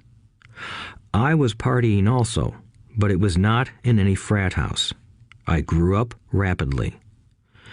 Educated Dad just could not understand why I decided to quit and join the Marine Corps. I told him I wanted to learn to fly, but really I wanted to learn to lead troops. Rich Dad explained to me that the hardest part of running a company is managing people. He had spent 3 years in the Army. My educated dad was draft exempt. Rich Dad valued learning to lead men into dangerous situations. Leadership is what you need to learn next, he said. If you are not a good leader, you'll get shot in the back, just like they do in business. Returning from Vietnam in 1973, I resigned my commission, even though I loved flying. I found a job with Xerox Corporation. I joined it for one reason, and it was not for the benefits. I was a shy person, and the thought of selling was the most frightening subject in the world. Xerox has one of the best sales trainings programs in America. Rich Dad was proud of me. My educated dad was ashamed. Being an intellectual, he thought that salespeople were below him. I worked with Xerox for 4 years until I overcame my fear of knocking on doors and being rejected. Once I could consistently be in the top 5 in sales, I again resigned and moved on, leaving behind another great career with an excellent company. In 1977, I formed my first company. Rich Dad had groomed Mike and me to take over companies, so I now had to learn to form them and put them together. My first product, the nylon and Velcro wallet, was manufactured in the Far East and shipped to a warehouse in New York, near where I had gone to school. My formal education was complete, and it was time to test my wings. If I failed, I would go broke. Rich Dad thought it best to go broke before 30. You still have time to recover, was his advice. On the eve of my 30th birthday, my first shipment left Korea for New York. Today, I still do business internationally, and as my rich dad encouraged me to do, I keep seeking the emerging nations. Today, my investment company invests in South American countries and Asian countries, as well as in Norway and Russia. There is an old cliche that goes, "Job is an acronym for just over broke." Unfortunately, I would say that applies to millions of people. Because school does not think financial intelligence is an intelligence, most workers live within their means. They work and they pay bills. There is another horrible management theory that goes, workers work hard enough to not be fired, and owners pay just enough so that workers won't quit. And if you look at the pay scales of most companies, again, I would say there is a degree of truth to that statement. The net result is that most workers never get ahead. They do what they've been taught to do, get a secure job.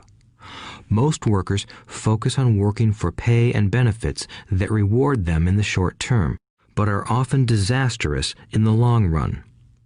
Instead, I recommend to young people to seek work for what they will learn more than what they will earn. Look down the road at what skills they want to acquire before choosing a specific profession and before getting trapped in the rat race. Once people are trapped in the lifelong process of bill paying, they become like those little hamsters running around in those metal wheels. Their little furry legs are spinning furiously, the wheel is turning furiously, but come tomorrow morning, they'll still be in the same cage. Great job. In the movie Jerry Maguire, starring Tom Cruise, there are many great one-liners. Probably the most memorable is, "Show me the money." But there is one line I thought most truthful.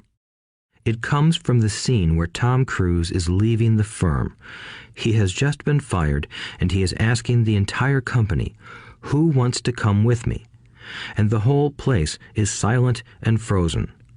Only one woman speaks up and says, "I'd like to, but I'm due for a promotion in 3 months." That statement is probably the most truthful statement in the whole movie. It is the type of statement that people use to keep themselves busy, working away to pay bills. I know my educated dad looked forward to his pay raise every year, and every year he was disappointed. So he would go back to school to earn more qualifications so he could get another raise.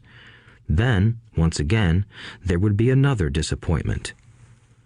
The question I often ask people is, where is this daily activity taking you? Just like the little hamster, I wonder if people look at where their hard work is taking them. What does the future hold? In his book, The Retirement Myth, Craig S. Carpel writes, "I visited the headquarters of a major national pension consulting firm and met with a managing director who specializes in designing lush retirement plans for top management. When I asked her what people who don't have corner offices will be able to expect in the way of pension income, she said with a confident smile, 'The silver bullet.'" "What," I asked, "is the silver bullet?"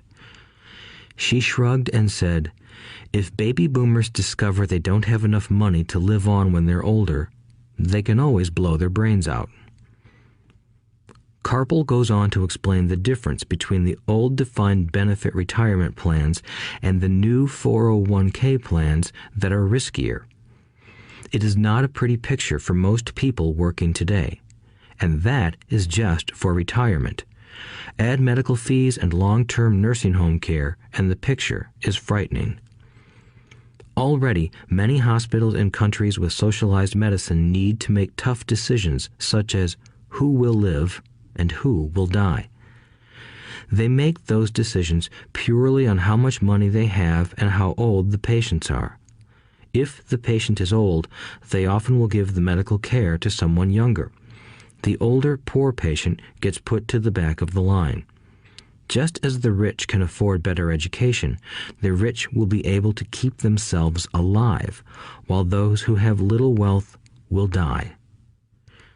So I wonder, are workers looking into the future or just until their next paycheck, never questioning where they are headed? When I speak to adults who want to earn more money, I always recommend the same thing. I suggest taking a long view of their life.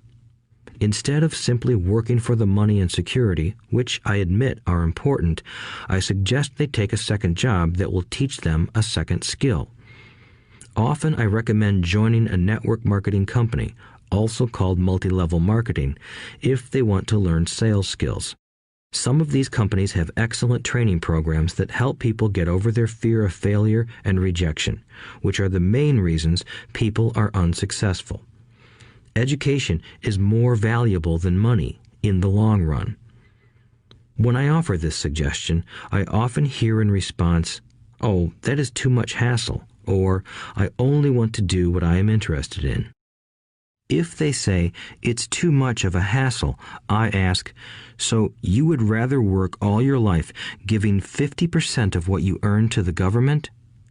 If they tell me, I only do what I am interested in, I say, I'm not interested in going to the gym, but I go because I want to feel better and live longer. Unfortunately, there is some truth to the old statement, you can't teach an old dog new tricks. Unless a person is used to changing, it's hard to change. But for those of you who might be on the fence when it comes to the idea of working to learn something new, I offer this word of encouragement. Life is much like going to the gym. The most painful part is deciding to go. Once you get past that, it's easy. There have been many days I have dreaded going to the gym, but once I am there and in motion, it is a pleasure. After the workout is over, I am always glad I talked myself into going. If you are unwilling to work to learn something new and instead insist on becoming highly specialized within your field, make sure the company you work for is unionized. Labor unions are designed to protect specialists. My educated dad, after falling from grace with the governor, became the head of the teachers' union in Hawaii. He told me that it was the hardest job he ever held. My rich dad, on the other hand, spent his life doing his best to keep his companies from becoming unionized. He was successful. Although the unions came close, Rich Dad was always able to fight them off. Personally, I take no sides because I can see the need for and the benefits of both sides. If you do as school recommends, become highly specialized, then seek union protection. For example, had I continued with my flying career, I would have sought a company that had a strong pilots union. Why? Because my life would be dedicated to learning a skill that was valuable in only one industry. If I were pushed out of that industry, my life's skills would not be as valuable to another industry.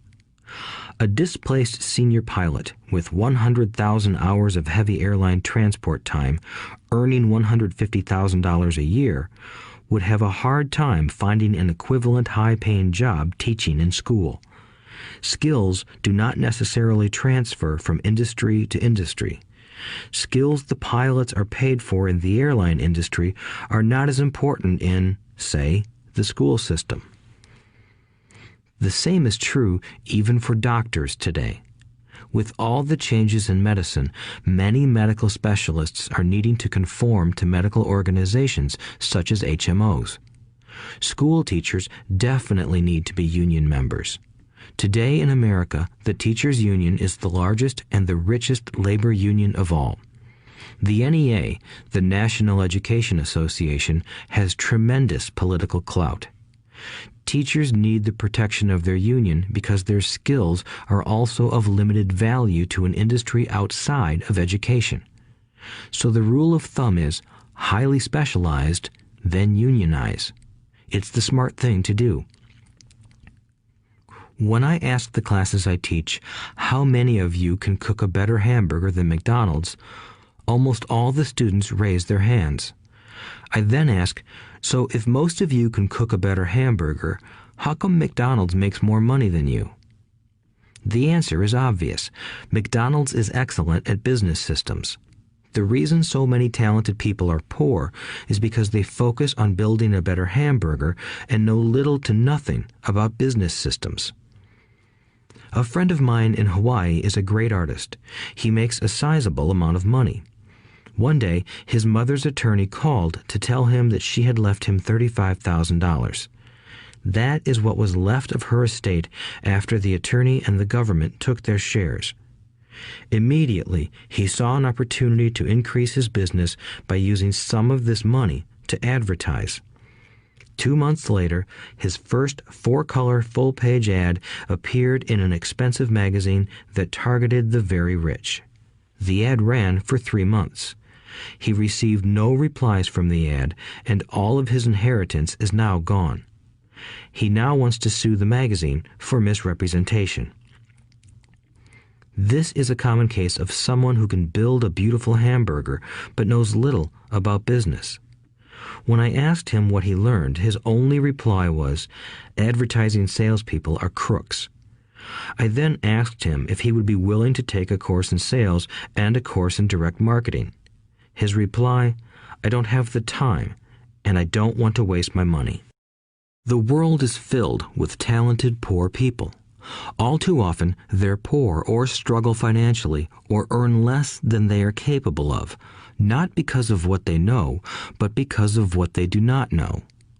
They focus on perfecting their skills at building a better hamburger rather than the skills of selling and delivering the hamburger. Maybe McDonald's does not make the best hamburger, but they are the best at selling and delivering a basic average burger. Poor Dad wanted me to specialize. That was his view on how to be paid more. Even after being told by the governor of Hawaii that he could no longer work in state government, my educated dad continued to encourage me to get specialized. Educated Dad then took up the cause of the teachers' union, campaigning for further protection and benefits for these highly skilled and educated professionals. We argued often, but I know he never agreed that over-specialization is what caused the need for union protection. He never understood that the more specialized you become, the more you are trapped and dependent on that specialty. Rich Dad advised that Mike and I groom ourselves. Many corporations do the same thing. They find a young, bright student just out of business school and begin grooming that person to someday take over the company. So these bright young employees do not specialize in one department. They are moved from department to department to learn all the aspects of business systems. The rich often groom their children or the children of others.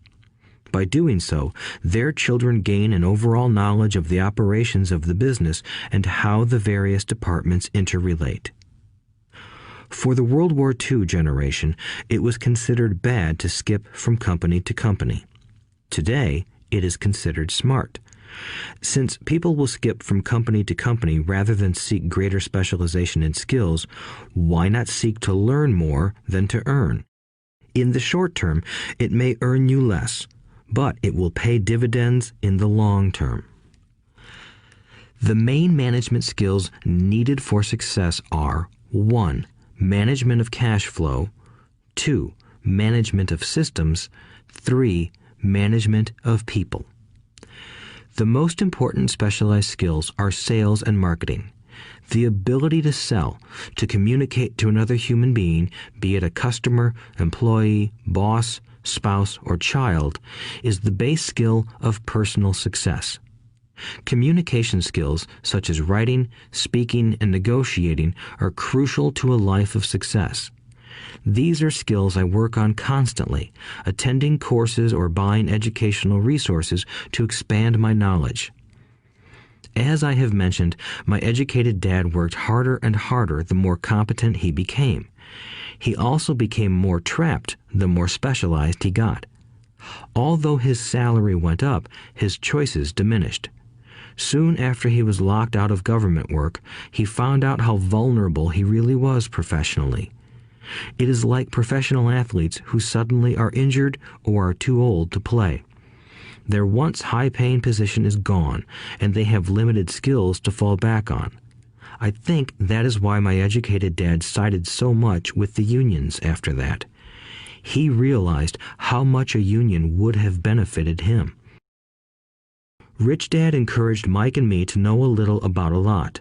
He encouraged us to work with people smarter than we were and to bring smart people together to work as a team. Today, it would be called a synergy of professional specialties. Today, I meet ex-school teachers earning hundreds of thousands of dollars a year. They earn that much because they have specialized skills in their field as well as other skills. They can teach as well as sell and market. I know of no other skills to be more important than selling and marketing. The skills of selling and marketing are difficult for most people, primarily due to their fear of rejection. The better you are at communicating, negotiating, and handling your fear of rejection, the easier life is. Just as I advise that newspaper writer who wanted to become a best-selling author, I advise anyone else today. Being technically specialized has its strengths as well as its weaknesses. I have friends who are geniuses, but they cannot communicate effectively with other human beings, and, as a result, their earnings are pitiful. I advise them to just spend a year learning to sell. Even if they earn nothing, their communication skills will improve, and that is priceless. In addition to being good learners, sellers, and marketers, we need to be good teachers as well as good students.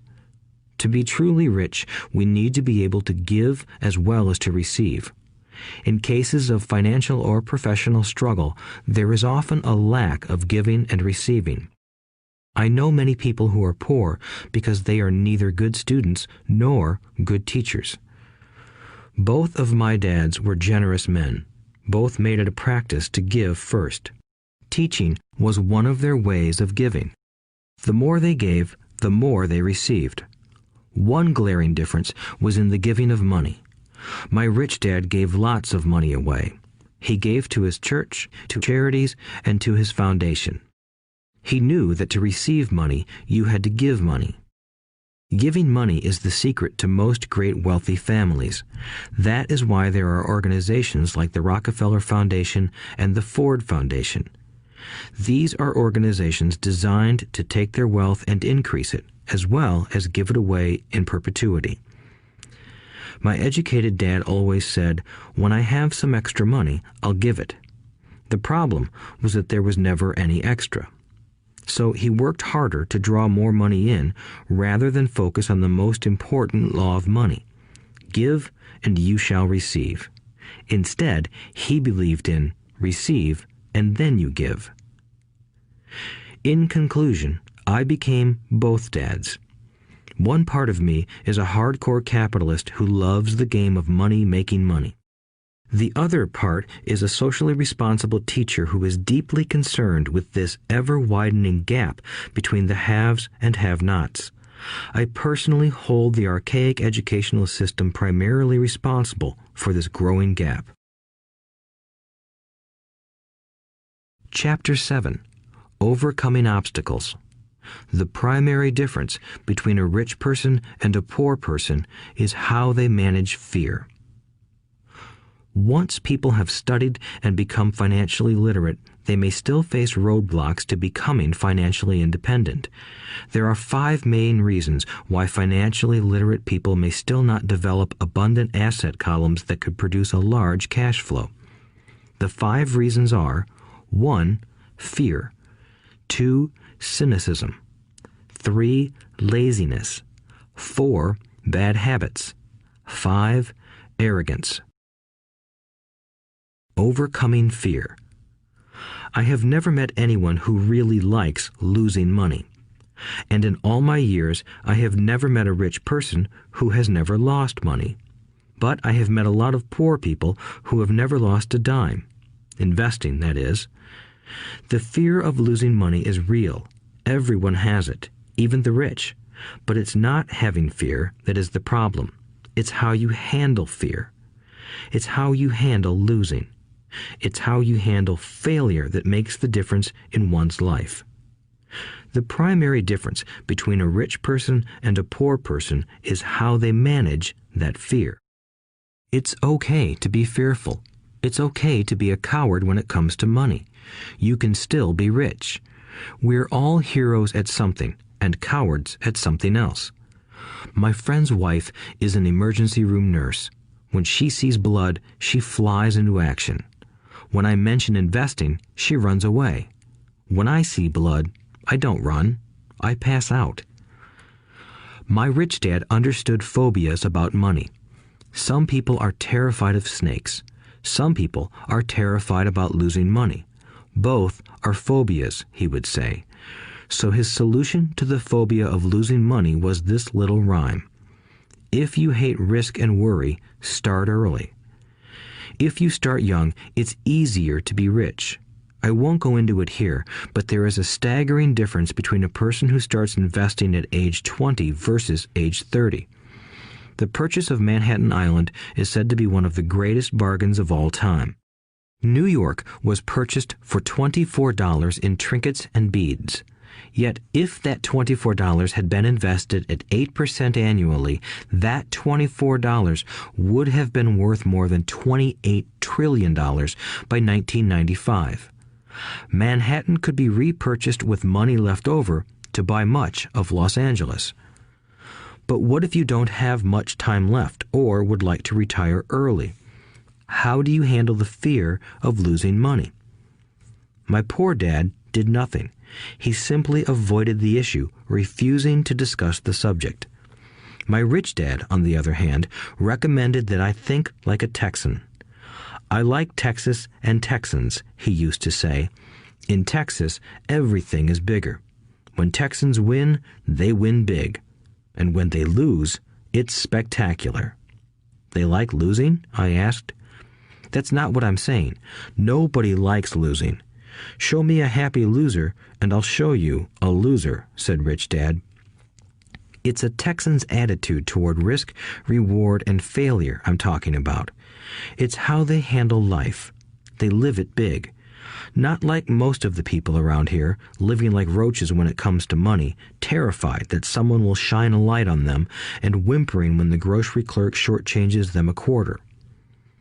Rich Dad went on, "What I like best is the Texas attitude. They're proud when they win, and they brag when they lose. Texans have a saying, if you're going to go broke, go big. You don't want to admit you went broke over a duplex." He constantly told Mike and me that the greatest reason for lack of financial success was because most people played it too safe. People are so afraid of losing that they lose, were his words. Fran Tarkenton, a one-time great NFL quarterback, says it still another way. Winning means being unafraid to lose. In my own life, I've noticed that winning usually follows losing. Before I finally learned to ride a bike, I first fell down many times. I've never met a golfer who has never lost a golf ball. I've never met people who have fallen in love who have never had their heart broken. And I've never met someone rich who has never lost money.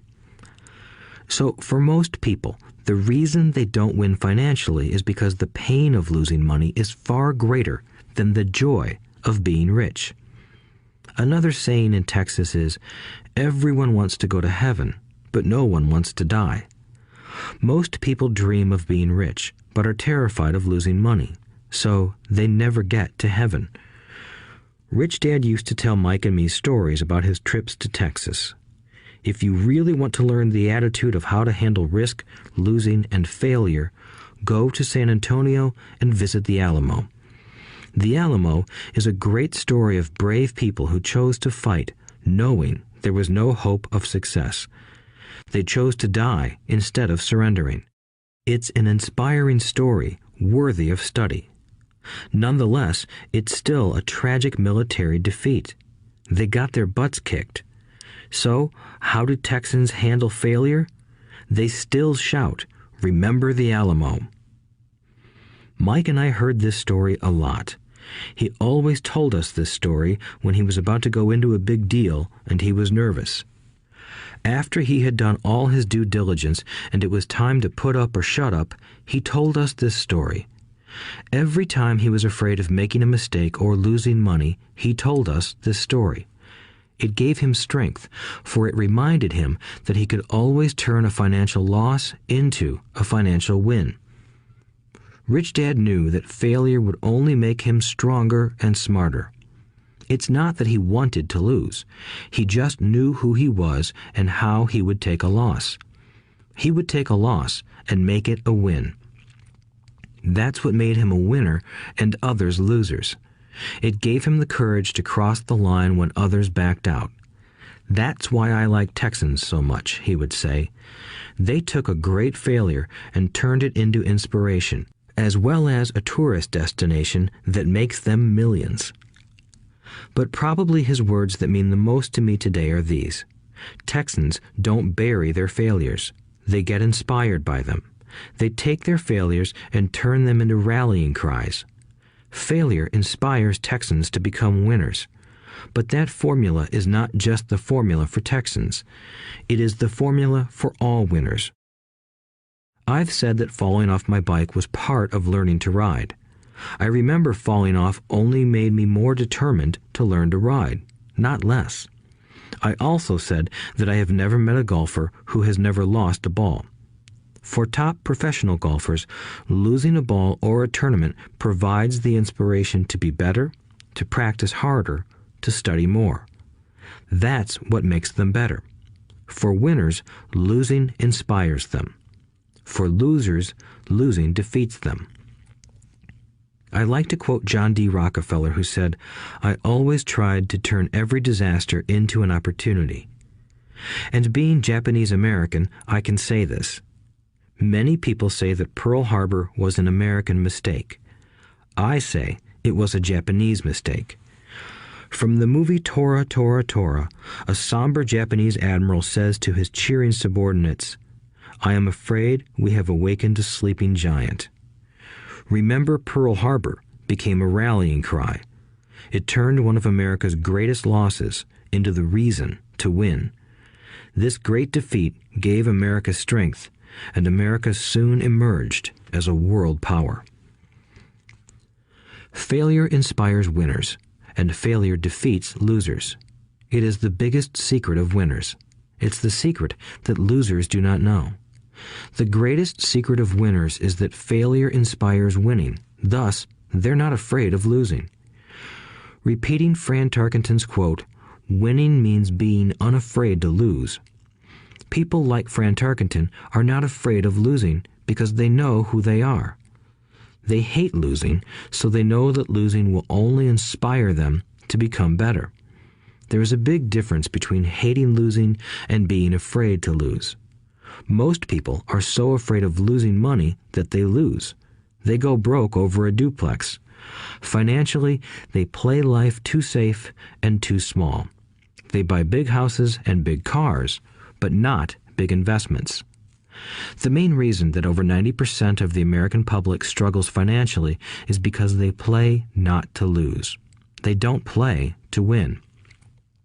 They go to their financial planners or accountants or stockbrokers and buy a balanced portfolio. Most have lots of cash in CDs, low-yield bonds, mutual funds that can be traded within a mutual fund family, and a few individual stocks.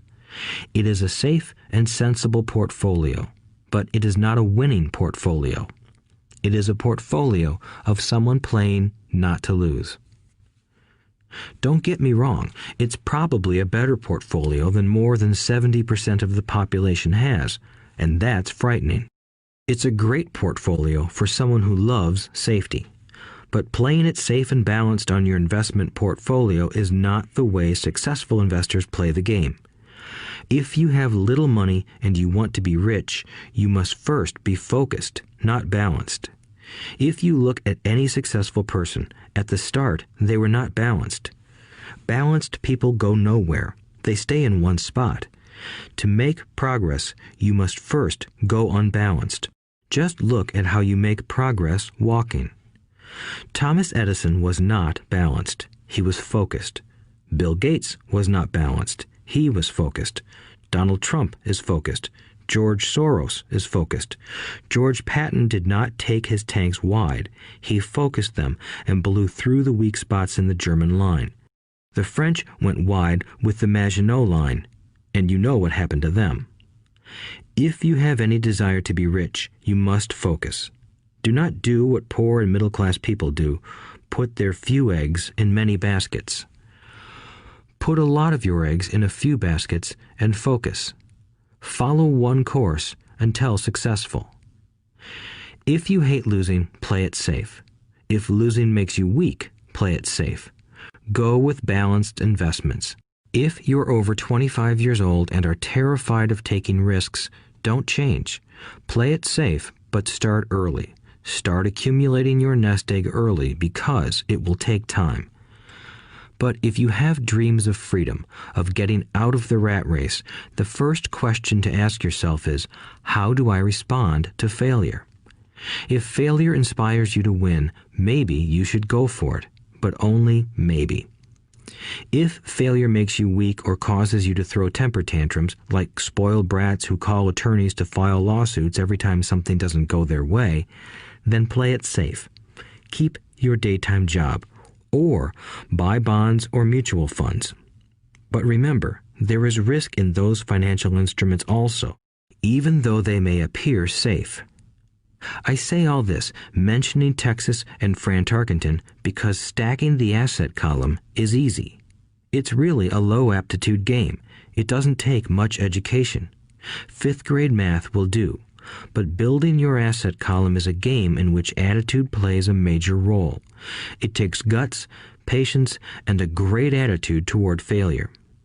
Losers avoid failing, and failure turns losers into winners. Just remember the Alamo.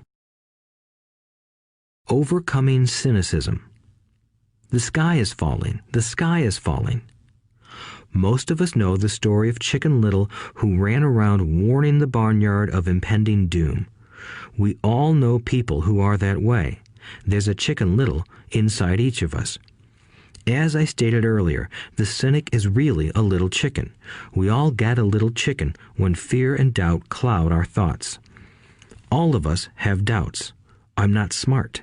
I'm not good enough. So-and-so is better than me. Our doubts often paralyze us. We play the what-if game. What if the economy crashes right after I invest? What if I lose control and I can't pay the money back? What if things don't go as I planned?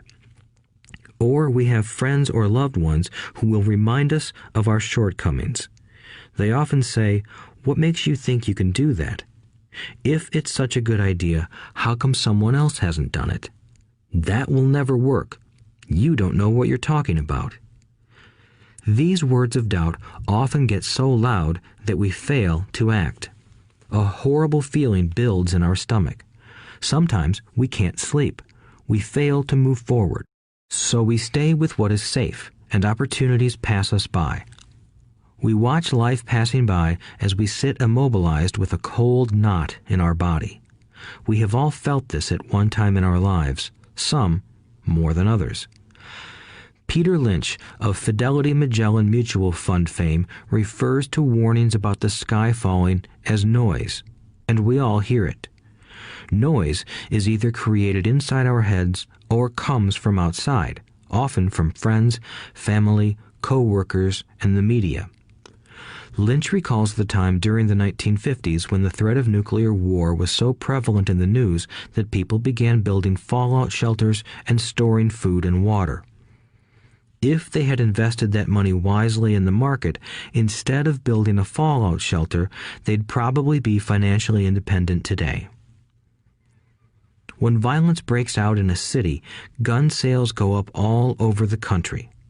A person dies from rare hamburger meat in the state of Washington, and the Arizona Health Department orders restaurants to have all beef cooked well done. A drug company runs a TV commercial in February showing people catching the flu. Colds go up as well as sales of cold medicine. Most people are poor because when it comes to investing, the world is filled with Chicken Littles running around yelling, "The sky is falling, the sky is falling." And Chicken Littles are effective because every one of us is a little chicken.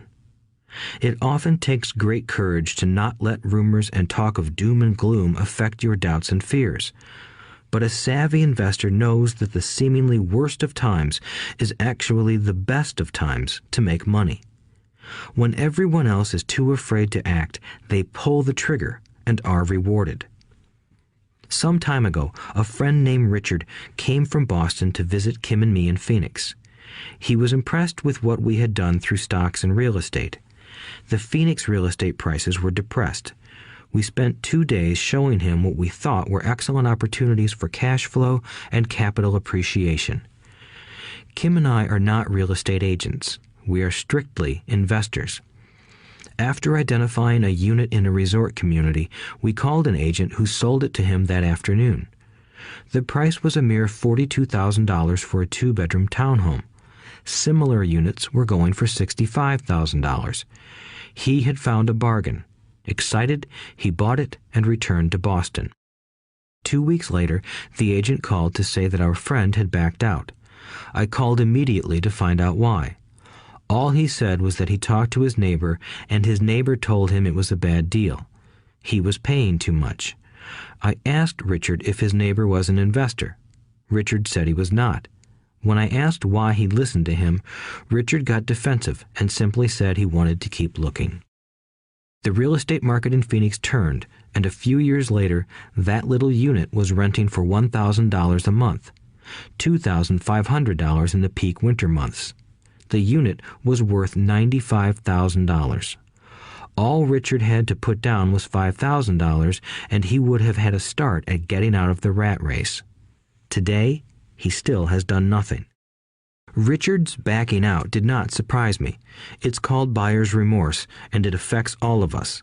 The little chicken won, and a chance at freedom was lost. In another example, I hold a small portion of my assets in tax lien certificates instead of CDs.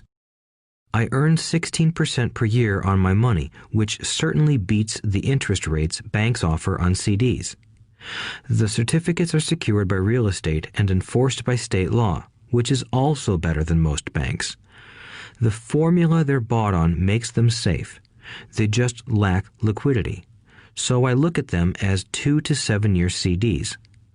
Almost every time I tell someone that I hold my money this way, especially if they have money in CDs, they will tell me it's risky. They tell me why I should not do it. When I ask them where they get their information, they say from a friend or an investment magazine. They've never done it, and they're telling someone who's doing it why they shouldn't. The lowest yield I look for is 16%, but people who are filled with doubt are willing to accept a far lower return. Doubt is expensive. My point is that it's those doubts and cynicism that keep most people poor and playing it safe. The real world is simply waiting for you to get rich. Only a person's doubts keep them poor. As I said, getting out of the rat race is technically easy. It doesn't take much education, but those doubts are cripplers for most people. Cynics never win, said Rich Dad. Unchecked doubt and fear creates a cynic. Cynics criticize and winners analyze was another of his favorite sayings. Rich Dad explained that criticism blinded while analysis opened eyes. Analysis allowed winners to see that critics were blind and to see opportunities that everyone else missed. And finding what people miss is key to any success. Real estate is a powerful investment tool for anyone seeking financial independence or freedom. It is a unique investment tool. Yet every time I mention real estate as a vehicle, I often hear, "I don't want to fix toilets." That's what Peter Lynch calls noise. That's what my rich dad would say is the cynic talking, someone who criticizes and does not analyze, someone who lets their doubts and fears close their mind instead of open their eyes. So when someone says, "I don't want to fix toilets, I want to fire back," what makes you think I want to? They're saying a toilet is more important than what they want. I talk about freedom from the rat race, and they focus on toilets. That is the thought pattern that keeps most people poor. They criticize instead of analyze. I don't once hold the key to your success, Rich Dad would say, because I too do not want to fix toilets. I shop hard for a property manager who does fix toilets. And by finding a great property manager who runs houses or apartments, well, my cash flow goes up. But more importantly, a great property manager allows me to buy a lot more real estate since I don't have to fix toilets. A great property manager is key to success in real estate. Finding a good manager is more important to me than the real estate. A great property manager often hears of great deals before real estate agents do, which makes them even more valuable. That is what Rich Dad meant by, I don't once hold the key to your success.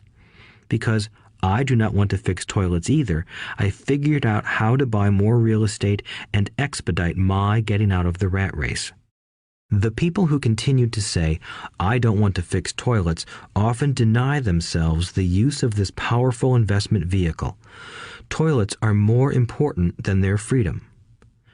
In the stock market, I often hear people say, I don't want to lose money. Well, what makes them think I or anyone else likes losing money? They don't make money because they choose to not lose money.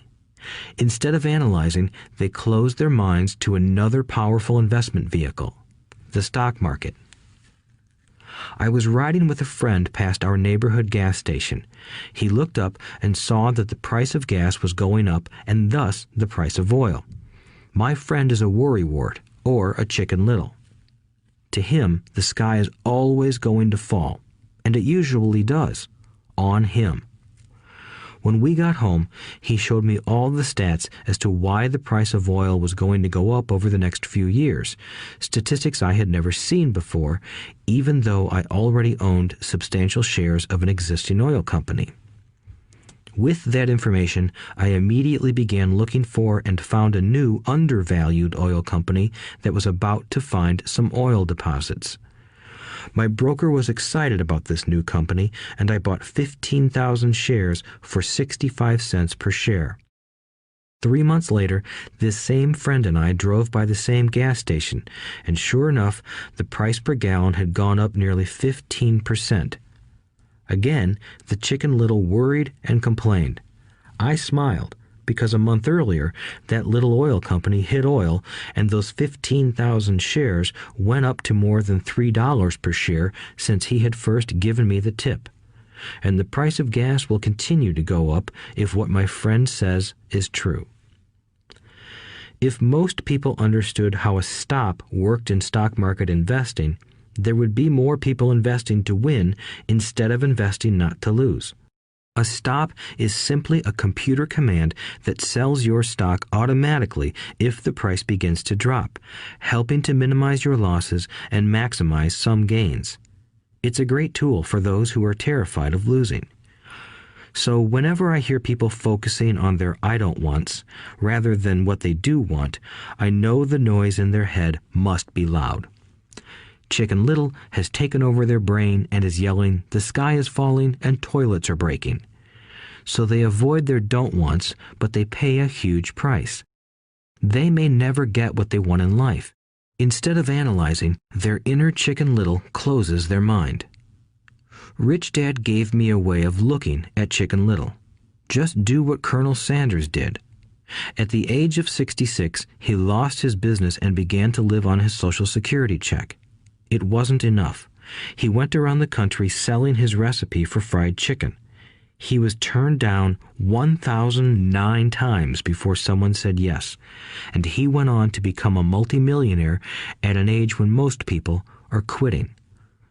He was a brave and tenacious man, Rich Dad said of Harlan Sanders. So when you're in doubt and feeling a little afraid, just do what Colonel Sanders did to his little chicken. He fried it. Overcoming laziness. Busy people are often the most lazy.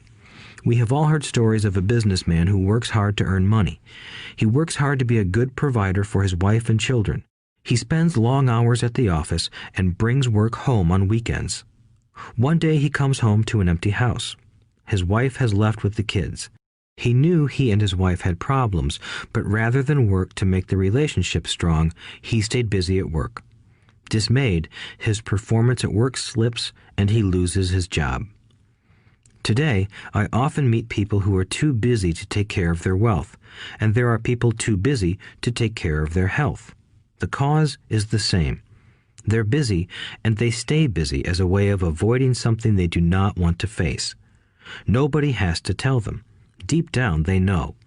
In fact, if you remind them, they often respond with anger or irritation. If they aren't busy at work or with the kids, they're often busy watching TV, fishing, playing golf, or shopping.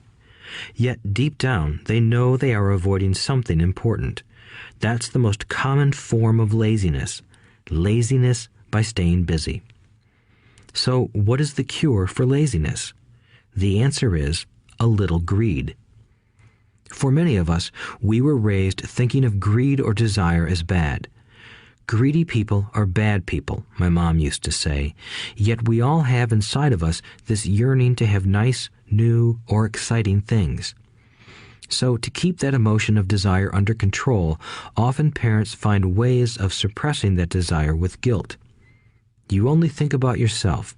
Don't you know you have brothers and sisters? Was one of my mom's favorites. You want me to buy you what? Was a favorite of my dad. Do you think we're made of money? Do you think money grows on trees? We're not rich people, you know. It wasn't so much the words, but the angry guilt trip that went with the words that got to me. Or the reverse guilt trip was the I'm sacrificing my life to buy this for you. I'm buying this for you because I never had this advantage when I was a kid. I have a neighbor who is stone broke but can't park his car in his garage. The garage is filled with toys for his kids. Those spoiled brats get everything they ask for. I don't want them to know the feeling of want are his everyday words. He has nothing set aside for their college or his retirement, but his kids have every toy ever made. He recently got a new credit card in the mail and took his kids to visit Las Vegas. I'm doing it for the kids, he said with great sacrifice. Rich Dad forbade the words, I can't afford it. In my real home, that's all I heard. Instead, Rich Dad required his children to say, how can I afford it? He believed that the words, I can't afford it, shut down your brain. It didn't have to think anymore. How can I afford it opened up the brain and forced it to think and search for answers. But most importantly, he felt the words, I can't afford it, were a lie, and the human spirit knows it. The human spirit is very, very powerful, he would say. It knows it can do anything. By having a lazy mind that says, I can't afford it, a war breaks out inside you. Your spirit is angry, and your lazy mind must defend its lie. The spirit is screaming, come on, let's go to the gym and work out. And the lazy mind says, but I'm tired, I worked really hard today. Or the human spirit says, I'm sick and tired of being poor, let's get out there and get rich. To which the lazy mind says, rich people are greedy. Besides, it's too much bother. It's not safe. I might lose money. I'm working hard enough as it is. I've got too much to do at work anyway. Look at what I have to do tonight. My boss wants it finished by morning. I can't afford it also causes sadness, a helplessness that leads to despondency and often depression. How can I afford it opens up possibilities, excitement, and dreams. So Rich Dad was not so concerned about what we wanted to buy as long as we understood that how can I afford it creates a stronger mind and a dynamic spirit. Thus, he rarely gave Mike or me anything. He would instead ask, how can you afford it? And that included college, which we paid for ourselves. It was not the goal, but the process of attaining the goal that he wanted us to learn. The problem I see today is that there are millions of people who feel guilty about their desire or their greed. It's old conditioning from their childhood. While they desire to have the finer things that life offers, most have been conditioned subconsciously to say, I can't have that, or I'll never be able to afford that. When I decided to exit the rat race, it was simply a question of how can I afford to never work again? And my mind began to kick out answers and solutions. The hardest part was fighting my real parents' dogma. We can't afford that. Stop thinking only about yourself. Why don't you think about others? And other similar sentiments designed to instill guilt to suppress my greed. So, how do you beat laziness? Once again, the answer is a little greed. It's that radio station WIIFM, which stands for What's in it for me? A person needs to sit down and ask, what would my life be like if I never had to work again? What would I do if I had all the money I needed? Without that little greed, the desire to have something better, progress is not made. Our world progresses because we all desire a better life. New inventions are made because we desire something better. We go to school and study hard because we want something better. So whenever you find yourself avoiding something you know you should be doing, then the only thing to ask yourself is, what's in it for me? Be a little greedy. It's the best cure for laziness. Too much greed, however, as anything in excess can be, is not good. But just remember what Michael Douglas said in the movie Wall Street. Greed is good. Rich Dad said it differently. Guilt is worse than greed, for guilt robs the body of its soul. I think Eleanor Roosevelt said it best. Do what you feel in your heart to be right, for you'll be criticized anyway. You'll be damned if you do, and damned if you don't. Overcoming bad habits. Our lives are a reflection of our habits more than our education. After seeing the movie Conan the Barbarian, starring Arnold Schwarzenegger, a friend said, "I'd love to have a body like Schwarzenegger." Most of the guys nodded in agreement. "I even heard he was really puny and skinny at one time," another friend added. "Yeah, I heard that too," another one said. "I heard he has a habit of working out almost every day in the gym." "Yeah, I'll bet he has to." "Nah," said the group's cynic. "I'll bet he was born that way. Besides, let's stop talking about Arnold and get some beers." This is an example of habits controlling behavior. I remember asking my rich dad about the habits of the rich. Instead of answering me outright, he wanted me to learn through example, as usual. "When does your dad pay his bills?" Rich Dad asked. "The first of the month," I said. "Does he have anything left over?" he asked.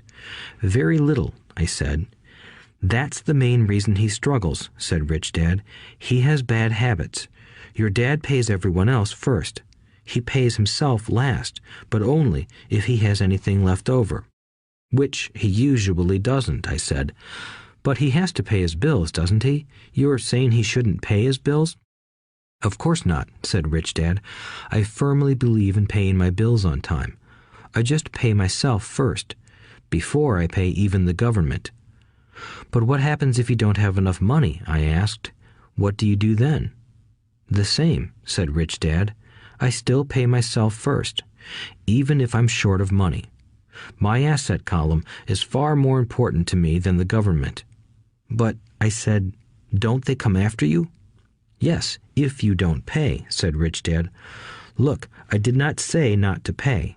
I just said I pay myself first, even if I'm short of money." "But," I replied, "how do you do that?" "It's not how. The question is why," Rich Dad said. "Okay, why?" "Motivation," said Rich Dad. "Who do you think will complain louder if I don't pay them? Me or my creditors?" "Your creditors will definitely scream louder than you," I said, responding to the obvious. "You wouldn't say anything if you didn't pay yourself." So you see, after paying myself, the pressure to pay my taxes and the other creditors is so great that it forces me to seek other forms of income. The pressure to pay becomes my motivation.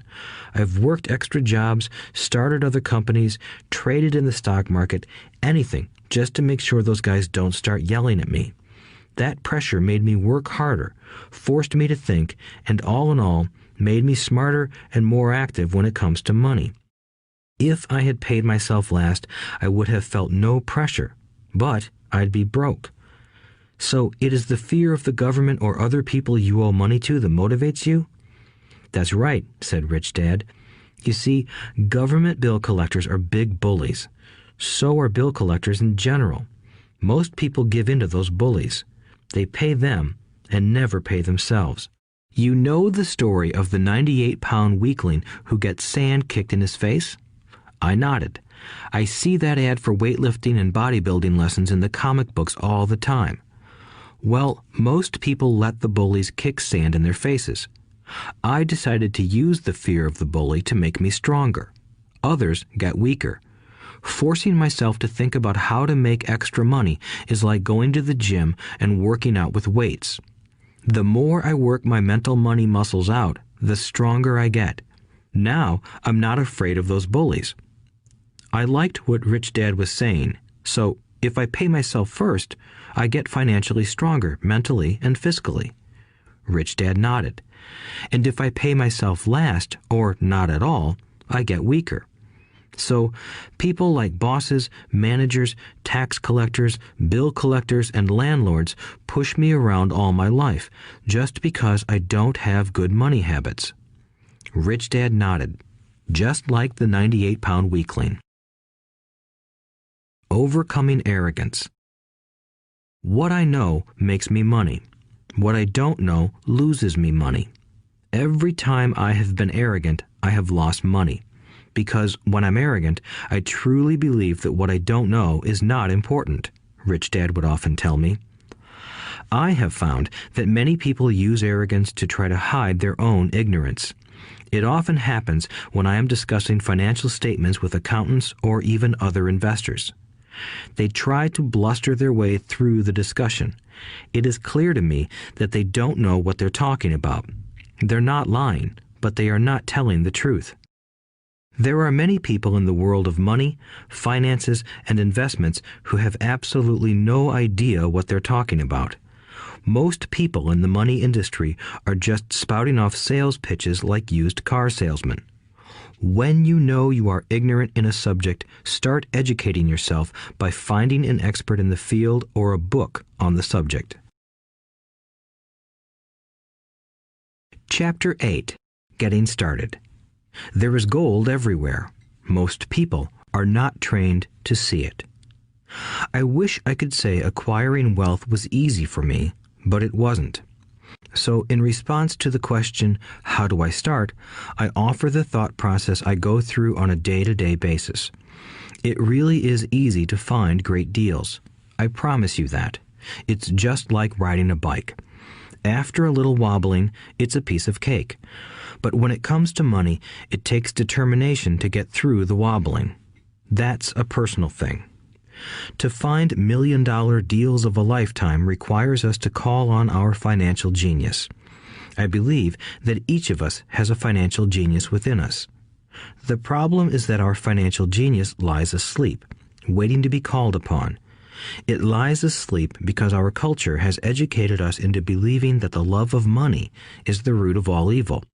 It has encouraged us to learn a profession so we can work for money, but failed to teach us how to have money work for us. It taught us not to worry about our financial future because our company or the government would take care of us when our working days are over. However, it is our children, educated in the same school system, who will end up paying for this absence of financial education. The message is still to work hard, earn money, and spend it. And when we run short, we can always borrow more. Unfortunately, 90% of the Western world subscribes to the above dogma, simply because it's easier to find a job and work for money. If you are not one of the masses, I offer you the following 10 steps to awaken your financial genius. I simply offer you the steps I have personally followed. If you want to follow some of them, great. If you don't, make up your own. Your financial genius is smart enough to develop its own list.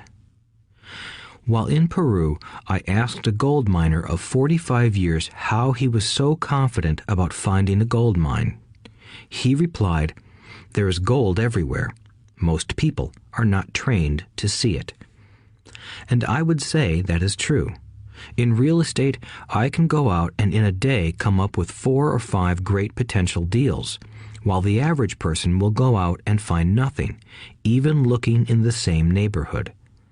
The reason is that they have not taken the time to develop their financial genius. I offer you the following 10 steps as a process to develop your God-given powers, powers over which only you have control. 1. Find a reason greater than reality, the power of spirit. If you ask most people if they would like to be rich or financially free, they would say yes. But then reality sets in. The road seems too long with too many hills to climb. It's easier to just work for money and hand the excess over to your broker. I once met a young woman who had dreams of swimming for the U.S. Olympic team. The reality was that she had to get up every morning at 4 o'clock to swim for 3 hours before going to school. She did not party with her friends on Saturday night. She had to study and keep her grades up, just like everyone else. When I asked her what fueled her superhuman ambition and sacrifice, she simply said, "I do it for myself and the people I love. It's love that gets me over the hurdles and sacrifices." A reason or a purpose is a combination of wants and don't wants.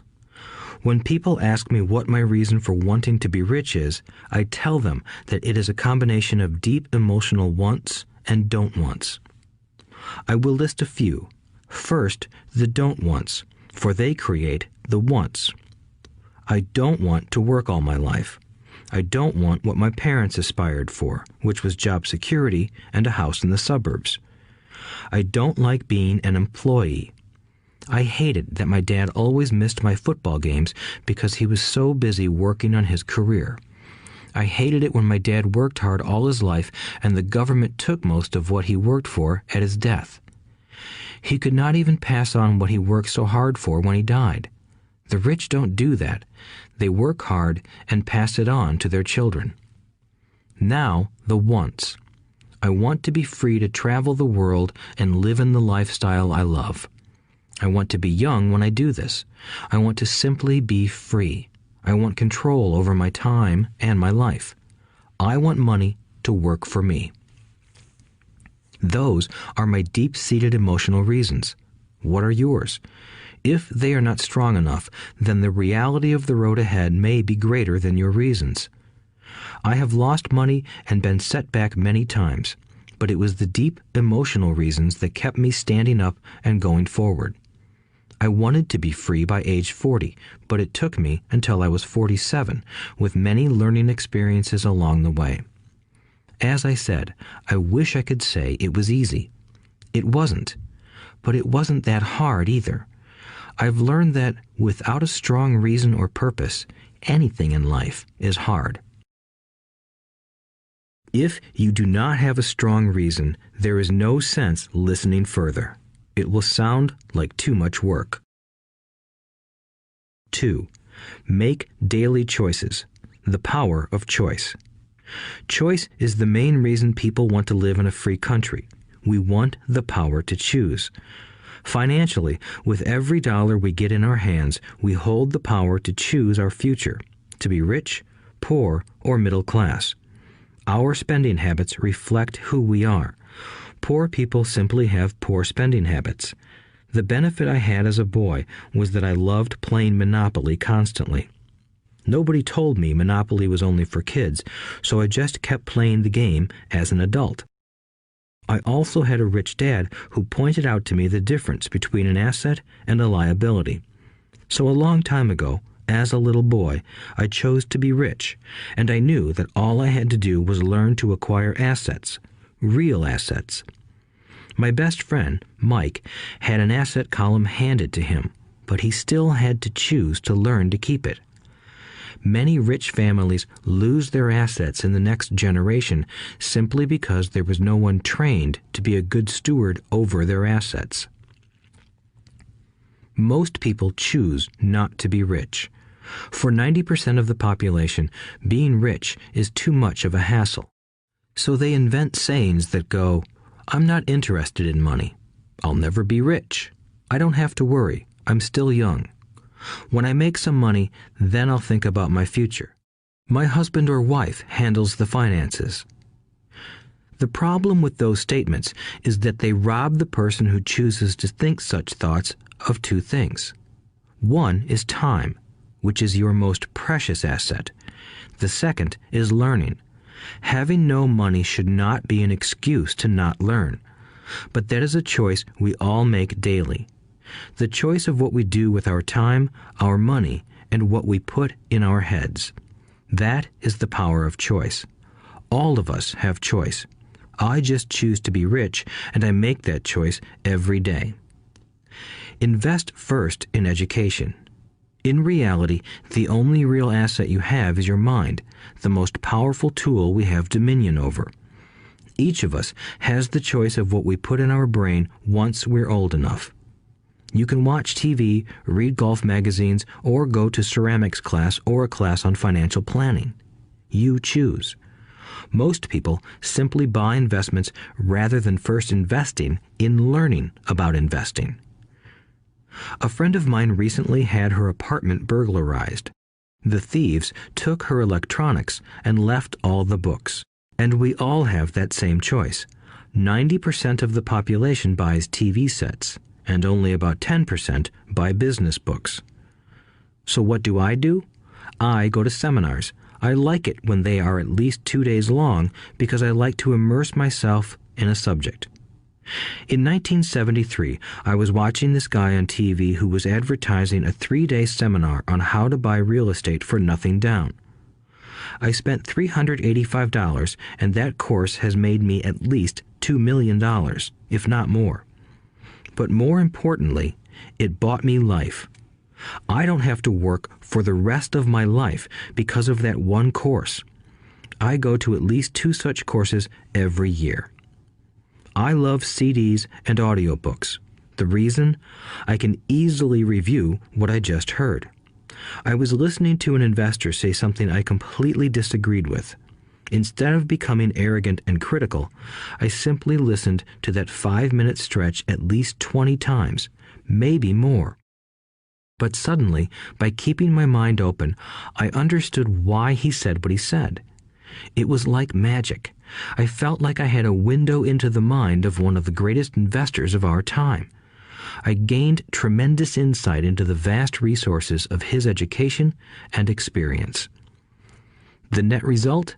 I still have the old way I used to think, and I now have a new way of looking at the same problem or situation. I have 2 ways to analyze a problem or trend, and that is priceless. Today, I often say, how would Donald Trump do this, or Warren Buffett, or George Soros? The only way I can access their vast mental power is to be humble enough to read or listen to what they have to say.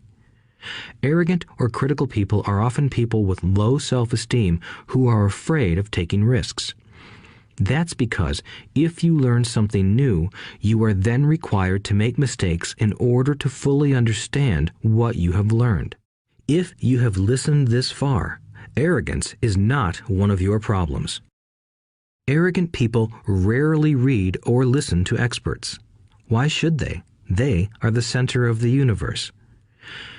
There are so many intelligent people who argue or defend when a new idea clashes with the way they think. In this case, their so-called intelligence combined with arrogance equals ignorance. Each of us knows people who are highly educated or believe they are smart, but their balance sheet paints a different picture. A truly intelligent person welcomes new ideas, for new ideas can add to the synergy of other accumulated ideas. Listening is more important than talking. If that were not true, God would not have given us 2 ears and only 1 mouth. Too many people think with their mouth instead of listening in order to absorb new ideas and possibilities. They argue instead of asking questions. I take a long view on my wealth. I do not subscribe to the get-rich-quick mentality most lottery players or casino gamblers have. I may go in and out of stocks, but I am long on education. If you want to fly an airplane, I advise taking lessons first. I am always shocked at people who buy stocks or real estate but never invest in their greatest asset, their mind. Just because you bought a house or two does not make you an expert at real estate. 3. Choose friends carefully. The power of association. First of all, I do not choose my friends by their financial statements. I have friends who have actually taken a vow of poverty, as well as friends who earn millions every year. The point is that I learn from all of them. Now, I will admit that there are people I have actually sought out because they had money. But I was not after their money. I was seeking their knowledge. In some cases, these people who had money have become dear friends. I've noticed that my friends with money talk about money. They don't do it to brag. They're interested in the subject. So I learn from them, and they learn from me. My friends who are in dire financial straits do not like talking about money, business, or investing. They often think it rude or unintellectual. So I also learn from my friends who struggle financially. I find out what not to do. I have several friends who have generated over $1 billion in their short lifetimes. The 3 of them report the same phenomenon. Their friends who have no money have never come to them to ask them how they did it, but they do come asking for one of 2 things, or both, a loan or a job. Warning: don't listen to poor or frightened people. I have such friends, and while I love them dearly, they are the Chicken Littles of life. To them, when it comes to money, especially investments, it's always, the sky is falling, the sky is falling. They can always tell you why something won't work. The problem is that people listen to them. But people who blindly accept doom and gloom information are also Chicken Littles. As that old saying goes, birds of a feather flock together. If you watch business channels on TV, they often have a panel of so-called experts. One expert will say the market is going to crash, and the other will say it's going to boom. If you're smart, you listen to both. Keep your mind open, because both have valid points. Unfortunately, most poor people listen to Chicken Little. I have had many close friends try to talk me out of a deal or an investment. Not long ago, a friend told me he was excited because he found a 6% certificate of deposit. I told him I earned 16% from the state government. The next day, he sent me an article about why my investment was dangerous. I have received 16% for years now, and he still receives 6%. I would say that one of the hardest things about wealth building is to be true to yourself and to be willing to not go along with the crowd. This is because, in the market, it is usually the crowd that shows up late that is slaughtered. If a great deal is on the front page, it's too late in most instances. Look for a new deal. As we used to say as surfers, there is always another wave. People who hurry and catch a wave late usually are the ones who wipe out. Smart investors don't time the markets. If they miss a wave, they search for the next one and get themselves in position. This is hard for most investors because buying what is not popular is frightening. Timid investors are like sheep going along with the crowd. Or their greed gets them in when wise investors have already taken their profits and moved on. Wise investors buy an investment when it's not popular. They know their profits are made when they buy, not when they sell. They wait patiently. As I said, they do not time the market. Just like a surfer, they get in position for the next big swell. It's all insider trading. There are forms of insider trading that are illegal, and there are forms of insider trading that are legal. But either way, it's insider trading. The only distinction is, how far away from the inside are you? The reason you want to have rich friends is because that is where the money is made. It's made on information. You want to hear about the next boom, get in and get out before the next bust. I'm not saying do it illegally, but the sooner you know, the better your chances are for profits with minimal risk. That is what friends are for, and that is financial intelligence. 4. master a formula, and then learn a new one. The power of learning quickly. In order to make bread, every baker follows a recipe, even if it's only held in their head. The same is true for making money. Most of us have heard the saying, "You are what you eat." I have a different slant. I say, "You become what you study." In other words, be careful what you learn, because your mind is so powerful that you become what you put in your head. For example, if you study cooking, you then tend to cook. If you don't want to be a cook anymore, then you need to study something else. When it comes to money, the masses generally have one basic formula they learned in school, and it's this: work for money. The predominant formula I see in the world is that every day millions of people get up, go to work, earn money, pay bills, balance checkbooks, buy some mutual funds, and go back to work. That is the basic formula, or recipe. If you're tired of what you're doing, or you're not making enough, it's simply a case of changing the formula via which you make money. Years ago, when I was 26, I took a weekend class called How to Buy Real Estate Foreclosures. I learned a formula. The next trick was to have the discipline to actually put into action what I had learned. That is where most people stop. For 3 years, while working for Xerox, I spent my spare time learning to master the art of buying foreclosures. I've made several $1,000,000 using that formula. So after I mastered that formula, I went in search of other formulas. For many of the classes, I did not directly use the information I learned, but I always learned something new. I have attended classes designed for derivative traders, commodity option traders, and chaologists. I was way out of my league, being in a room full of people with doctorates in nuclear physics and space science. Yet, I learned a lot that made my stock and real estate investing more meaningful and lucrative. Most junior colleges and community colleges have classes on financial planning and buying traditional investments. They are good places to start, but I always search for a faster formula. That is why, on a fairly regular basis, I make more in a day than many people will make in their lifetime.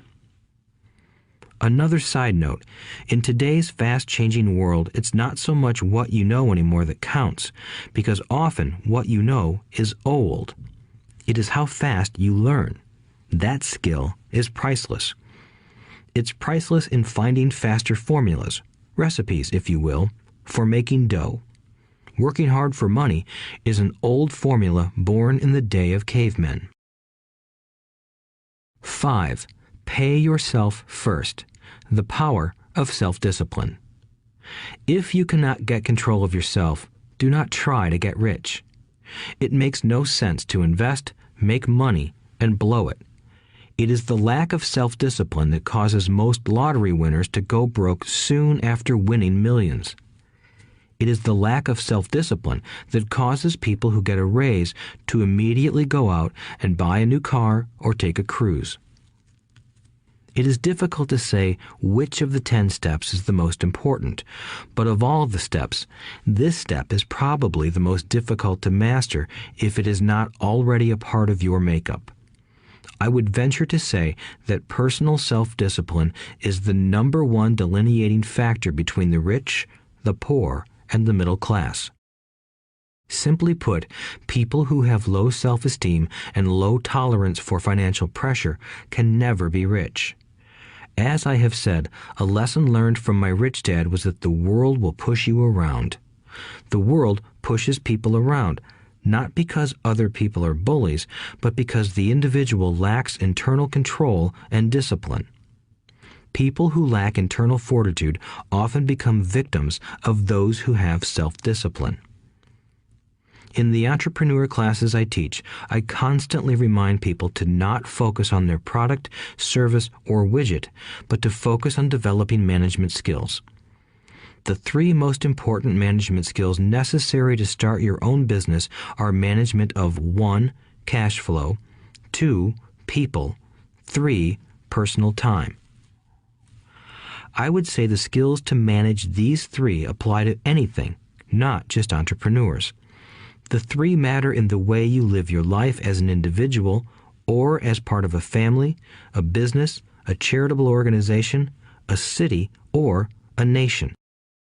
Each of these skills is enhanced by the mastery of self-discipline. I do not take the saying, "pay yourself first," lightly. The statement, "pay yourself first," comes from George Clayson's book, The Richest Man in Babylon. Millions of copies have been sold. But while millions of people freely repeat that powerful statement, few follow the advice. As I said, financial literacy allows one to read numbers, and numbers tell the story. By looking at a person's income statement and balance sheet, I can readily see if people who spout the words, "pay yourself first," actually practice what they preach. In reality, each month, many allocate money to their asset column before they pay their monthly expenses. Although millions of people have read Clayson's book and understand the words, "pay yourself first," in reality, they pay themselves last. Now, I can hear the howls from those of you who sincerely believe in paying your bills first, and I can hear all the responsible people who pay their bills on time. I am not saying be irresponsible and not pay your bills. All I am saying is do what the book says, which is pay yourself first. If you can truly begin to understand the power of cash flow, you will soon realize why 90% of people work hard all their lives and need government support like Social Security when they are no longer able to work. Kim and I have had many bookkeepers, accountants, and bankers who have had a major problem with this way of looking at pay yourself first. The reason is that these financial professionals actually do what the masses do. They pay themselves last. There have been times in my life when, for whatever reason, cash flow was far less than my bills. I still paid myself first. My accountant and bookkeeper screamed in panic. "They're going to come after you. The IRS is going to put you in jail. You're going to ruin your credit rating. They'll cut off the electricity." I still paid myself first. Why, you ask? Because that's what the story, The Richest Man in Babylon, was all about. The power of self-discipline and the power of internal fortitude. As my rich dad taught me the first month I worked for him, most people allow the world to push them around. A bill collector calls and you pay or else. A sales clerk says, "Oh, just put it on your charge card." Your real estate agent tells you, "Go ahead. The government allows you a tax deduction on your home." That is what the book is really about. Having the guts to go against the tide and get rich. You may not be weak, but when it comes to money, many people get wimpy. I am not saying be irresponsible. The reason I don't have high credit card debt and doodad debt is because I pay myself first. The reason I minimize my income is because I don't want to pay it to the government. That is why my income comes from my asset column through a Nevada corporation. If I work for money, the government takes it. Although I pay my bills last, I am financially astute enough to not get into a tough financial situation. I don't like consumer debt. I actually have liabilities that are higher than 99% of the population, but I don't pay for them. Other people pay for my liabilities. They're called tenants. So rule number 1 in paying yourself first is don't get into debt in the first place. Although I pay my bills last, I set it up to have only small, unimportant bills that are due. When I occasionally come up short, I still pay myself first. I let the creditors and even the government scream. I like it when they get tough. Why? Because those guys do me a favor. They inspire me to go out and create more money. So I pay myself first, invest the money, and let the creditors yell. I generally pay them right away anyway. Kim and I have excellent credit. We just don't cave into pressure and spend our savings or liquidate stocks to pay for consumer debt. That is not too financially intelligent. To successfully pay yourself first, keep the following in mind. 1. Don't get into large debt positions that you have to pay for. Keep your expenses low. Build up assets first, then buy the big house or nice car. Being stuck in the rat race is not intelligent. 2. When you come up short, let the pressure build and don't dip into your savings or investments.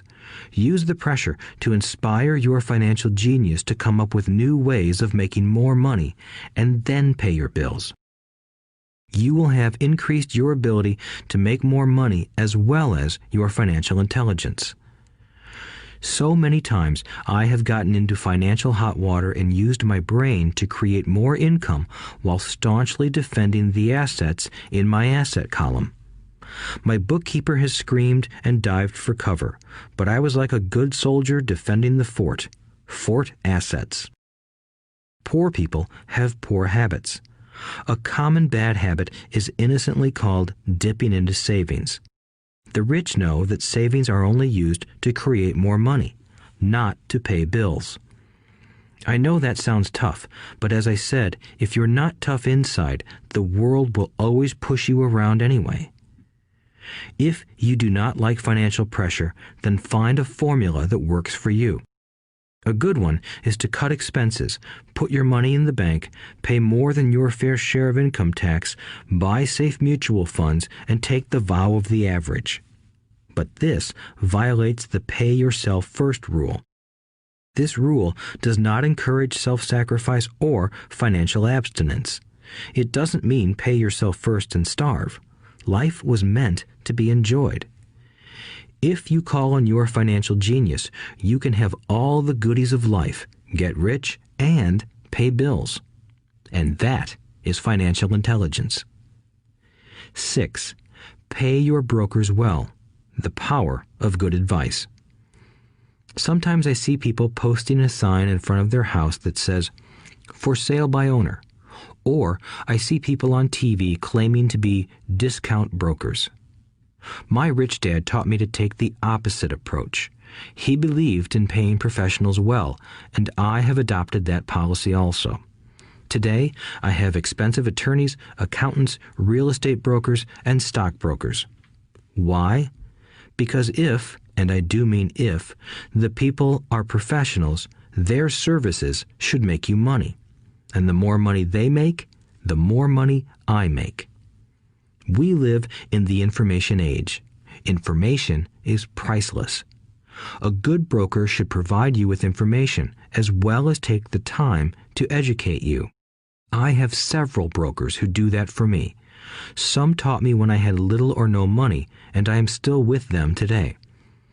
What I pay a broker is tiny in comparison with what kind of money I can make because of the information they provide. I love it when my real estate broker or stockbroker makes a lot of money because that usually means I made a lot of money. A good broker saves me time in addition to making me money. Like when I bought the vacant land for $9,000 and sold it immediately for over $25,000 so I could buy my Porsche quicker. A broker is my eyes and ears in the market. They're there every day, so I do not have to be. I'd rather play golf. People who sell their house on their own must not value their time much. Why would I want to save a few bucks when I could use that time to make more money or spend it with those I love? What I find funny is that so many poor and middle-class people insist on tipping restaurant help 15 to 20%, even for bad service, but complain about paying a broker 3 to 7%. They enjoy tipping people in the expense column and stiffing people in the asset column. That is not financially intelligent. Keep in mind that not all brokers are created equal. Unfortunately, most brokers are only salespeople. They sell, but they themselves own little or no real estate. There is a tremendous difference between a broker who sells houses and a broker who sells investments. The same is true for stock, bond, mutual fund, and insurance, brokers who call themselves financial planners. When I interview any paid professional, I first find out how much property or stocks they personally own and what percentage they pay in taxes. And that applies to my tax attorney as well as my accountant. I have an accountant who minds his own business. His profession is accounting, but his business is real estate. I used to have an accountant who was a small business accountant, but he had no real estate. I switched because we did not love the same business. Find a broker who has your best interests at heart. Many brokers will spend the time educating you, and they could be the best asset you find. Just be fair, and most of them will be fair to you. If all you can think about is cutting their commissions, then why should they want to help you? It's just simple logic. As I said earlier, one of the management skills is the management of people. Many people only manage people they feel smarter than and they have power over. Many middle managers remain middle managers, failing to get promoted because they know how to work with people below them, but not with people above them. The real skill is to manage and reward the people who are smarter than you in some technical area. That is why companies have a board of directors. You should have one too. That is financial intelligence. 7. Be an Indian giver. The power of getting something for nothing. When the first European settlers came to America, they were taken aback by a cultural practice some American Indians had. For example, if a settler was cold, the Indian would give the person a blanket. Mistaking it for a gift, the settler was often offended when the Indian asked for it back. The Indians also got upset when they realized that settlers did not want to give it back. That is where the term Indian giver came from, a simple cultural misunderstanding. In the world of the asset column, being an Indian giver is vital to wealth. The sophisticated investor's first question is, how fast do I get my money back? They also want to know what they get for free, also called a piece of the action. That is why the ROI, or return on investment, is so important. For example, I found a small condominium that was in foreclosure a few blocks from where I lived. The bank wanted $60,000 and I submitted a bid for $50,000, which they took simply because, along with my bid, was a cashier's check for $50,000. They realized I was serious. Most investors would say, "Aren't you tying up a lot of cash? Would it not be better to get a loan on it?"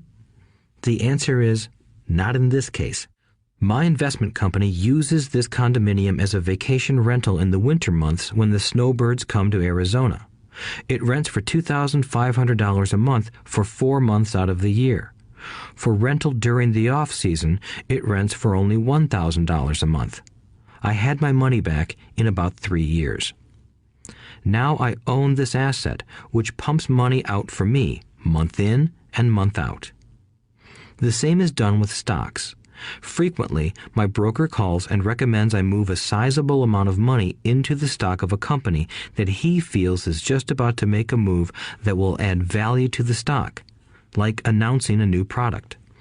I will move my money in for a week to a month while the stock moves up. Then I pull my initial dollar amount out and stop worrying about the fluctuations of the market because my initial money is back and ready to work on another asset. So my money goes in, and then it comes out, and I own an asset that was technically free. True, I have lost money on many occasions, but I only play with money I can afford to lose.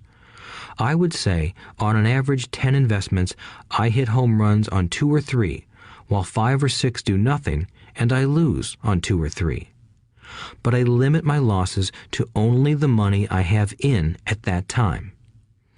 People who hate risk put their money in the bank. In the long run, safe savings are better than no savings. But it takes a long time to get your money back, and, in most instances, you don't get anything for free with it. On every one of my investments, there must be an upside, something for free, like a condominium, a mini storage, a piece of free land, a house, stock shares, or an office building. And there must be limited risk or a low-risk idea. There are books devoted entirely to this subject, so I will not talk about it here. Ray Kroc, of McDonald's fame, sold hamburger franchises, not because he loved hamburgers, but because he wanted the real estate under the franchise for free. So wise investors must look at more than ROI. They look at the assets they get for free once they get their money back. That is financial intelligence. 8. Use assets to buy luxuries. The power of focus. A friend's child has been developing a nasty habit of burning a hole in his pocket. Just 16, he wanted his own car. The excuse? All his friends' parents gave their kids cars. The child wanted to go into his savings and use it for a down payment. That was when his father called me and then came to see me. Do you think I should let him do it, or should I just buy him a car? I answered, it might relieve the pressure in the short term, but what have you taught him in the long term? Can you use this desire to own a car and inspire your son to learn something? Suddenly, the lights went on and he hurried home. 2 months later, I ran into my friend again. Does your son have his new car? I asked. No, he doesn't, but I gave him $3,000 for the car. I told him to use my money instead of his college money. Well, that's generous of you, I said. Not really. The money came with a hitch. So what was the hitch? I asked. Well, first we played your cash flow game. We then had a long discussion about the wise use of money. After that, I gave him a subscription to the Wall Street Journal and a few books on the stock market. Then what? I asked. What was the catch? I told him that $3,000 was his, but he could not directly buy a car with it. He could use it to find a stockbroker and buy and sell stocks. Once he had made $6,000 with the $3,000, the money would be his for the car, and the $3,000 would go into his college fund. And what are the results? I asked. Well, he got lucky early in his trading, but lost everything a few days later. Then he really got interested. Today, I would say he is down $2,000, but his interest is up. He has read all the books I bought him, and he's gone to the library to get more. He reads the Wall Street Journal voraciously, watching for indicators. He's only got $1,000 left, but his interest and learning are sky high. He knows that if he loses that money, he walks for 2 more years. But he does not seem to care. He even seems uninterested in getting a car because he's found a game that is more fun. What happens if he loses all the money? I asked. We'll cross that bridge when we get to it. I'd rather have him lose everything now than wait till he's our age to risk losing everything. And besides, that is the best $3,000 I've ever spent on his education. What he is learning will serve him for life, and he seems to have gained a new respect for the power of money.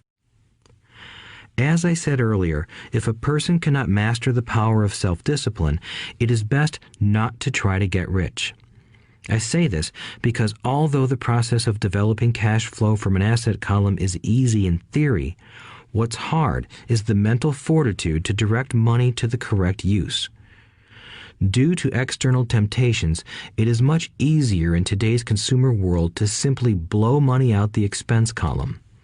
With weak mental fortitude, that money flows into the paths of least resistance. That is the cause of poverty and financial struggle. The following example illustrates the financial intelligence needed to direct money to make more money.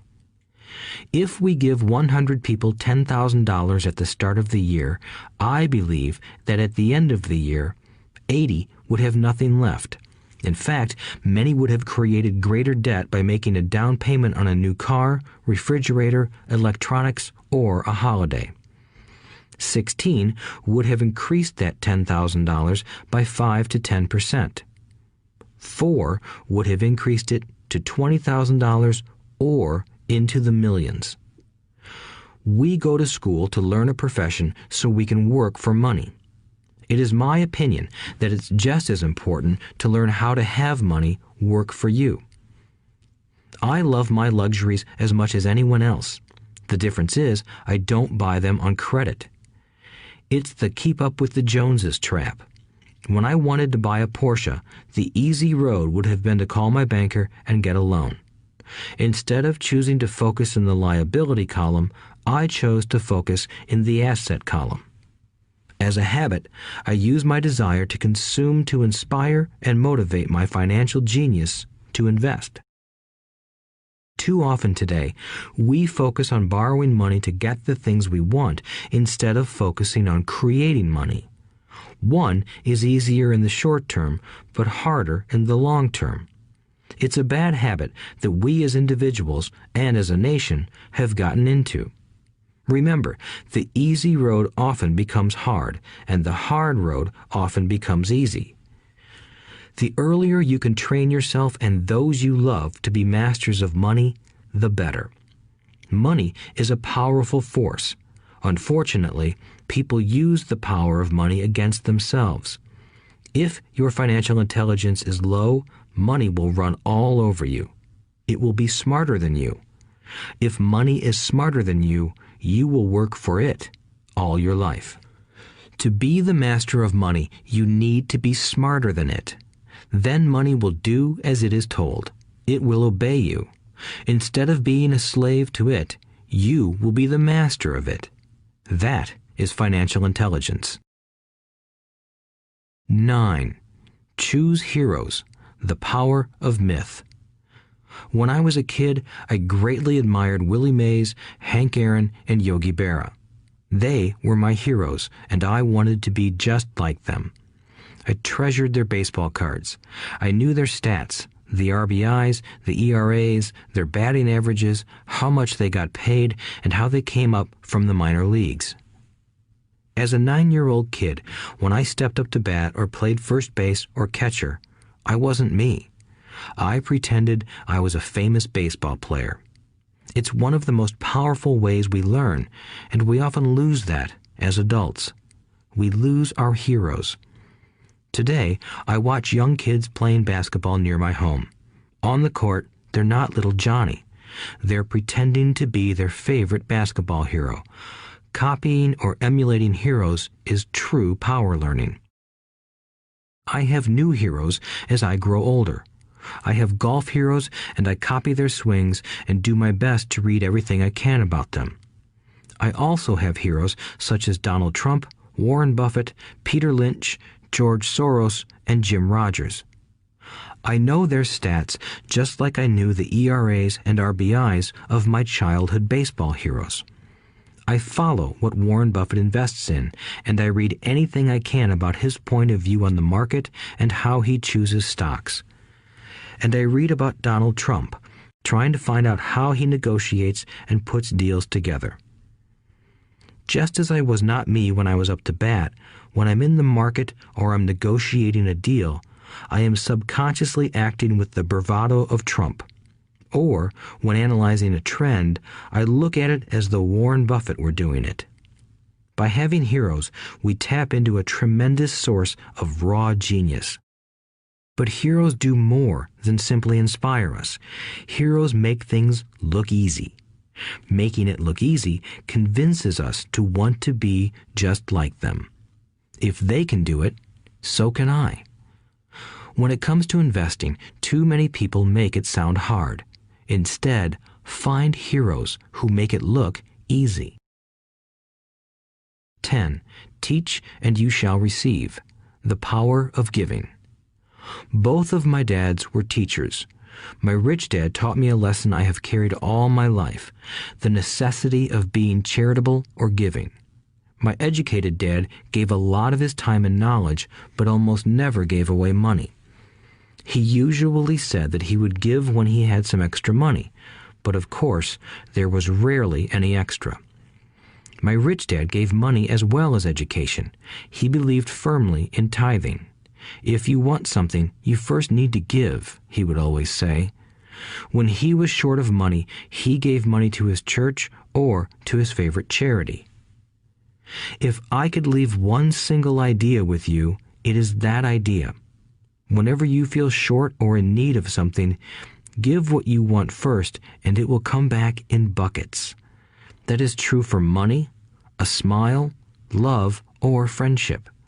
I know it is often the last thing a person may want to do, but it has always worked for me. I trust that the principle of reciprocity is true, and I give what I want. I want money, so I give money, and it comes back in multiples. I want sales, so I help someone else sell something, and sales come to me. I want contacts, and I help someone else get contacts. Like magic, contacts come to me. I heard a saying years ago that went, "God does not need to receive, but humans need to give." My rich dad would often say, poor people are more greedy than rich people. He would explain that if a person was rich, that person was providing something that other people wanted. In my life, whenever I have felt needy or short of money or short of help, I simply went out or found in my heart what I wanted and decided to give it first. And when I gave, it always came back. It reminds me of the story of the guy sitting with firewood in his arms on a cold, freezing night. He is yelling at the pot-bellied stove, "When you give me some heat, then I'll put some wood in you." And when it comes to money, love, happiness, sales, and contacts, all one needs to remember is to give first. Often, just the process of thinking of what I want and how I could give that to someone else breaks free a torrent of bounty. Whenever I feel that people aren't smiling at me, I simply begin smiling and saying hello. Like magic, the next thing I know, I'm surrounded by smiling people. It is true that your world is only a mirror of you. So that's why I say, teach and you shall receive. I have found that the more I teach those who want to learn, the more I learn. If you want to learn about money, teach it to someone else. A torrent of new ideas and finer distinctions will come in. There are times when I have given and nothing has come back, or what I have received is not what I wanted. But upon closer inspection and soul-searching, I was often giving to receive in those instances, instead of giving for the joy that giving itself brings. My dad taught teachers, and he became a master teacher. My rich dad always taught young people his way of doing business. In retrospect, it was their generosity with what they knew that made them smarter. There are powers in this world that are much smarter than we are. You can get there on your own, but it's easier with the help of the powers that be. You only need to be generous with what you have. Chapter 9. Still want more? Here are some to-dos. Many people may not be satisfied with my 10 steps. They see them more as philosophies than actions. I think understanding the philosophy is just as important as the action. There are many people who want to do instead of think, and then there are people who think but do not do. I would say that I am both. I love new ideas, and I love action. So for those who want a to-do list on how to get started, I will share with you some of the things I do in abbreviated form. Stop doing what you're doing. In other words, take a break and assess what is working and what is not working. The definition of insanity is doing the same thing over and over and expecting a different result. Stop doing what is not working and look for something new. Look for new ideas. For new investing ideas, I go to bookstores and search for books on different and unique subjects. I call them formulas. I buy how-to books on formulas I know nothing about. For example, in the bookstore I found the book The 16% Solution by Joel Moskowitz. I bought the book and read it, and the next Thursday I did exactly as the book said. Most people do not take action, or they let someone talk them out of whatever new formula they are studying. My neighbor told me why 16% would not work. I did not listen to him because he's never done it. Find someone who has done what you want to do. take them to lunch, and ask them for tips and tricks of the trade. As for 16% tax lien certificates, I went to the county tax office and found the government employee who worked in that office. I found out that she, too, invested in the tax liens. Immediately, I invited her to lunch. She was thrilled to tell me everything she knew and how to do it. After lunch, she spent all afternoon showing me everything. By the next day, I found 2 great properties with her help that have been accruing interest at 16% ever since. It took a day to read the book, a day to take action, an hour for lunch, and a day to acquire 2 great deals. Take classes, read, and attend seminars. I search newspapers and the internet for new and interesting classes, many of which are free or inexpensive. I also attend and pay for expensive seminars on what I want to learn. I am wealthy and free from needing a job simply because of the courses I took. I have friends who did not take those classes who told me I was wasting my money, and yet they're still at the same job. Make lots of offers. When I want a piece of real estate, I look at many properties and generally write an offer. If you don't know what the right offer is, neither do I. That is the job of the real estate agent. They make the offers. I do as little work as possible. A friend wanted me to show her how to buy apartment houses. So one Saturday, she, her agent, and I went and looked at 6 apartment houses. 4 were dogs, but 2 were good. I said to write offers on all 6, offering half of what the owners asked for. She and the agent nearly had heart attacks. They thought it was rude and would offend the sellers, but I really don't think the agent wanted to work that hard. So they did nothing and went on looking for a better deal. No offers were ever made, and that person is still looking for the right deal at the right price. Well, you don't know what the right price is until you have a second party who wants to deal. Most sellers ask too much. It is rare that a seller asks a price that is less than something is worth. Moral of the story: make offers. People who are not investors have no idea what it feels like to try to sell something. I have had a piece of real estate that I wanted to sell for months. I would have welcomed any offer. They could have offered me 10 pigs and I would have been happy. Not at the offer, but just because someone was interested. I would have countered, maybe for a pig farm in exchange. But that's how the game works. The game of buying and selling is fun. Keep that in mind. It's fun and only a game. Make offers. Someone might say yes. I always make offers with escape clauses. In real estate, I make an offer with language that details subject to contingencies, such as the approval of a business partner. Never specify who the business partner is. Most people don't know that my partner is my cat. If they accept the offer, and I don't want the deal, I call home and speak to my cat. I make this ridiculous statement to illustrate how absurdly easy and simple the game is. So many people make things too difficult and take it too seriously. Finding a good deal, the right business, the right people, the right investors, or whatever is just like dating.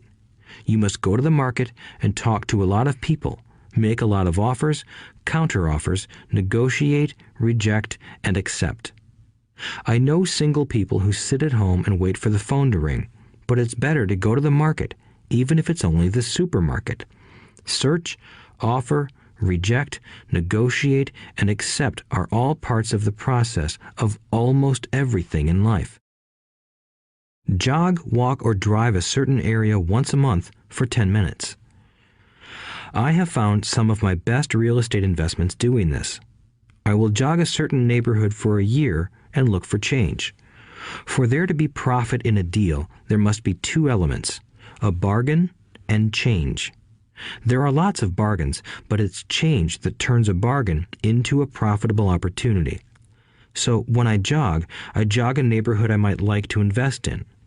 It is the repetition that causes me to notice slight differences. I notice real estate signs that are up for a long time. That means the seller might be more agreeable to deal. I watch for moving trucks going in or out. I stop and talk to the drivers. I talk to the postal carriers. It's amazing how much information they acquire about an area. I find a bad area, especially an area that the news has scared everyone away from. I drive it for sometimes a year, waiting for signs of something changing for the better. I talk to retailers, especially new ones, and find out why they're moving in. It takes only a few minutes a month, and I do it while doing something else, like exercising or going to and from the store. Shop for bargains in all markets. Consumers will always be poor. When the supermarket has a sale, say on toilet paper, the consumer runs in and stocks up. But when the housing or stock market has a sale, most often called a crash or correction, the same consumer often runs away from it. When the supermarket raises its prices, the consumer shops somewhere else. But when housing or the stock market raises their prices, the same consumer often rushes in and starts buying. Always remember, profits are made in the buying, not in the selling. Look in the right places. A neighbor bought a condominium for $100,000.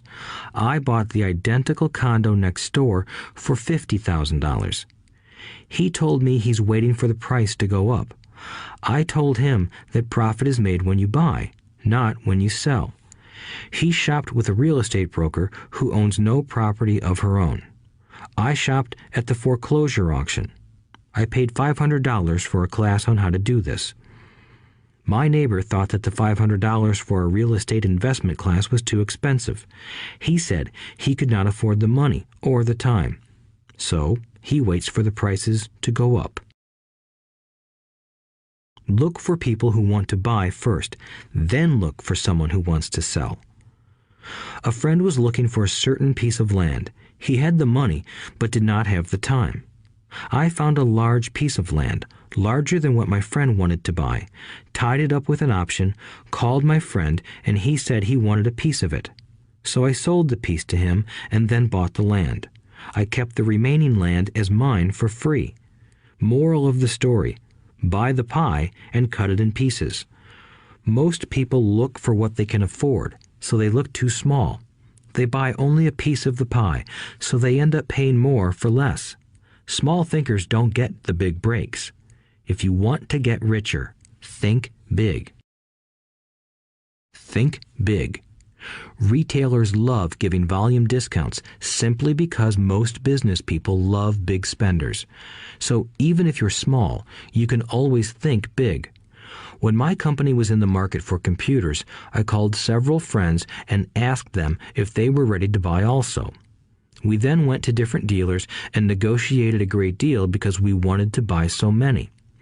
I have done the same with stocks. Small people remain small because they think small, act alone, or don't act at all. Learn from history. All the big companies on the stock exchange started out as small companies. Colonel Sanders did not get rich until after he lost everything in his 60s. Bill Gates was one of the richest men in the world before he was 30. Action always beats inaction. These are just a few of the things I have done and continue to do to recognize opportunities. The important words are have done and do. As repeated many times throughout this audiobook, you must take action before you can receive the financial rewards. Act now. Final thoughts. I would like to share some final thoughts with you. The main reason I wrote this book, and the reason it has remained a bestseller since 2000, was to share insights into how increased financial intelligence can be used to solve many of life's common problems. Without financial training, we all too often use the standard formulas to get through life. Work hard, save, borrow, and pay excessive taxes. Today, more than ever, we need better information. I use the following story as an example of a financial problem that confronts many young families today. How do you afford a good education for your children and provide for your own retirement? It requires using financial intelligence instead of hard work. A friend of mine was griping one day about how hard it was to save money for his 4 children's college educations. He was putting $300 away in a college fund each month and had so far accumulated only about $12,000. He had about 12 more years to save for college since his oldest child was then 6 years old. At the time, the real estate market in Phoenix was terrible. People were giving houses away. I suggested to my friend that he buy a house with some of the money in his college fund.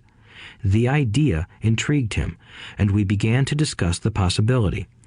His primary concern was that he did not have credit with the bank to buy another house since he was so overextended.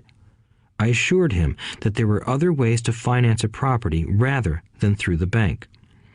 We looked for a house for 2 weeks, a house that would fit all our criteria. There were plenty to choose from, so shopping was fun. Finally, we found a 3-bedroom, 2-bath home in a prime neighborhood. The owner had been downsized and needed to sell that day because he and his family were moving to California where another job waited. The owner wanted $102,000, but we offered only $79,000. He took it immediately and agreed to carry back the loan with a 10% down payment. All my friend had to come up with was $7,900. As soon as the owner moved, my friend put the house up for rent. After all expenses were paid, including the mortgage, he put $125 in his pocket each month. His plan was to keep the house for 12 years and let the mortgage get paid down faster by applying the extra $125 to the principal each month. We figured that in 12 years, a large portion of the mortgage would be paid off and he could possibly be clearing $800 a month by the time his first child went to college. He could also sell the house if it had appreciated in value.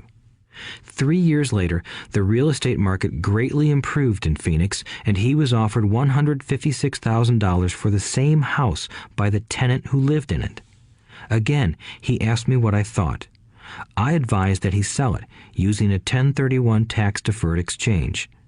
Suddenly, he had nearly $80,000 to operate with. I called another friend in Austin, Texas, who then moved this tax-deferred capital gain into a mini storage facility. Within 3 months, he began receiving checks for a little less than $1,000 a month, which he then poured back into the college fund.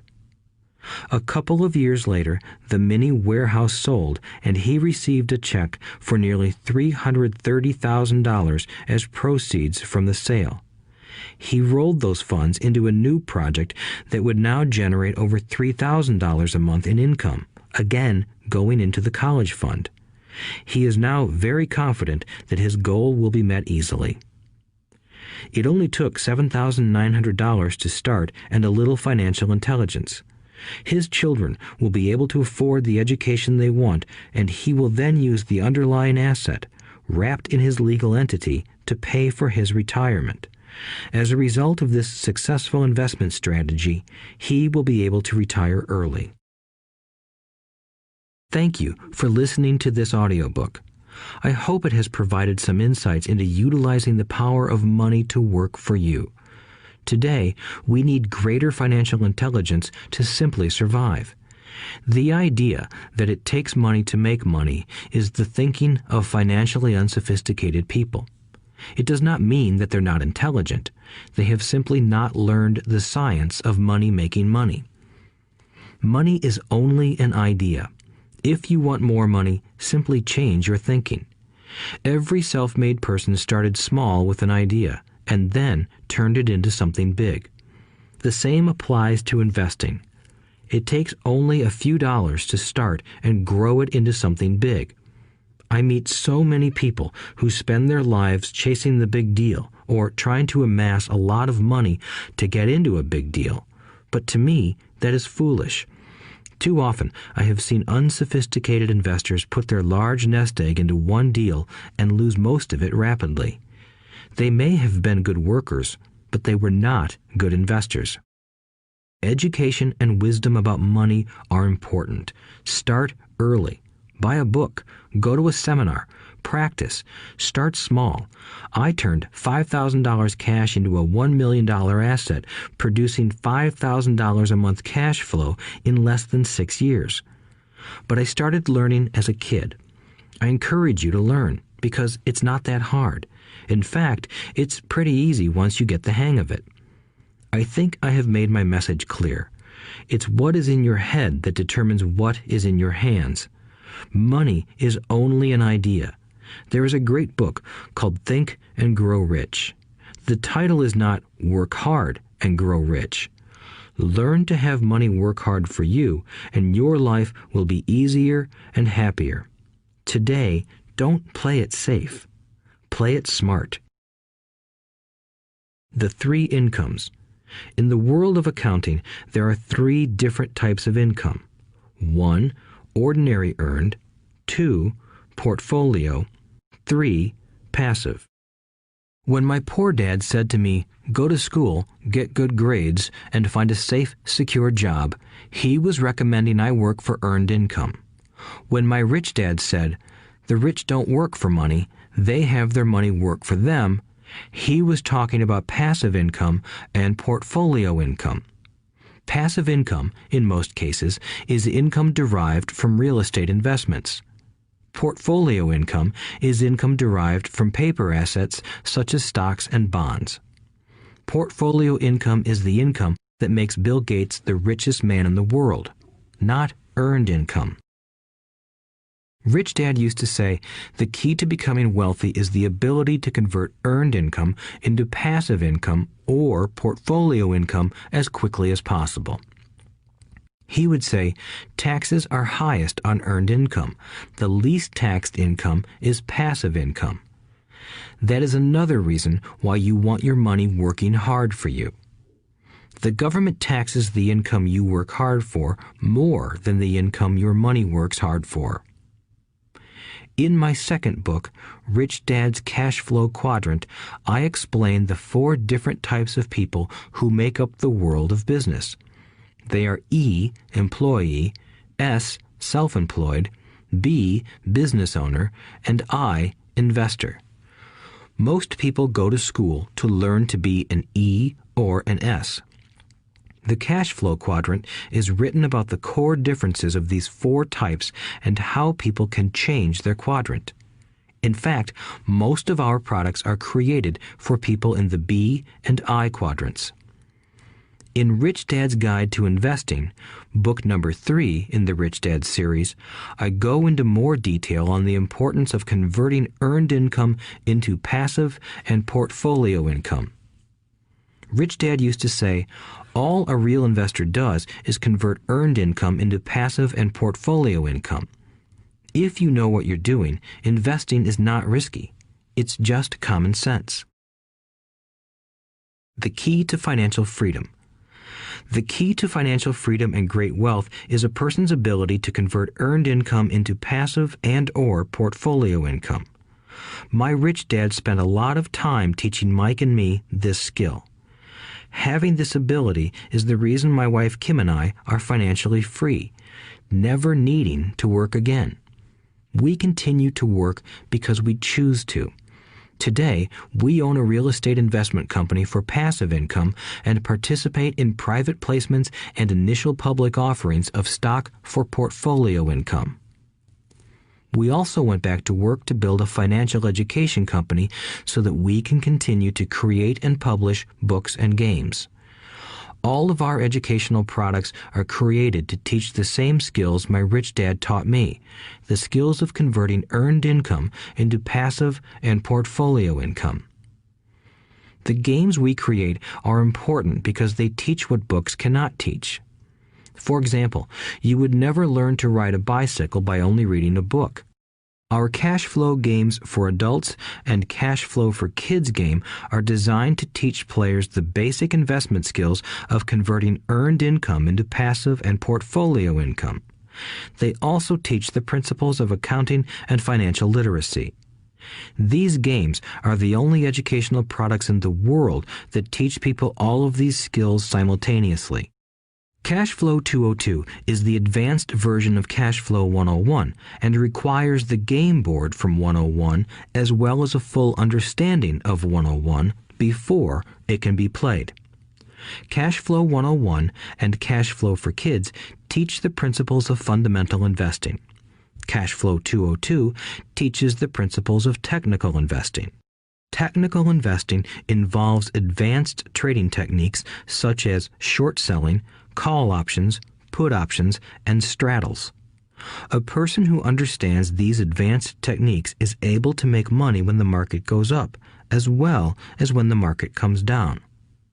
As my rich dad would say, a real investor makes money in an up market and a down market. That is why they make so much money. One of the reasons they make more money is simply because they have more self-confidence. Rich Dad would say they have more self-confidence because they are less afraid of losing. In other words, the average investor does not make as much money because they are so afraid of losing money.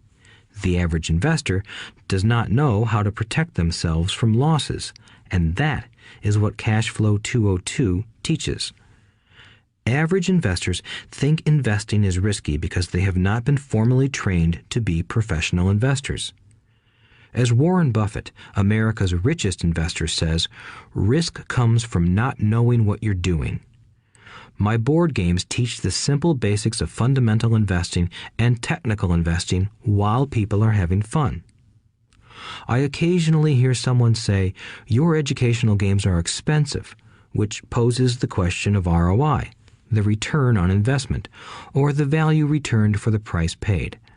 I nod my head and reply, yes, they may be expensive, especially when compared to entertainment board games. But my games are not as expensive as a college education, working hard all your life for earned income, paying excessive taxes, and then living in terror of losing all of your money in the investment markets. When someone walks away mumbling about the price, I can hear my rich dad saying, if you want to be rich, you must know what kind of income to work hard for, how to keep it, and how to protect it from loss. That is the key to great wealth. Rich Dad would also say, if you do not understand the differences in those three incomes and do not learn the skills on how to acquire and protect those incomes, you will probably spend your life earning less than you could and working harder than you should. My poor dad thought a good education, a good job, and years of hard work were all you needed to be successful. My rich dad also thought a good education was important. But to him, it was also important that Mike and I know the differences in the three incomes and what kind of income to work hard for. To him, that was basic financial education. Knowing the differences in the three incomes and learning the investment skills of how to acquire the different incomes is basic education for anyone who strives to acquire great wealth and achieve financial freedom, a special kind of freedom that only a few will ever know. As Rich Dad states in lesson number 1, the rich do not work for money. They know how to have money work hard for them. Rich Dad said, earned income is money you work for, and passive and portfolio income is money working for you. Knowing that little difference has been significant in my life. Or, as Robert Frost ends his poem, and that has made all the difference. Take action. All of you were given two great gifts, your mind and your time. It is up to you to do what you please with both. With each dollar bill that enters your hand, you and only you have the power to determine your destiny. Spend it foolishly, and you choose to be poor. Spend it on liabilities, and you join the middle class. Invest it in your mind and learn how to acquire assets, and you will be choosing wealth as your goal and your future.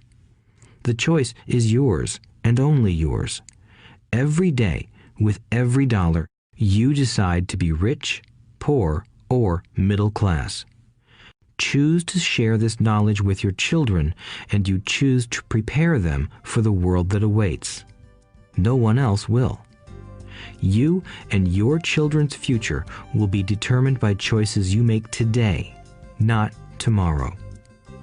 I wish you great wealth and much happiness with this fabulous gift called life.